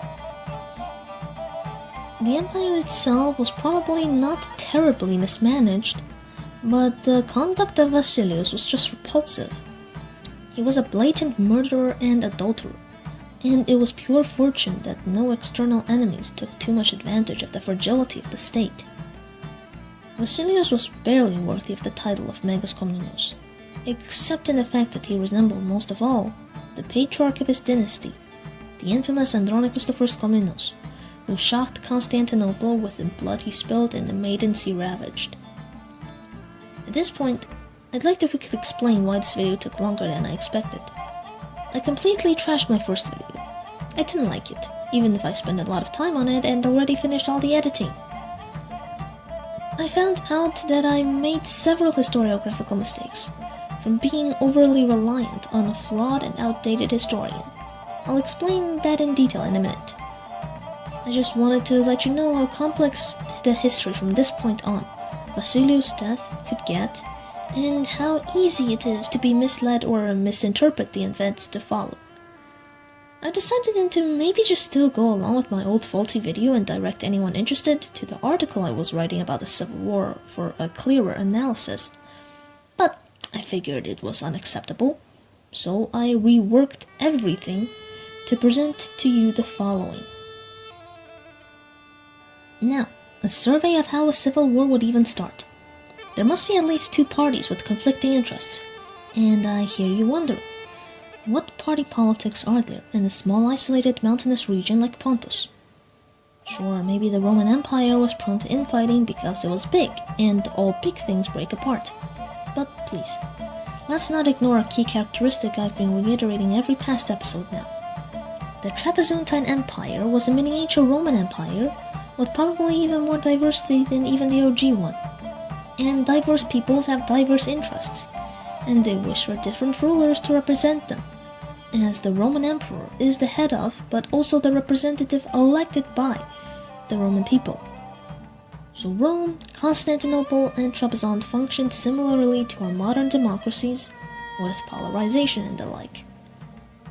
and so the Trebizontines gradually became aligned with two general groupings. First, the old locals of Pontus, the provincial aristocracy of Greco-Caucasian origin and the Eastern foreigners. The other one is the antithesis, representing pro-Constantinopolitan interests, the newer aristocracy who migrated to Trebizond after the sack of Constantinople or in even more recent times, as the Paleologi extended their tentacles more into Trebizontine affairs. They didn't have ancestral castles and gathered in the western port cities and the Pontic capital, but considered Constantinople as the caput mundi.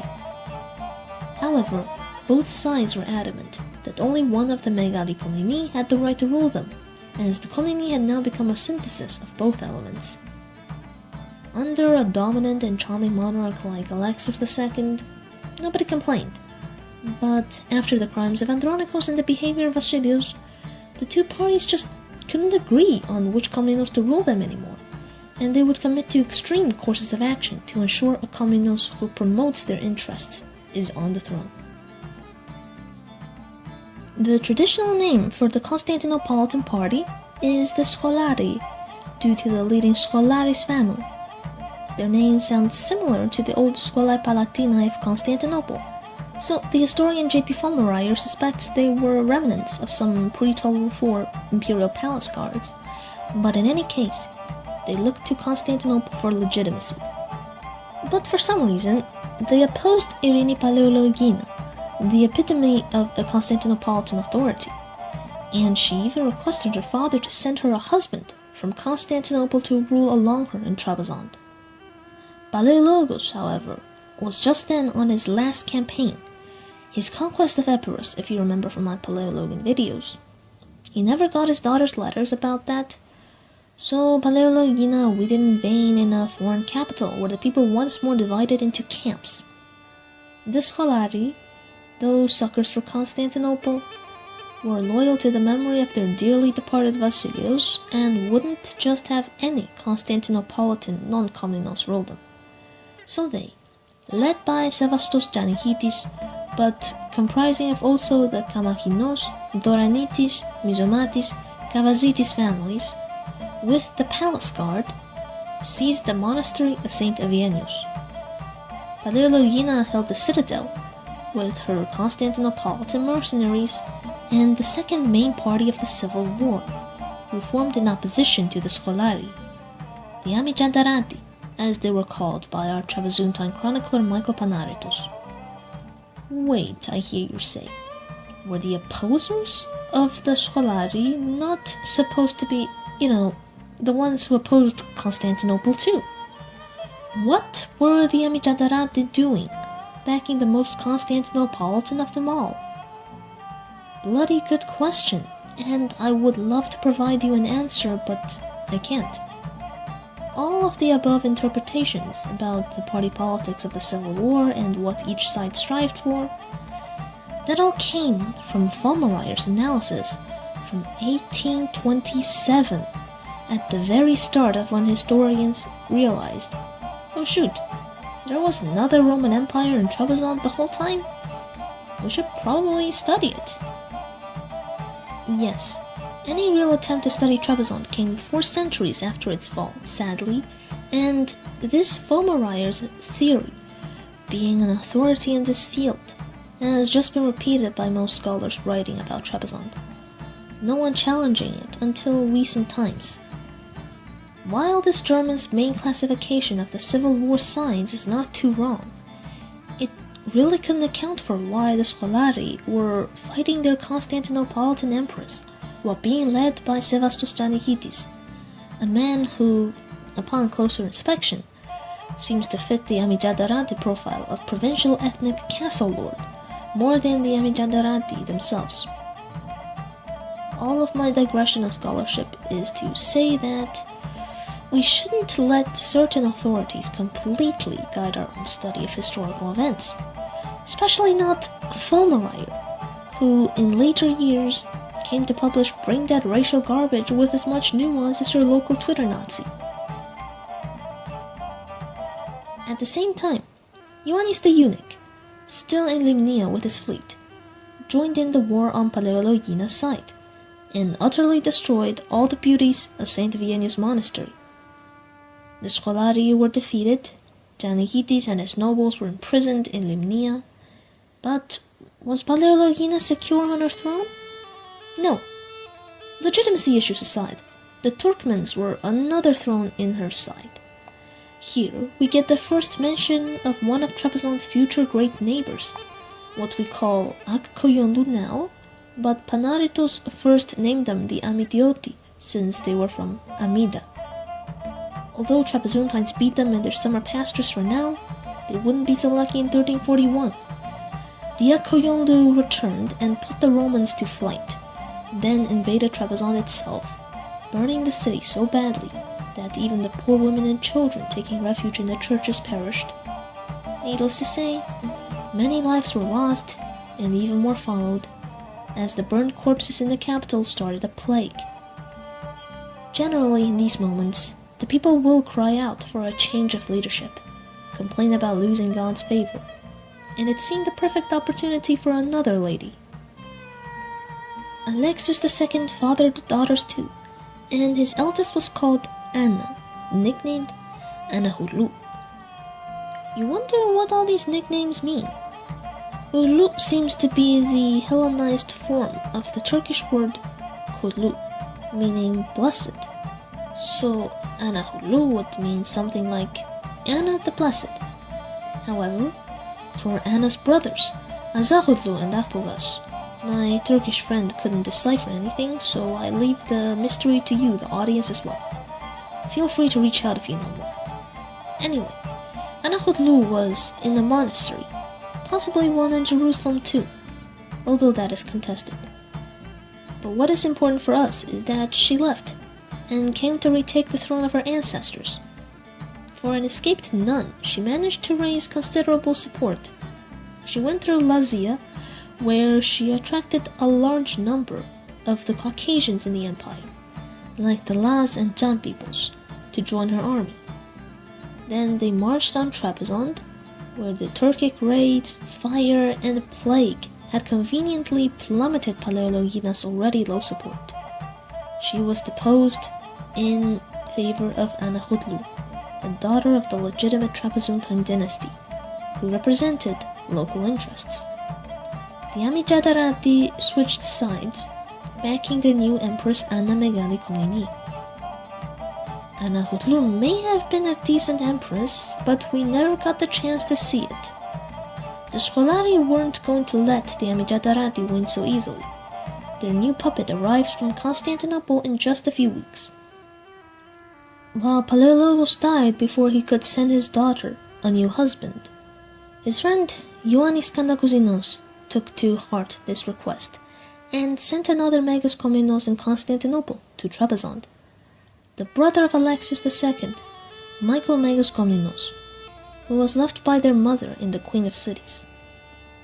Michael was escorted to Trebizond by Nikitas Scholaris and Grigorios Mizomatis, and the Scholari secretly swore an oath by the Metropolitan to serve Michael, the eldest male relative of the late Alexios II. But the poor guy was never destined to rule. Both Amijadarati and Scholari had problems with him.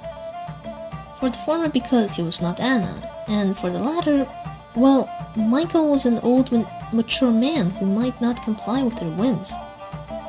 And so, while the Scholari treacherously imprisoned Michael in the palace, Anna Hulu's last loyalists killed his troops and plundered his galleys. Anna now dealt with both pretenders from Constantinople. She shipped Paleologina back and locked up Michael in Ineo, then Limnia. But her rule was shaky. The Scholari leaders escaped on a Venetian ship and went to Genoa, where they got a new young puppet, Michael's son Ioannis. All of the above mentioned, and Constantinople, naturally, opposed Anna, and she was also gradually suffering discontent from her own supporters. We're not really sure where she went wrong. Militarily, she was doing fine, as the Akoyunlu raid on the empire during her reign was beaten back decisively by Anahotlu's army in 1342. But still, by then even the Amijadarati stopped being her allies, so it is speculated her internal or economic policies were upsetting for those who represented the local interests. Anyhow, the Scolari seized this opportunity and returned to Trebizond with Ioannes and Genoese support, and riding on this popular discontent, they took the capital and put Ioannes III Megas Komnenos on the throne. What followed was another bloodbath. The Amijadarati suffered a purge, many of the Laz troops and Anahotlu supporters were killed, while Empress Anna herself was strangled to death, along with the mother of another nobleman. In general, those few years in the early 1340s were hell for most Trapezuntines, who lived in fear of reprisals from the other side. Andreas Livadinos suffered quite a bit of suspicion for his Constantinople connections, and he wallowed in terror the whole time. Once the Scolari satiated their lust for vengeance, they got to work to manipulate their new puppet, who was a pleasure-indulged bastard who refused to even listen to the ones who put him on the throne.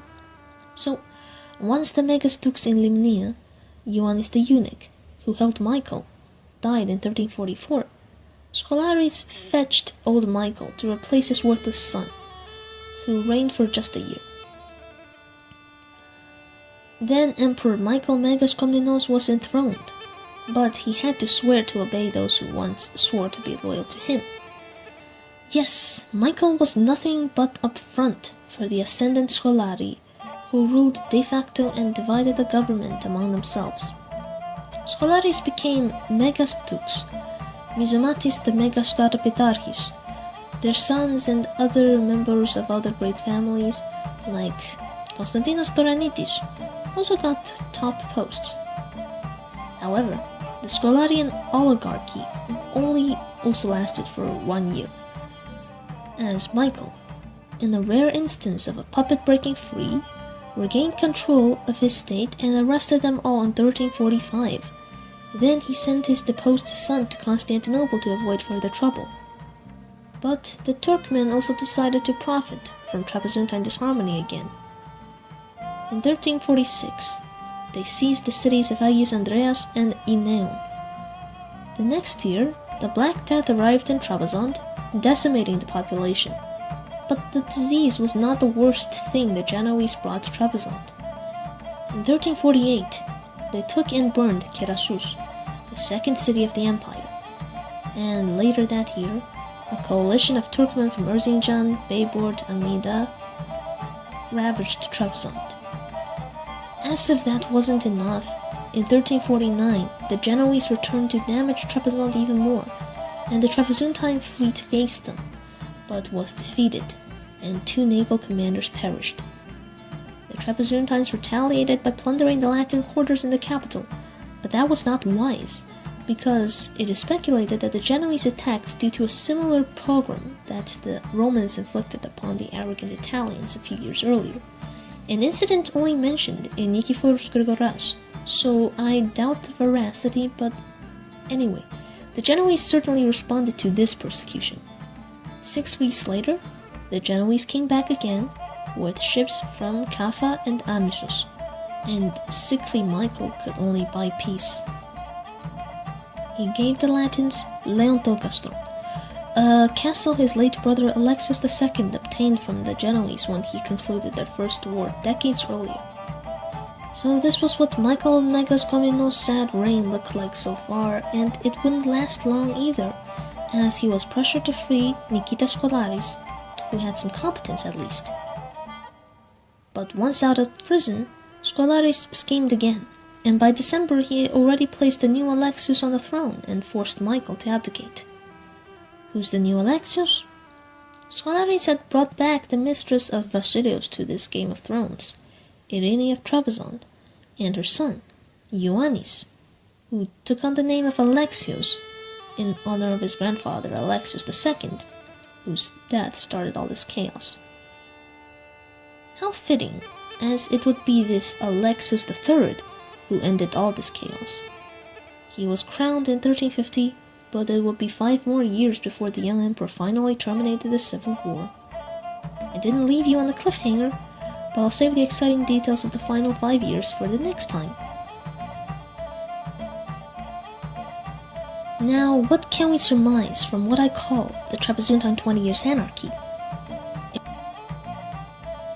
It was different from the Byzantine 20 Years Anarchy, as in, it wasn't a bunch of Romans of humble origin trying to fill the power vacuum left by the extinction of a dynasty, but it was more similar to just what happened after the death of Emperor Manuel I Komnenos, cousin of the Megaloi Komnene's patriarch, Andronikos I Komnenos. We can equate Manuel I to Alexios II Megas Komnenos, 2 great Komnenian emperors who ruled long and prosperous reigns, bringing wealth and prestige to his people. But upon their deaths, a few mistakes made their whole surviving family fight for the throne, leaving them mostly dead. And it's crazy how much of the Trebizondine emperors we just covered fit quite well with the Komneni, who fought each other after Manuel's death. We have Manuel II Megas Komnenos, an innocent boy Basileus who was pushed aside but later brutally murdered by his uncle, like Alexios II Komnenos. The uncle was someone the people originally viewed with rose-tinted glasses, but then realized how bad he was once given the chance to rule, having no scruples about killing relatives and being infamous for lewdness. This applies to both Vasilios Megas Komnenos and Andronikos I Komnenos. Then both of them had offspring who were sent away to exile. Vasilios' sons, Alexios and Ioannes, and Andronikos' grandsons, Alexios and David, were shipped in reverse directions. The first from Trebizond to Constantinople, the second from Constantinople to Trebizond. They were all thought to be irrelevant until they proved themselves in the future, redeeming their image, as Alexios I Megas Komnenos founded the Empire of Trebizond, while Alexios III would restore peace to it after this tumult. We also have some very interesting powerful female figures, who mirrored those after Manuel I's reign. Empress Irene Paleologina, the foreign empress, although a Roman herself. She was always seen as this stranger and usurper from the West, like Maria of Antioch, the Latin widow of Manuel I. She tried to establish her place in this distant land that did not welcome her rule, but ultimately failed due to the xenophobia of the locals, a rumor about her having an affair with a palace official, and the strong opposition of a fiery Komnenian princess, the eldest daughter of the late emperor whose death unleashed the instability. Anna Komnene stepped into the shoes of Maria Komnene, and both fought a year-long civil war with the foreign empress, whether the Paleologina or the Antioch king, although both were toppled shortly after by the scheming of others. If we go even further, we can find parallels between Michael and his son, Ioannes III Megas Komnenos, with the Angelos, father and son, Isaakios II and Alexios IV Angelos. Michael and Isaakios were both unwilling emperors, thrust into the throne by circumstance. They could both trace themselves back to an older line of legitimacy. They were ineffective against the Latins and Turks who assaulted the empire simultaneously due to the internal weakness of the empire, and ended up as victims of Roman political intrigue. Their sons, Ioannes and Alexios, grew up in the West, were very detached from their imperial heritage but still used by greedy men to achieve their own ambitions. However, once both Ioannes III and Alexios IV outgrew their usefulness, they were quickly discarded and punished by those schemers who deemed them to be ungrateful. The parallels here are quite crazy, although chronologically they don't fit in as perfectly as the Isaurian-Komnenian connection I found before. We still see the same archetypes appearing in mostly the same type of context again. It just makes you wonder how much history echoes through the ages, and how Roman, how Komnenian the Megaloi Komnene of Trebizond truly were.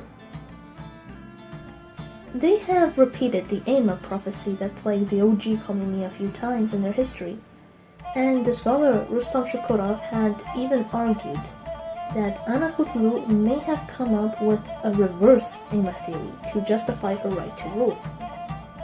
For all these reasons, I thought the Civil War of Trebizond deserved an episode of its own, despite being just 2 decades. It has so many callbacks to earlier Roman history, and I adore that.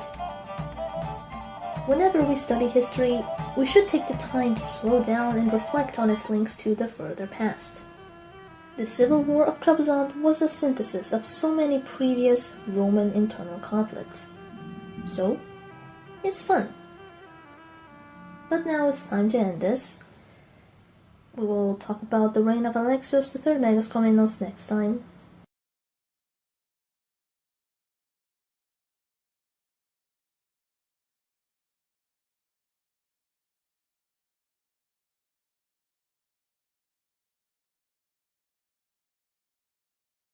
Alexios III Komnenos Angelos was, by common standards, one of the worst Roman emperors in history.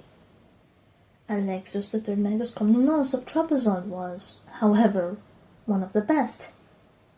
If not, then certainly the longest ruling Trebizontine monarch, and his 4-decade reign will be what we in Trebizond Summarized explore today. How he stabilized the Pontian Empire after 20 years of civil war and dealt with countless enemies. We begin narrating the reign of Alexios III by finishing the last 5 years of the Trebizontine Civil War, an era of the 20 Years' Anarchy. But you will see that, with our young emperor, it was also an age of new beginnings. Notably, detailed and accurate historical recording. Let me properly introduce you to Michael Panaritos, our chief historian for the reign of his master Alexios, and only native chronicler of Trebizond. Today, he won't just supply us with random short bits of history, but actively participate in making it. Since his debut as a high official for Alexios was shortly after the boy was crowned in 1350, accompanied by his mother Irene, the Trebizontine mistress of his father Basilius, and another prolific Trebizontine writer who would rise to the honor of becoming the metropolitan in his reign, Joseph Lazaropoulos, who I have already introduced when presenting Alexios III's eminent grandfather Alexios II. But trouble was brewing. The great archontes of Trebizond were once more plotting, notably the family of Doranitis. Theodoros, or Pileris Doranitis, and his brother Konstantinos were all arrested for this, but later, in 1351, the Vestiarius Leon Cavazitis was also arrested on some charges, and Pileris was released to take his place. Pileris was not going to let this slide, and took his revenge by seizing the palace and arresting the kingmaker Nikitas Scholaris, who was the true power behind the throne and put Alexios there in the first place. But people in Trebizond had enough of Pileris' conspiracies that they rose up and banished his party to Kankrina. But Alexios was still traumatized by his capital's insecurity and took refuge in Tripolis, a city that his great-grandfather once sheltered in while he faced usurpers. While he hid out in the safety of Tripolis, he also planned his counter, and to shore up his position, he first married Theodora Kanagouzyni, a niece of the Emperor Ioannes VI Kanagouzynos in Constantinople. Then he began to deal with the opposition. He and his mother, along with Panaritos, marched against Konstantinos in Limnia, and returned 3 months later, presumably succeeding. In 1352, another noble, Ioannis Tanihitis, revolted and took his ancestral castle of Taniha. But peace was quickly restored once Alexios went there with his mother. Later, another issue magically resolved itself as the troublesome Pilelis and his family were strangled in Cancuna, so Alexios could work on getting more allies by marrying his sister Maria Megaloi Komnene to Kutlu Bey of the Akoyunlu. This was an important event, as it marked the beginning of Alexios and Trebizond's legendary strategy of marriage alliance between the gorgeous Komnenian princesses, who make even Aphrodite jealous, and the Turkoman emirs of eastern Anatolia. I know I said a daughter of Alexios II, who became Despina of Sinope, may have been the first of her kind, but the date of her marriage is unsure, so Maria is the first certain one.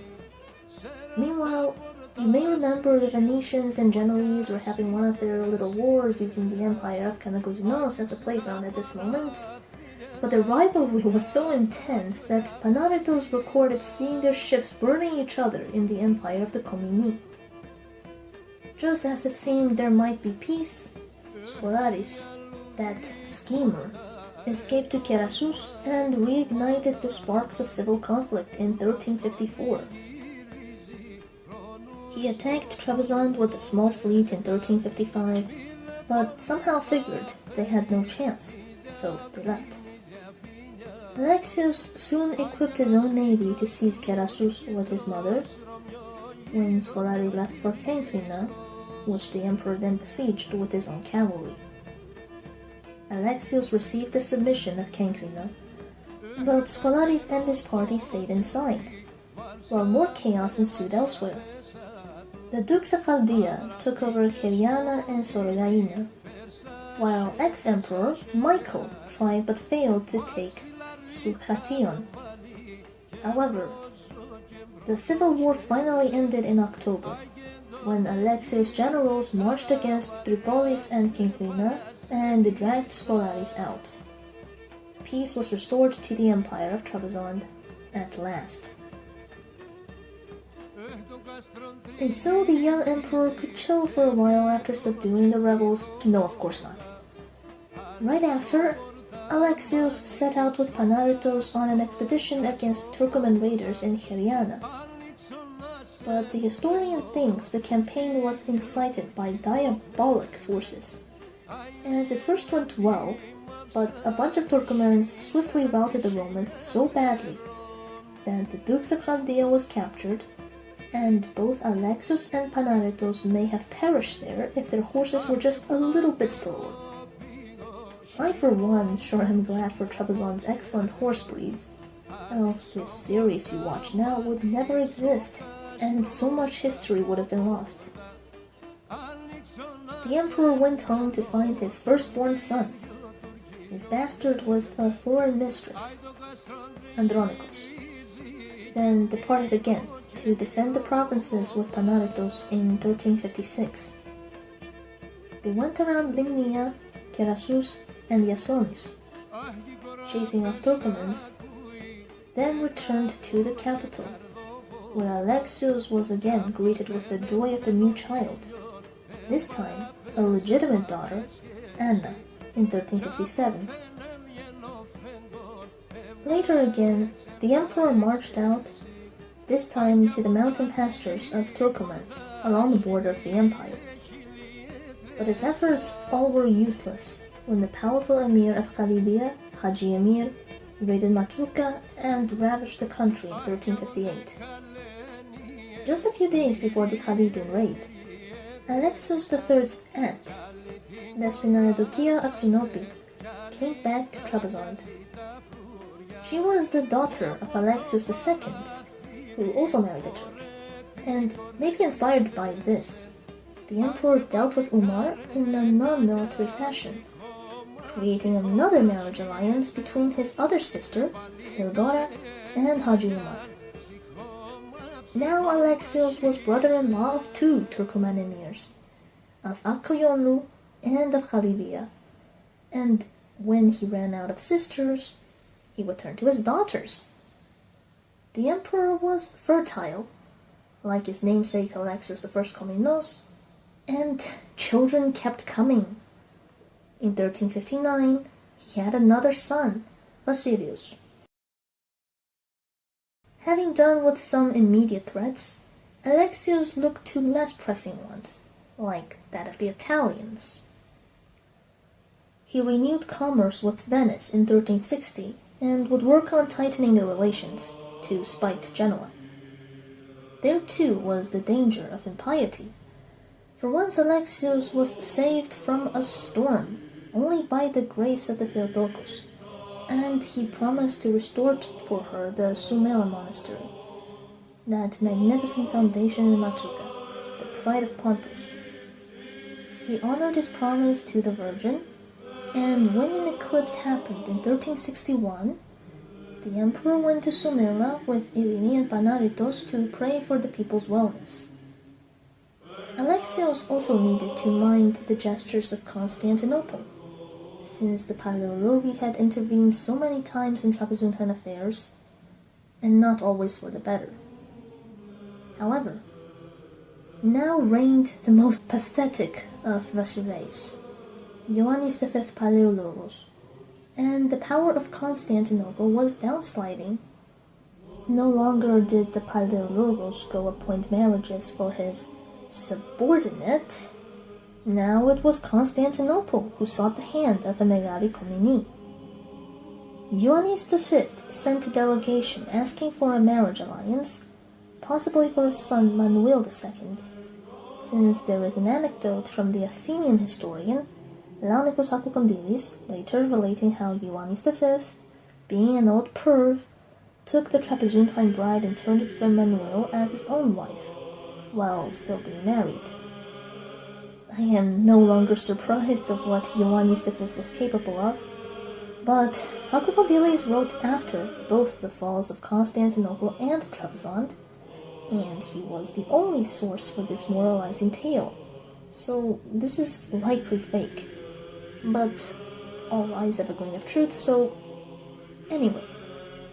Alexios might be relieved that Nikitas Skolaris died that year, so no more scheming from him, but the emperor still appreciated his kingmaker to a degree, so he led a funeral procession wearing white robes of mourning.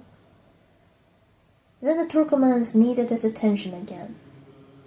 Hoja Latif, the emir of Bayburt, invaded Matsuka, but he made the fatal mistake of underestimating the warrior inhabitants of Matsuka. See, by this time, 7 key areas around the capital were organized into highly effective military districts, and Matsuka was one of the most important, manned by the fiercest Pontians too. So, the Matsukans sent to the capital the chopped heads of their invaders for parading. Encouraged, Alexios and Panaritos launched a punitive expedition against Haji Umar for raiding Kerasus, and came home with much booty. More uplifting was how the emir of Erzincan tried in vain to conquer Golaka Castle in 1362, and the pious emperor refound the monastery of St. Phocas in Kordili to give thanks. Although Alexios campaigned often, he was not a soldier, but always focused on spirituality more. But fortune worsened again. Bubonic plague struck again, the summer heat was unbearable, and the deposed Ioannes III Megas Komnenos returned to Pontus, although he was arrested soon. Alexios and his mother retired to Mesochaldea to wait it all out, and when he returned, he was asked by Tajeddin, the future emir of Limnia, for one of his daughters in marriage. But Alexios couldn't grant that request yet. Ioannes III also escaped all the way to Kaffa, the Genoese Crimean colony across the Black Sea. And we will also take a moment to observe a development in Peratia, which was becoming independent from Trebizond. It was around this time that we got the first inscription there which attests to its new name, Theodoro.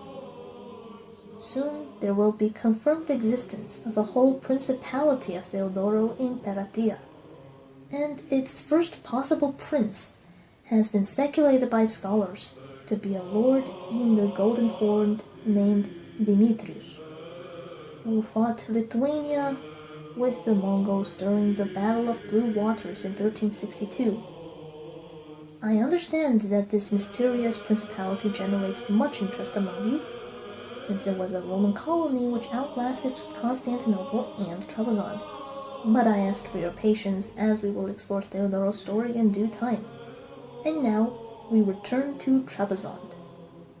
While Panagiotis went to Constantinople to finalize the marriage deal with Ioannes V Palaiologos and the deposed Kanagouzinos in 1363, Alexios almost lost his life as he was jumped on by the Kavazita family, who tried to kill him in a plot. The emperor fled to safety and arrested the conspirators, which included the metropolitan Nifon, who was exiled to Sumela, where he died in 1364. Joseph Lazaropoulos replaced him. Late that year, Alexios once again lavished favor upon Sumela, issuing a crucible granting many privileges for the monastery, its land, and its people. His successor was born that year, the future Manuel III. Maybe that's why he felt so generous, even to the Venetians, who demanded a depot in the capital, and Alexios gave them one under the monastery of Theodoros Kavras, who is a saint for the locals. But the Venetians didn't know gratitude very well, and they were still jealous of the Genoese. So about Easter 1365, the Italians fought in the public square of Trebizond. Alexios hoped to keep the Venetians happy so he could balance out the Genoese influence. So after he spent some time with his brother-in-law, Kutlu Beg, and escorted the emir with gifts back home in 1366, the emperor gave Venice a depot at a better site in the capital in 1367.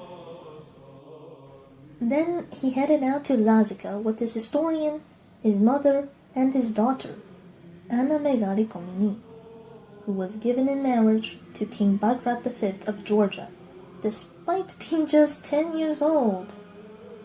I guess Alexios cared little about child marriage, since he was also a boy when he took an empress and treated all of his kids as diplomatic assets. This was nice politically, but Alexios was probably not the father of the year, although he eventually made himself the father-in-law of many great monarchs, from Constantinople to Mesopotamia.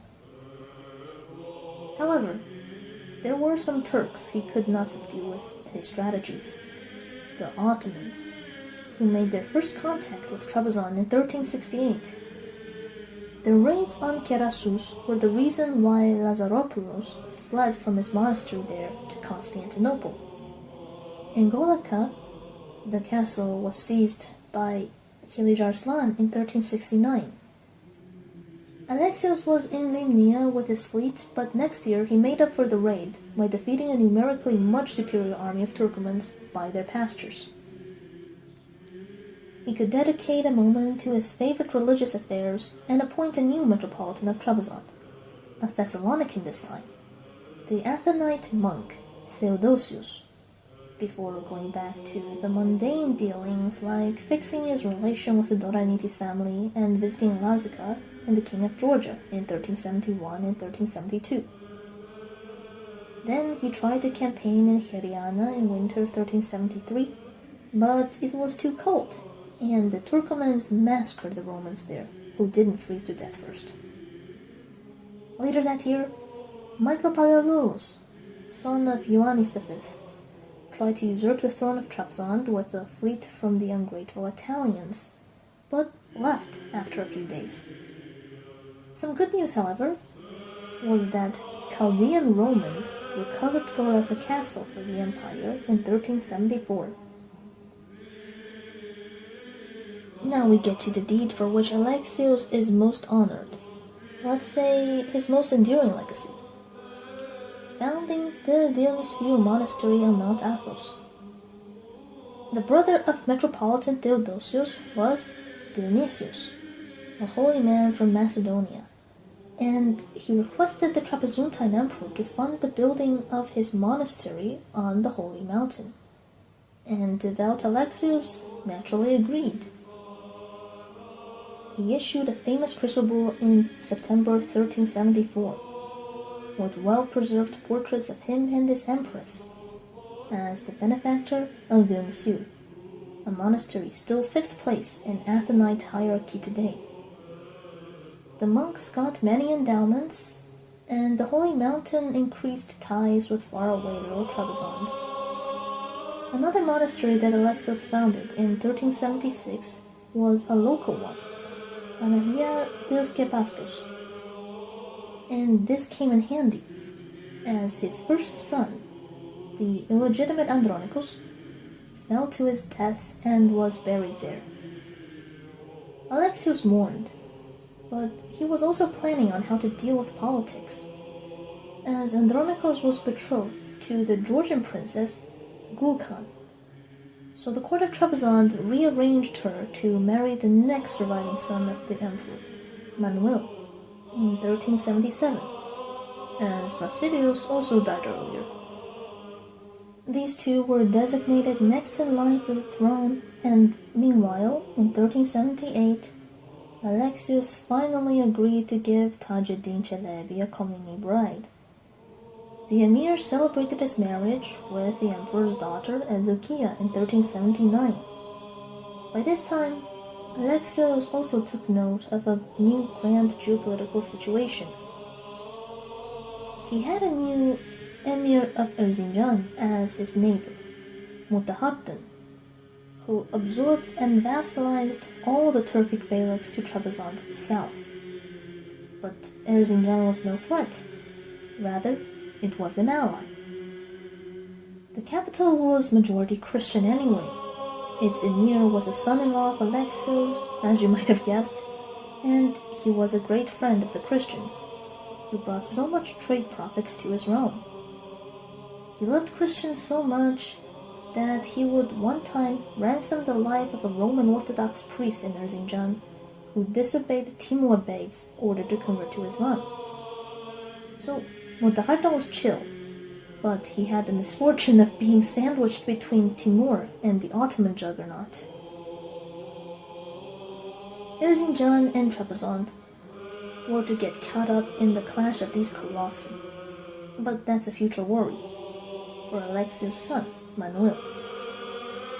For now, we can say, however, that Alexios' diplomacy with the Turkomans bore fruit, and his policy seemed effective. Except for a campaign against the Chepnet Turks in 1380 that had mixed results, Panaritos ceased to record conflicts between Turks and Trebizond in the final decade of Alexios' reign. The Roman historian's silence is not always bad. Usually it means that there was Pax Romana, but peace was so abundant in those last 10 years that Panaritos' chronicle became random and laconic again. We hear the birth of Manuel III's son Basilios in 1382 and the return of the bubonic plague in 1383, then another large gap. So I will fill the narrative by showing you how the coexistence between Pontians and Turkomans worked, as the late Anthony Breyer wrote an excellent paper on it.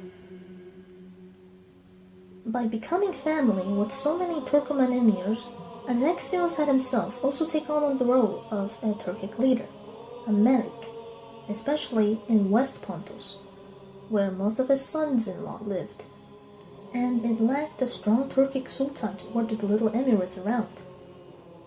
The situation of imperial territory in the western edge of the empire is very confusing, because while the emperor directly controlled the coastal cities, many Turkomans settled in the interior, and this resulted in the curious case of the Romans and Turks essentially sharing the land on a seasonal basis due to the latter's nomadic lifestyle. Thus, Tajuddin and Haji Umar could be emirs of Limnia and of Halibia, territories still under imperial control. The Trapezuntines didn't lose these lands yet.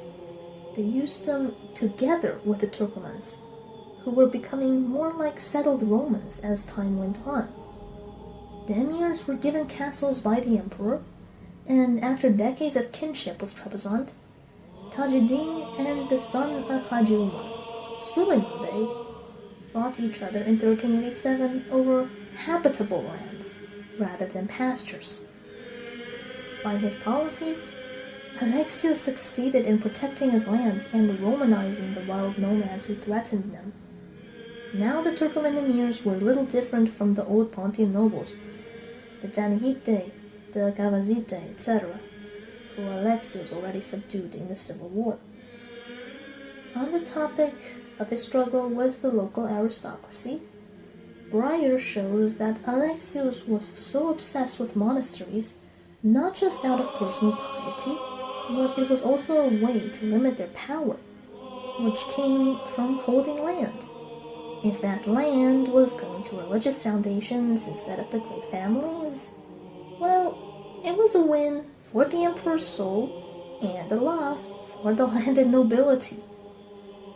Using all these brilliant methods, Alexios III, the youngest bastard son of a hated emperor, a puppet for scheming courtiers, overcame all the challenges, external and internal, before he died in March 1390. And that was the 4-decade reign of the most well-documented Trebizontine emperor.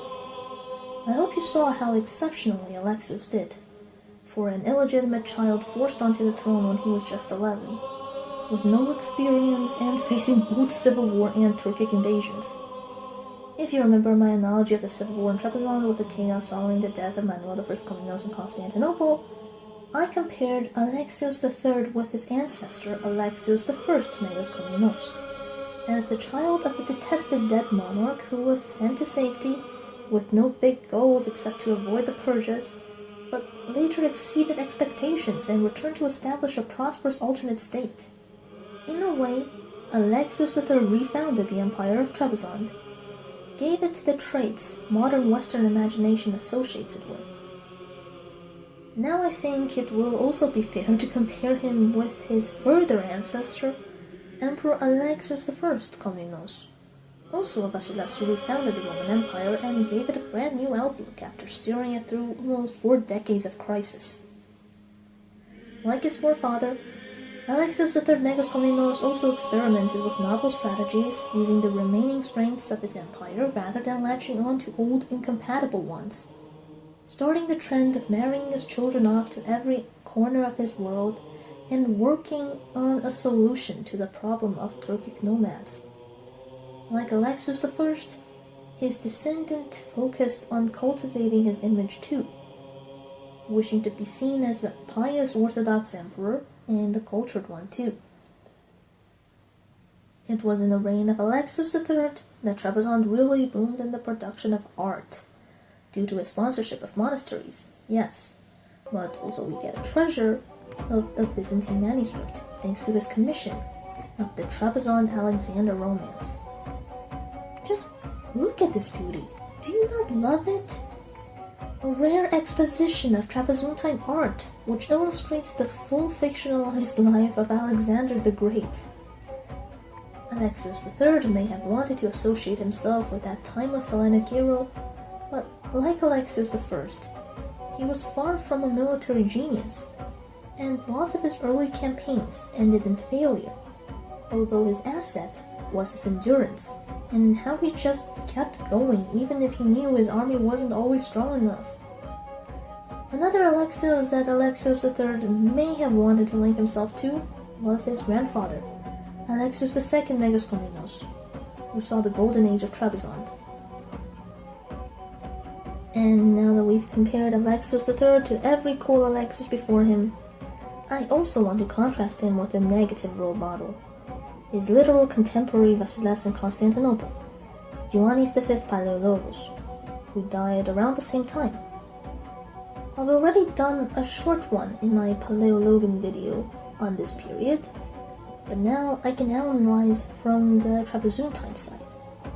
What did Alexios do right that Ioannes failed horribly at?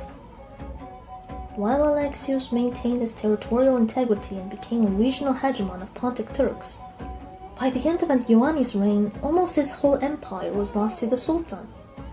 And it's curious because Early in Palaeologo's reign, the court at Constantinople tried exactly the same thing that the Komneni excelled at: alliance between the Roman and Turkish royal dynasty. But maybe it's unfair to compare the Ottoman Empire to small emirates of eastern Anatolia. The Palaeologi were indeed facing a stronger foe, but their failure to adapt to circumstances and their passivity is still something we can criticize.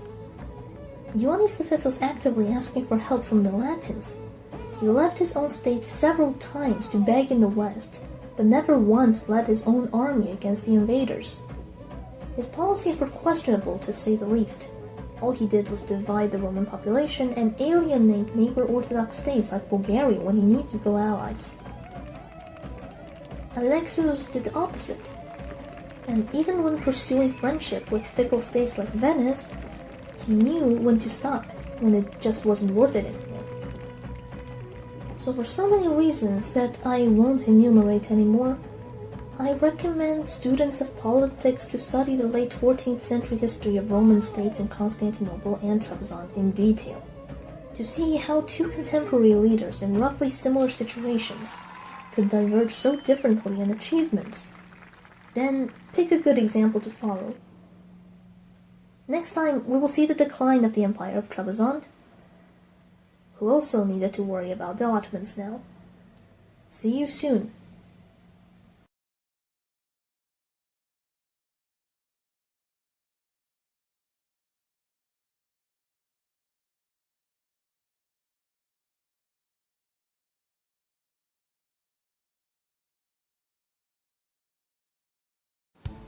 When Roman writers of old contemplated their own incoming demise, during the fall of the Western Empire for instance, many would blame the moral degeneracy of their contemporaries and claim the calamities that befall the empire were their own fault. While this is not the soundest historiographical approach, it's still worth bearing in mind that decadent monarchs is one of the factors which, combined with other powerful geopolitical forces sweeping through Eurasia, could hasten the decline of an empire. And now let us discover what befell the Romans of Trebizond in the 15th century, how they, previously masters of leveraging their disadvantages, gradually lost their touch, even falling behind the Palaeologi. After the death of Alexios III, Megas Komnenos, that trusty chronicle of Michael Panaritos we've been relying on for so long becomes not so trusty. Simply because Panaritos was dead, and some later writers added a few lines about later emperors into his work, but they are of such historical dubiousness that I am more inclined to trust in the sound deductions of modern historians on some dates than the pseudo-Panaritic records.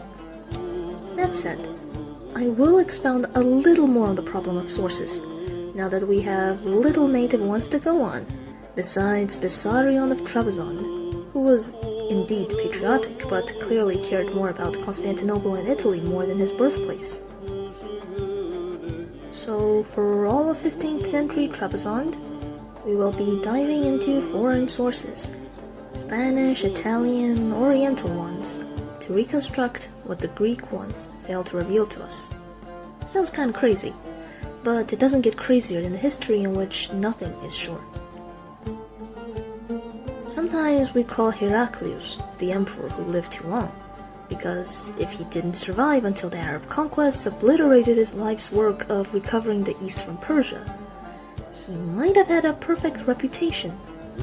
But Alexios III Grand Komnenos was lucky. He died just before a force of nature descended upon his empire, an unstoppable energy called Timur. Already in the late 1380s, the Trebizontines were acquainted with him, as their princess, Anna Komnene, the Queen of Georgia, was abducted with the Georgian royal family by this ruthless invader that besieged Tbilisi in 1386. When Manuel I, the son of Alexios III, acceded in 1390, he was not only forced to live in fear of Timur to the east, but also Bayezid the Thunderbolt to the west. This new Sultan of the Ottomans, after splattering the fields of Kosovo with Serbian blood, turned to reduce the last independent Roman and Turkic states in Anatolia. The Osmanli trudged through Asia Minor with their Balkan Christian vassal lords, including the soon-to-be Emperor of Constantinople, Manuel II Palaiologos, subduing the last free Romans of western Anatolia in Philadelphia, and advanced along the Black Sea coast, laying low the Turkic neighbors of Manuel III Megas Komnenos, who were rallying to this third powerhouse in Anatolia called Kadi Burhan al-Din. Bayezid subjugated the Chandarids of Sinope, conquered Amisos, and later all of Chanik, that region of West Pontus which Alexios III loosely controlled in his lifetime through his sons-in-law, the emirs of Limnia and Khalivia. So, Inoion became the westernmost Roman city you'll still find in Anatolia by 1392. The new emperor of Trebizond had to quickly choose between the Ottomans and the Timurids, and he threw in his lot with the scarier Asian conqueror, becoming Timur's tributary that year, again making Trebizond a Mongol vassal. But it was a wise choice with our benefit of hindsight. Tensions continued piling in eastern Anatolia, but in 1394, Bayezid left to threaten Constantinople instead, and Manuel's brother-in-law, Uthman Bey of Akoyunlu, was too busy fighting the Karakoyunlu, so there was a brief respite for Trebizond. Manuel steered clear of the Turco-Mongols as best as he could and made allies in the west. In 1395, his empress Gulkan died, so he remarried to Anna Philothropini of Constantinople and made his son, Alexios IV Megas Komnenos, marry another Theodora Cantacuzini. In 1396, he granted Venice a chrysobull, but the coming clash of titans neared. In 1398, the Trebizontines even lost Kerasus, so that by 1401, Manuel probably resorted to double dealing with Bayezid to get it back. Timur came to personally force Manuel back to submission. It is a mystery whether Manuel III actually fought by his liege Timur, and it's even more of a mystery how he got off the hook when Bayezid the Thunderbolt, the terror of Anatolia, was caged by the victorious Timur after the Battle of Ankara. With Ottoman power broken, Timur unleashed his wrath on Asia Minor, although luckily again Trebizond just very fortunately escaped unscathed. But the geopolitical situation of East Anatolia itself did its damage on the empire more than Timur, who spent a few months restoring the chaos of the Anatolian Beyliks to break Ottoman power, and left in 1403 back east. The remnants of the Timurid army wanted to plunder into Trebizond, but were stopped by the formidable mountains near Kerasus, now the new western frontier of the Trebizontine Empire. A famous German captive, Johannes Schildberger, who first served the Ottomans after his capture at the Battle of Nicopolis and now switched master to the Timurids, recorded Kerasus and its vineyards fondly. A year later, a Spanish delegation traversed Asia Minor to encounter Timur. We get one of the most detailed descriptions of the Empire of Trebizond ever from one of the Spaniards, Clavijo. This traveler noted that the Emperor Manuel still paid tribute to the Mongols, though now to Timur's nephew, Mirza Khalil. He described the impressive defenses of the capital, its beautiful churches, the vibrant communities there, Genoese, Venetians, Armenians, etc. He also saw Kerasus and observed the direct imperial borders of Trebizond to be just 3 days' journey to the west, 6 days to the east, and 2 days to the south of the city, which is considerably smaller than before. But the emperor had 4 vassals. Inoion was ruled by the lordly Roman clan of Melicinos. His nephew Arsamir, son of the emir of Limnia, ruled Buna and St. Nikias to Ineos east. Then the present emir of Halivia, Suleiman Bey, who killed Arsamir's father, ruled to his east. The most troublesome subordinate, however, lied to the south, Leon Kavazitis, the archon that controlled the forts along the Zigana Pass to Armenia. Manuel was powerless against him. His escort for Clavijo left the Spanish on their own against Kavazitis, who had this annoying habit of extorting and gaslighting voyagers. If you remember this noble family from the civil wars, you know that they weren't so prominent or daring back then, but the weakening of the other Scolari gave them a power vacuum to fill, especially in the southern borderlands, and they'll appear a few more times to stir things up. Yet, they were not the only agent of chaos in this age, as Clavijo also noticed. The Megaloi Komneni of the 15th century were incredibly disharmonious, so much that they put their relatives in the civil war to shame.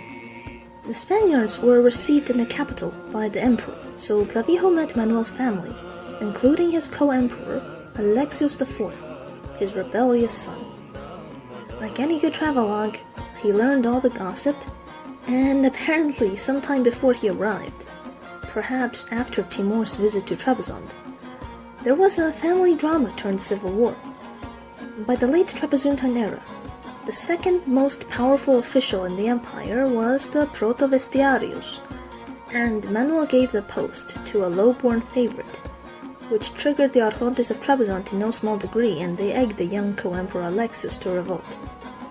The son besieged his father in the capital with the grandees of the realm, perhaps including the Kavazita. When the two emperors made up again, Manuel lost face, but kept his beloved protovestiarius, and Alexios kept a fatal grudge. But back to Clavijo.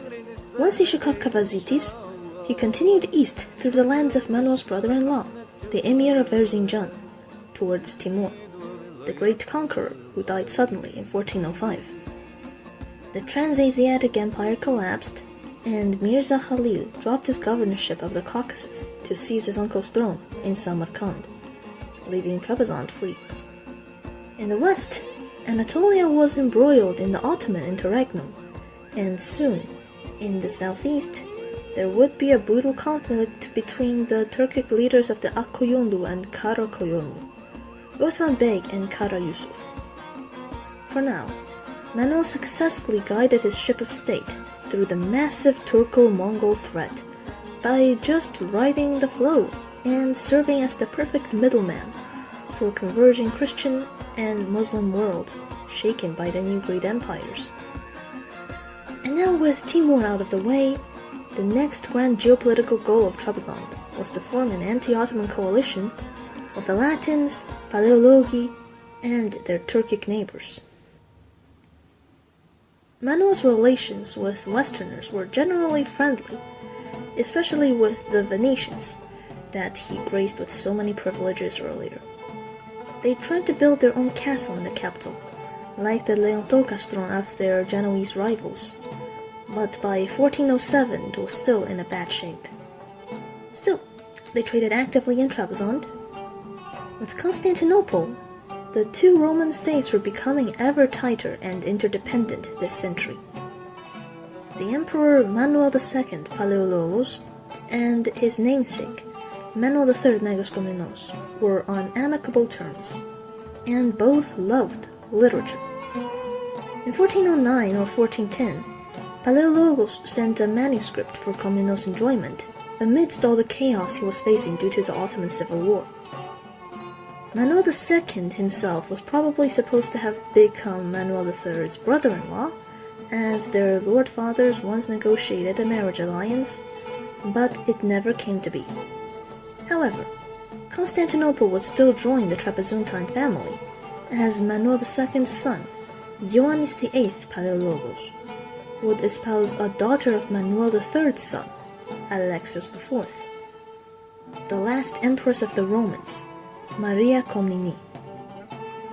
And Ioannes VIII's brother, the last emperor of the Romans, Constantinos XI would also search for an empress from Emperor Ioannes IV Megas Komnenos, grandson of Manuel III.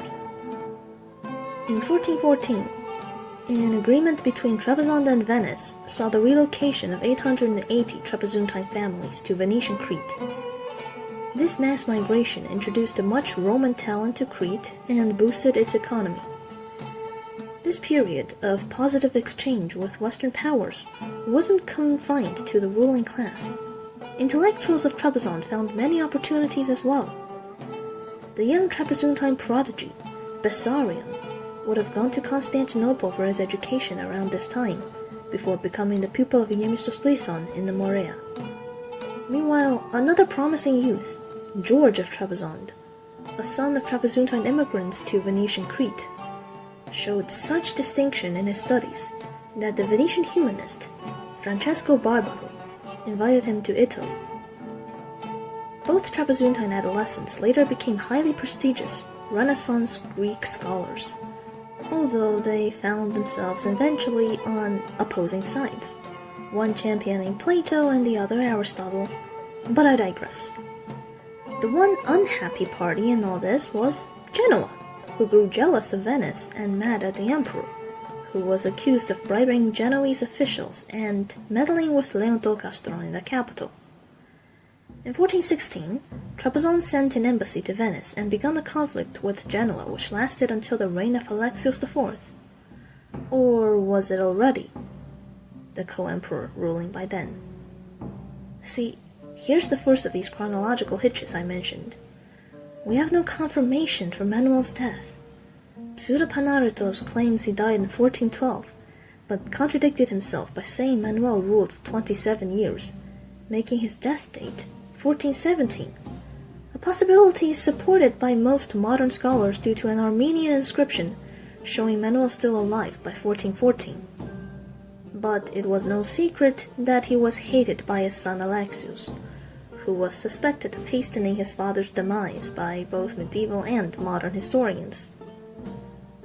Whether or not Alexios committed parricide, it is clear that Manuel III Megas Komnenos, after dabbling in religious affairs in his last years, died by 1417 after a long, stormy reign. His rule was at a critical juncture in Eurasian history, and the world came to Trebizond, from Samarkand to Spain, so we get a relatively clear picture of his empire despite the lack of native sources. But on him as an emperor, we still know too little to assess. It seems he was a typically flexible Trebizontine emperor, with modest ability, and survived the Anatolian crisis by luck mostly. Still, he was the best of the three emperors I'll present today. I lingered on his reign so long not because he was exceptional, but more so to paint an accurate picture of Trebizond and its world before the fall. In 1417, Alexios IV inherited the Genoese problem from the father he may have murdered, and in 1418 he was forced to pay reparations to Genoa. Venice treated him better, although less warmly, than with his father, and in 1420 the Venetians held Alexios accountable for an act of Trebizontine piracy. The next few years were spent just paying Genoa and arranging political marriages. Alexios sent his daughter to marry Uthman Bey and possibly a daughter of Kara Yusuf. Trebizond and Akkoyunlu, traditionally its first Turkic ally, strengthened bonds intensely this century, and in 1422 Alexios even helped Uthman take Erzincan. On the Christian side, allegedly his girls were wedded to the despot of Serbia and the Duke of the Archipelago. In 1425, the Genoese realized that Alexios wasn't paying up all the reparations, so they threatened to cut all ties with Trebizond, and the colonists at Kaffa were ready to make war.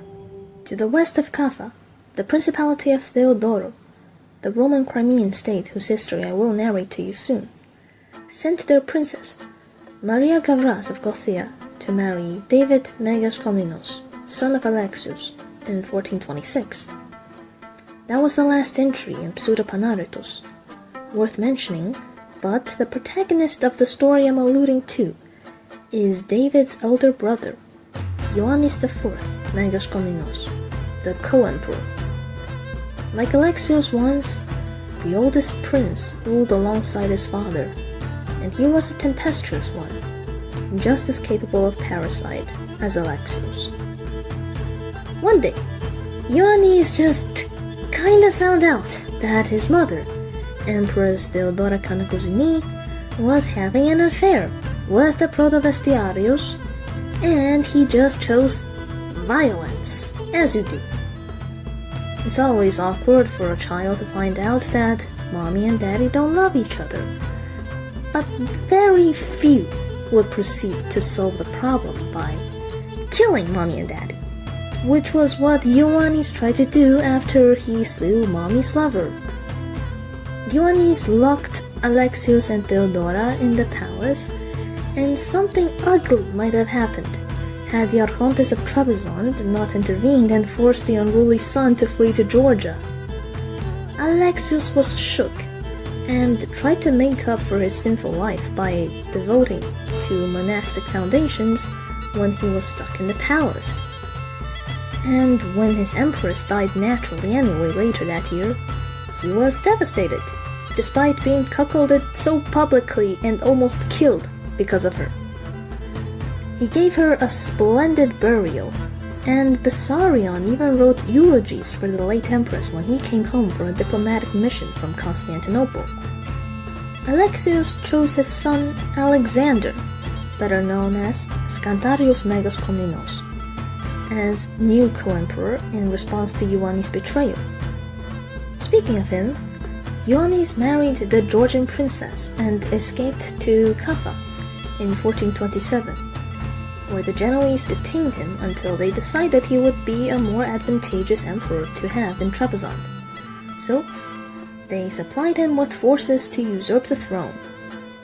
Ioannes sailed for St. Phokas in Kordili, the monastery refounded by his great-grandfather Alexios III, and set up his base there with his trusty Genoese second-in-command, Domenico de Allegro, whose relative, Antonio, an official from Kaffa, discussed peace with Alexios IV in 1428. Around this time, the Ottomans were maybe won over by Ioannes, and they raided Trebizond navally, now that they just conquered the Chandarids of Sinope and much of Pontus. And they were also mad at the rapprochement between Trebizond and their foe, Constantinople, that Bessarion led. Other new friends that Ioannes made were the imperial guards of his father's tents on duty, the Cavazitae and the Scholari. He bribed them to let two emissaries he sent to capture Alexios alive into the old emperor's tent. But the kidnappers decided to become assassins instead, hoping to please the young emperor more by finishing the job.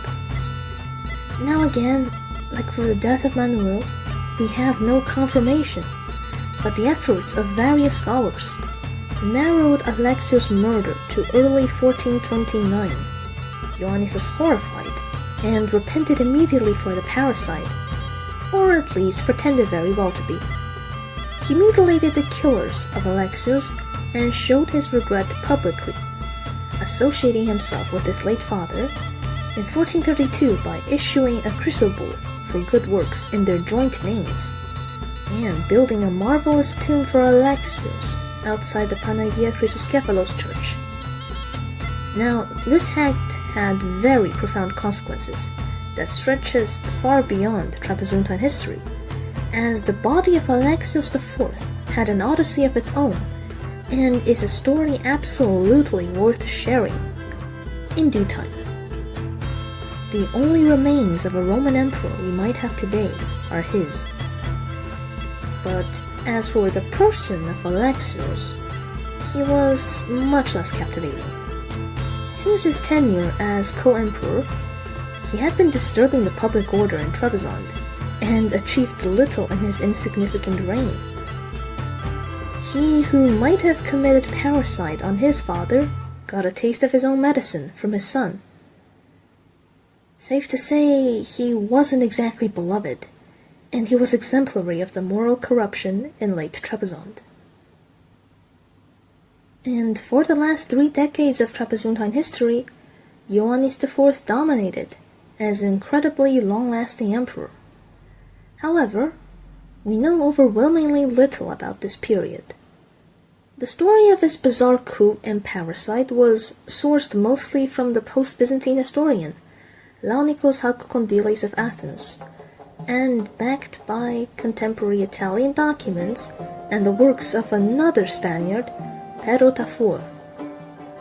This traveler met Ioannes in person, and although his accounts are not the most reliable, what little we know about the emperor do come from him. Tafur claims that Ioannes was married to a Turkish princess and on great terms with the Ottoman Sultan, Murad II. The Turkish empress bit seems quite unlikely, and most scholars think he just confused Ioannes' Georgian wife, because in this period, the Georgians and Pontians took on Turkish names too, as we already saw in the Civil War. But being cordial with Murad is attestable, since the Ottomans helped him against Alexios and only attacked Trebizond once while Murad was alive. The emperor had another foe though.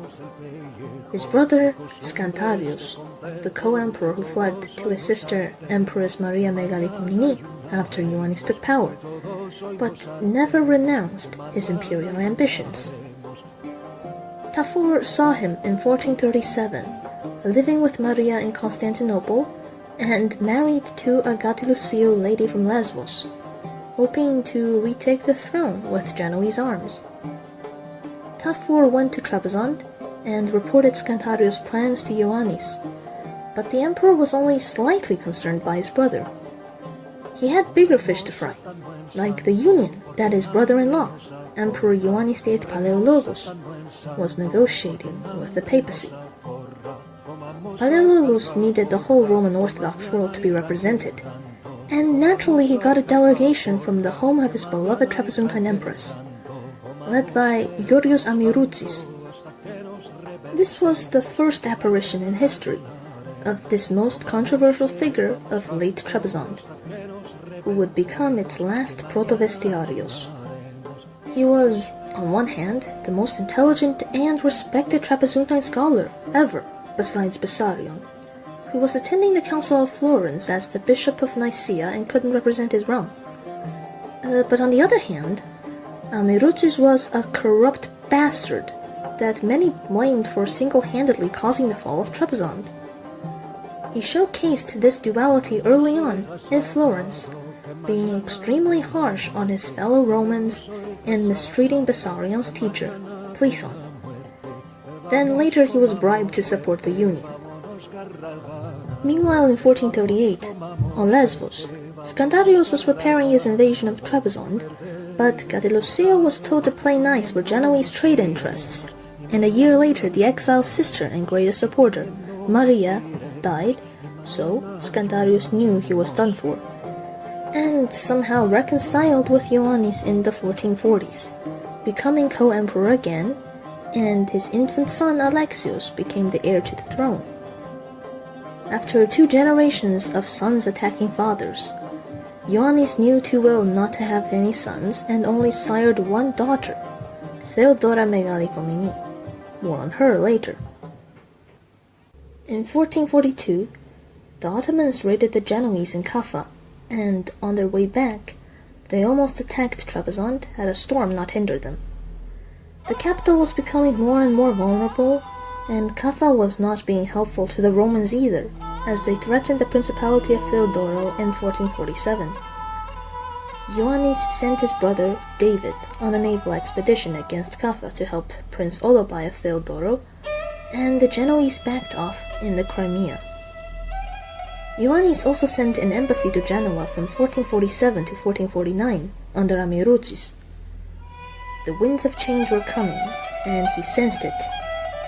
First, in Constantinople, Constantinos XI Paleologos became the last emperor of the Romans, and in 1451 he sent his best diplomat, the historian Georgios Frantzis, to seek a bride from Trebizond.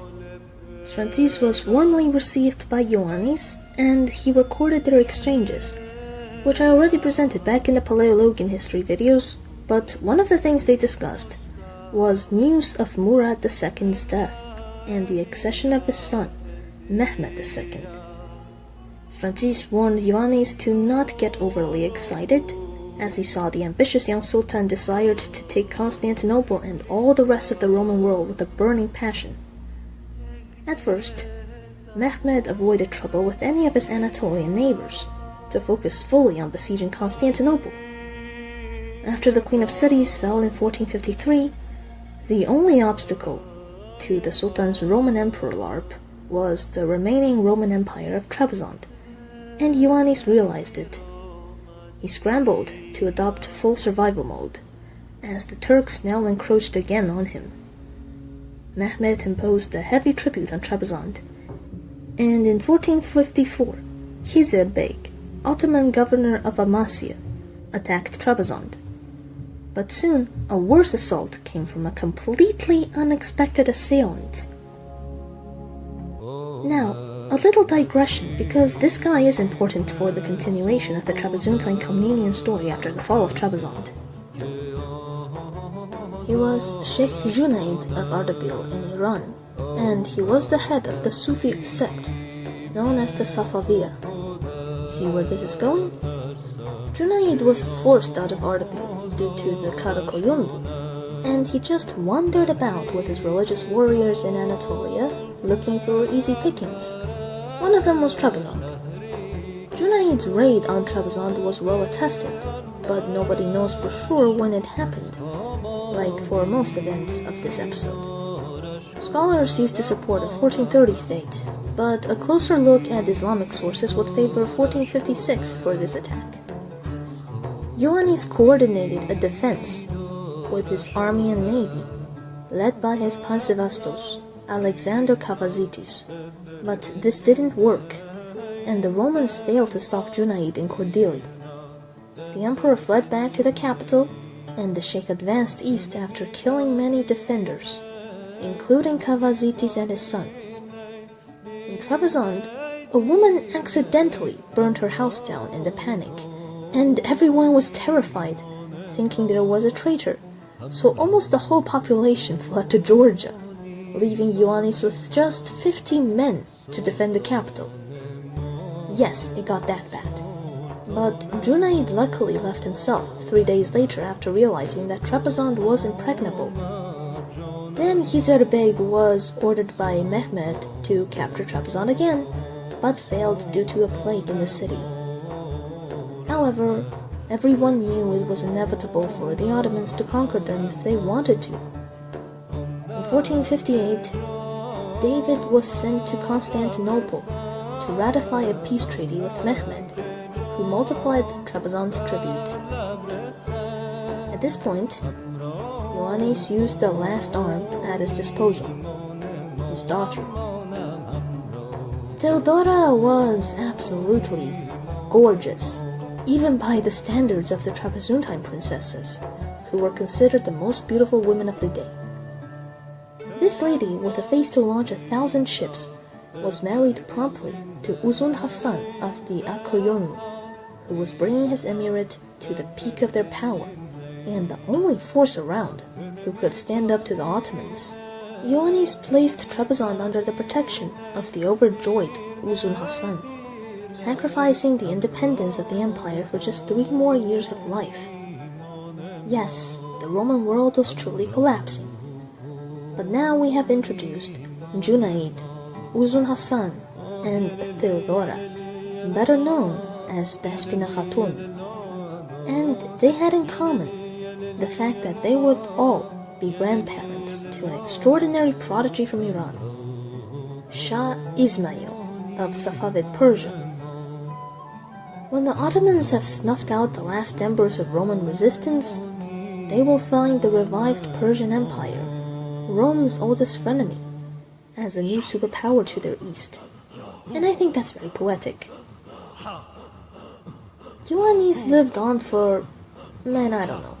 Because again, we have no confirmation of his death. which has been postulated to be anywhere between 1458 and 1460, though newer research strongly suggests a later date, so we'll go with that.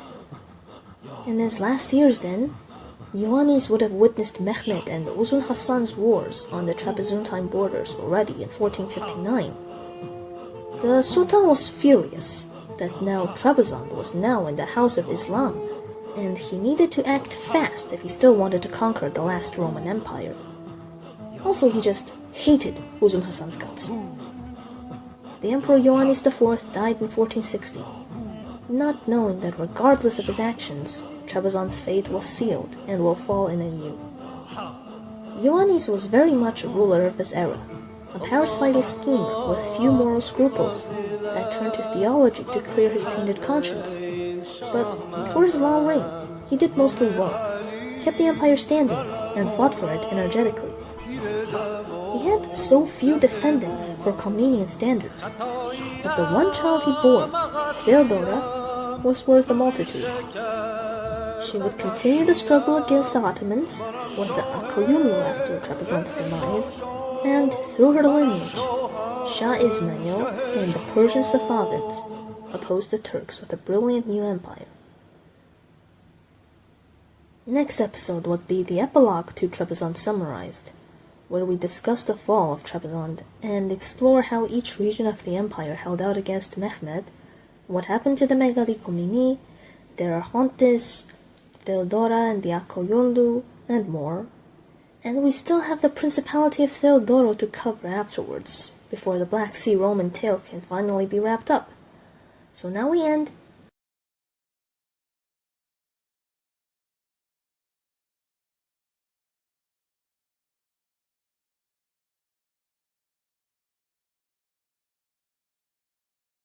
Romulus founded Rome, Augustus founded the Roman Empire, and Romulus Augustulus saw the fall of Western Rome. Constantine founded Constantinople and the Eastern Empire, and another Constantine was its emperor when both fell. This kind of poetic nature is frequent in Roman history. Just look at how in the Empire of Trebizond, which fell 8 years after the Queen of Cities, the last 2 emperors were called Alexios and David. Like the founders of the Trebizontine Empire, Alexios and David Megas Komnenos. We will cover not only their short reigns and the fall of Trebizond, but also the consequences and aftermath. Ioannes IV died after relegating his realm to his son-in-law, Uzun Hasan of Akoyunlu, and his daughter, Theodora Megaloi Komnene, now known as Despina Khatun. Like her namesake, she was something of a Theodora to Uzun Hasan's Justinian, if that analogy makes sense.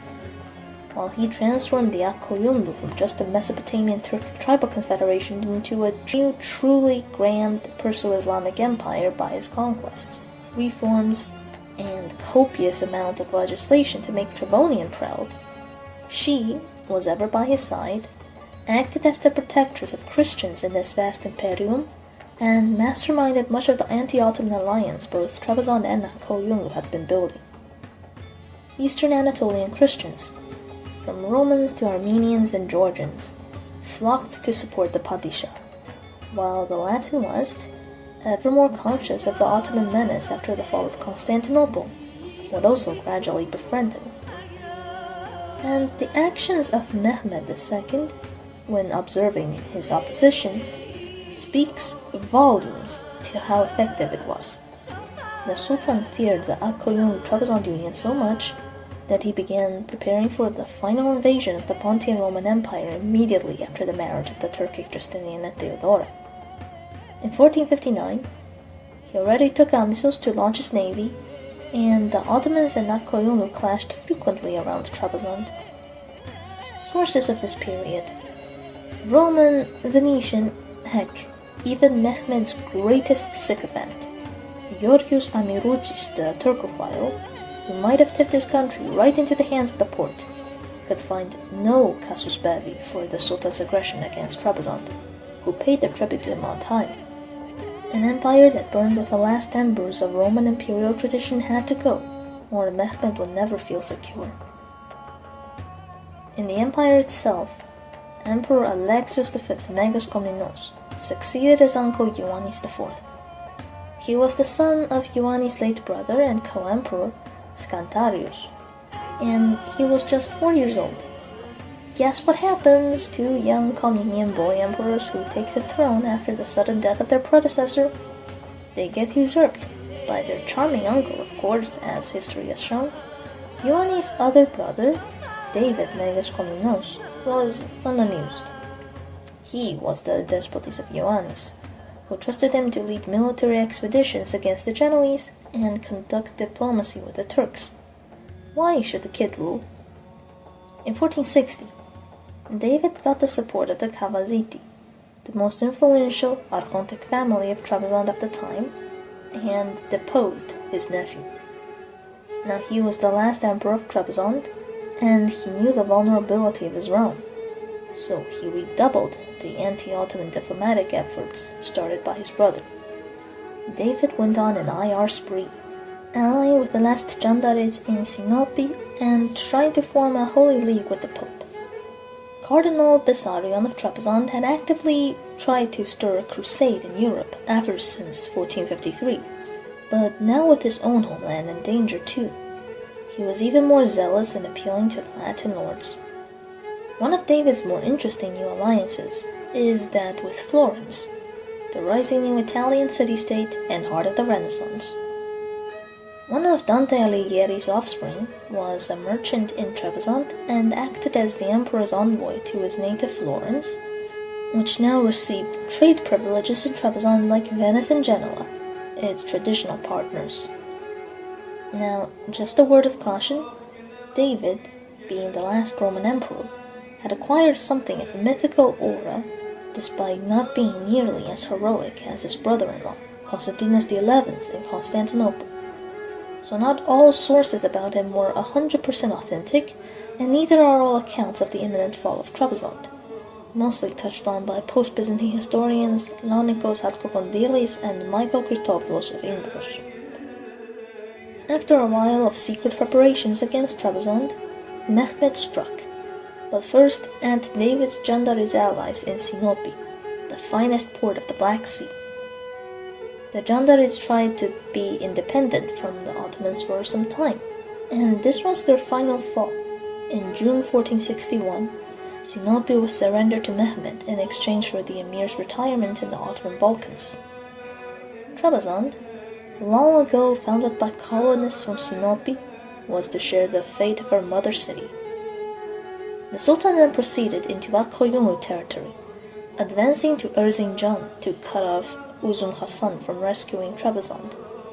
The Ottomans ravaged Uzun Hasan's lands, so he sent his mother, Sara Khatun, to negotiate.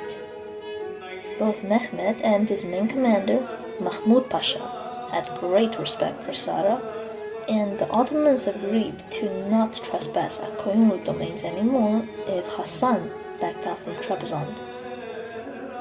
Sara asked Mehmed why he wanted it so badly.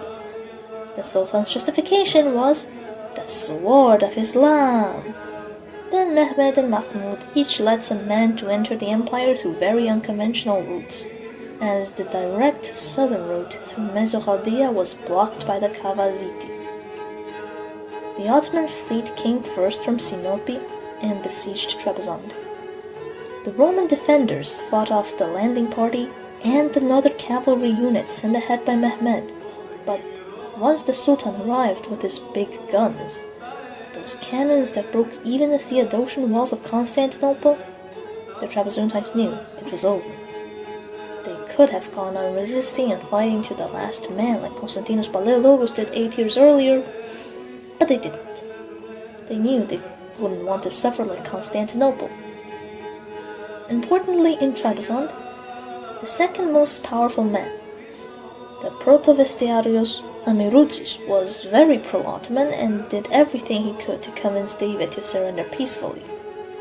Mahmud Pasha was the son of a Serb and a Trebizontine, and he was cousins with Amiroutzis, so they began discussing terms secretly already. It was a fairly standard Islamic treaty. Capitulation without a fight for no sacking and enslavement. David and the Trebizondians decided to accept and deal with the Sultan directly, so that once Mehmed came, the surrender terms were negotiated after some unpleasantries. Trebizond was handed over to the Turks on August 15, 1461. This was the end of the Trebizondine Empire and the Komnenian Dynasty at last.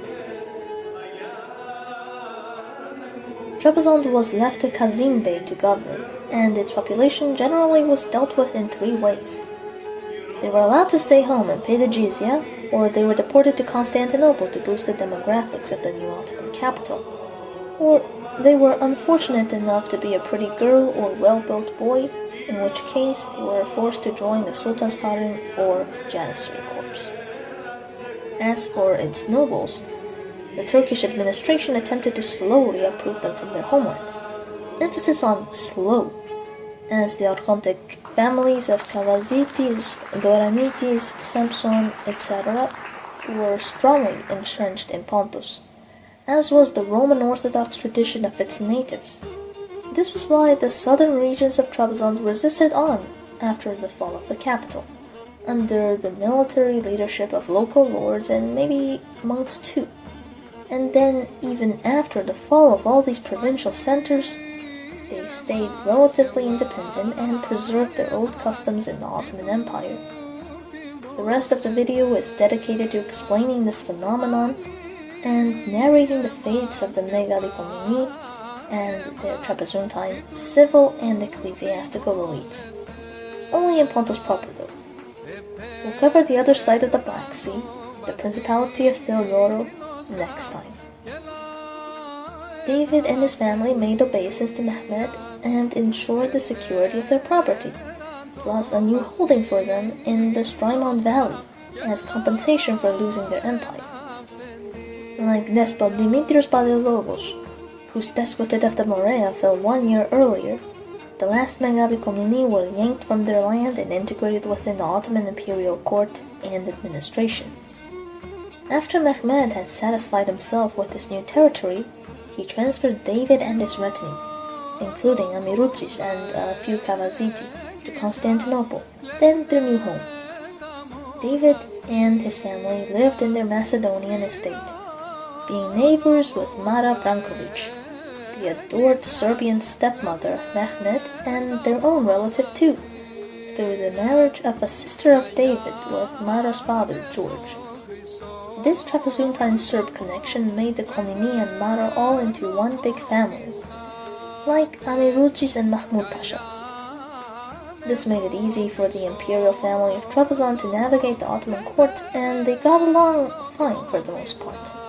Especially Amirucis was having the time of his life, now that he had secured a position as the chief philosophical advisor of the Sultan. He was responsible for the fall of Trebizond, but he didn't care what his countrymen thought about him, shamelessly writing to Bessarion about the fate of their homeland and asking him for money to ransom his son, who was in danger of converting to Islam. It's possible that Bessarion sent the money. The boy was his godson, but both treacherous sons of Amirucis, Vasilios and Alexander, would turkify later in life, becoming Mehmed Bey and Iskander Bey, confidants of Mehmed. But the greatest betrayal of Amirucis was causing the brutal downfall of the Megaloi Komnene in 1463, when rising pressure from Uzun Hasan made Mehmed even more paranoid of them than ever, and actively looked to solve his Komnenos problem.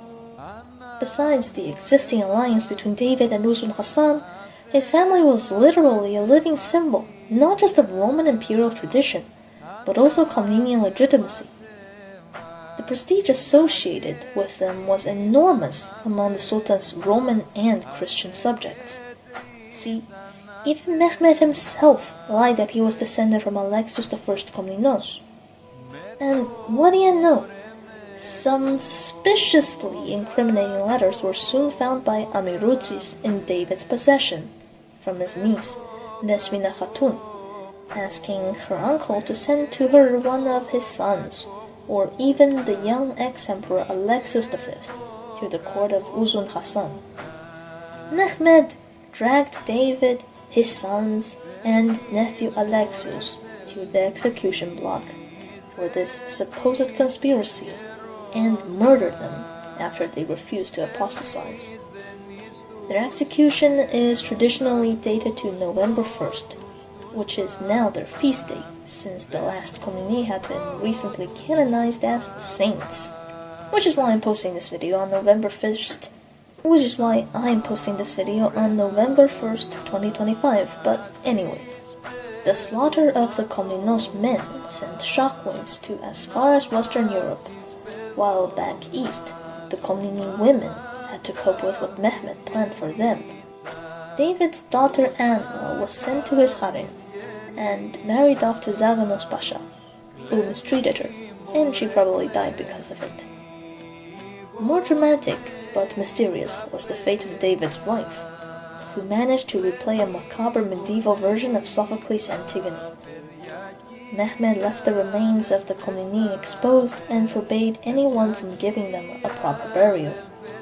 The last empress of Trebizond dug their graves with her own hands and was fined by the Sultan. Her friends paid the fine, but she died inside already and lived the rest of her days next to her dead family, if you believe this late anecdote. So, was that the end?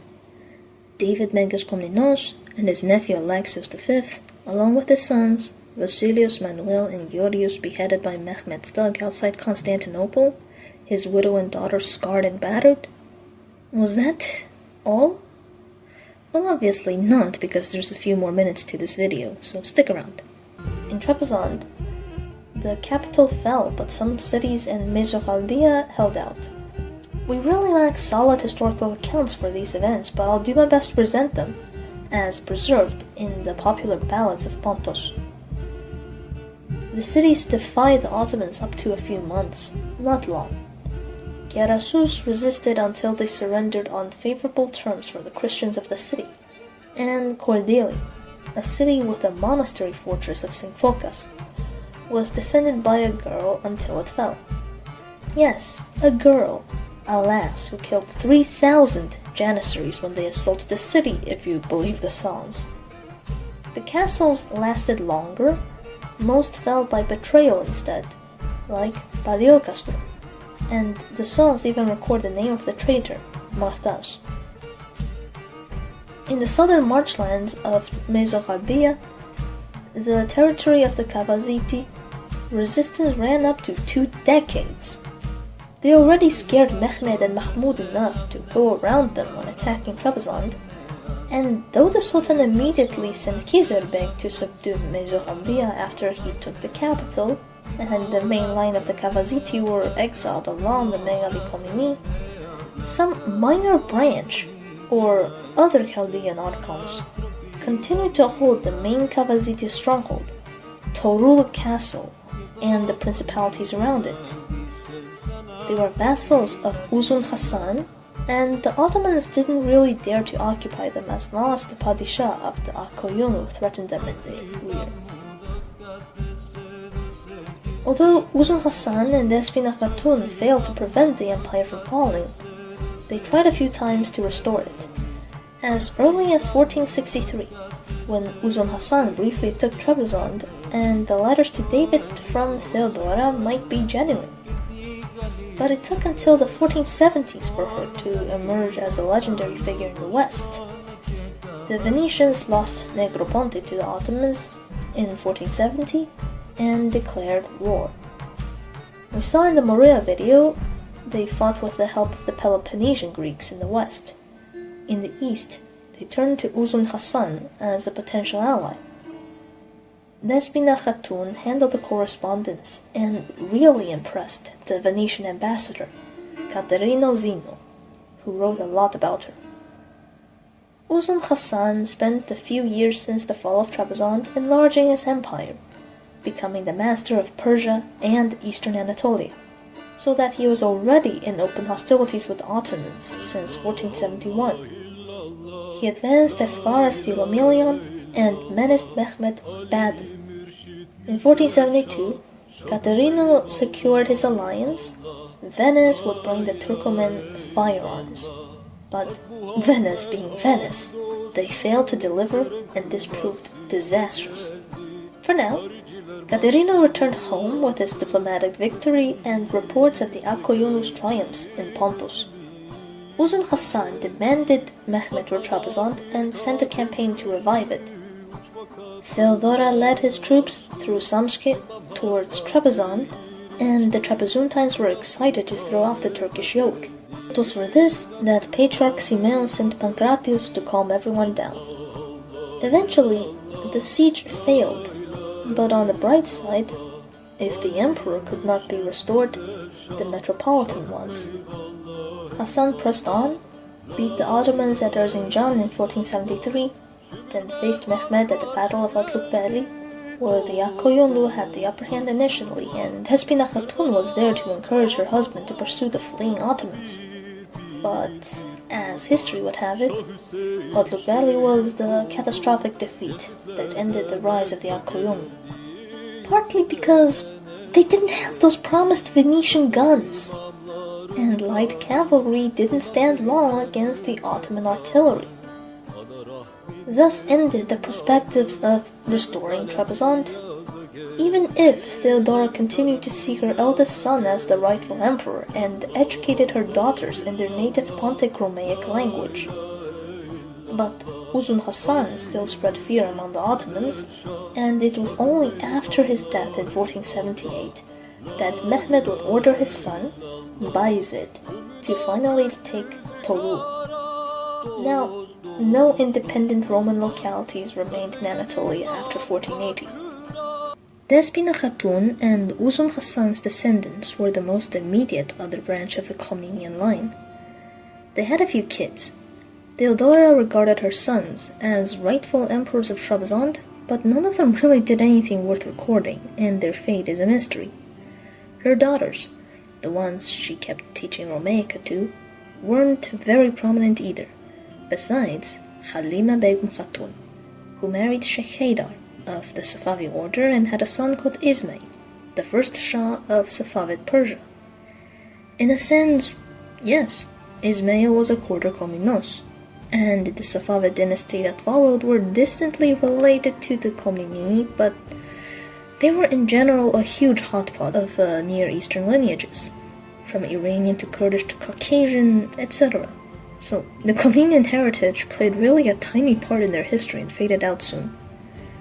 Among the Georgians, we have many intermarriages with the Komneni ever since the OG Alexios, and especially there is a Georgian noble family known as the Andronikoshvili, who claims descent from Andronikos I, like the Megaloi Komnene of Trebizond, although how true this is we can only guess. But the most insane of all claims is that David, the last emperor, had a completely unknown son, Nikephoros Megas Komnenos, who fled execution in 1463 and ended up in Mani, and sired a lineage there, which ended up in Corsica eventually in the 18th century, making the Komneni ancestors of a certain Dimitrios Stephanopoli and Napoleon Bonaparte himself.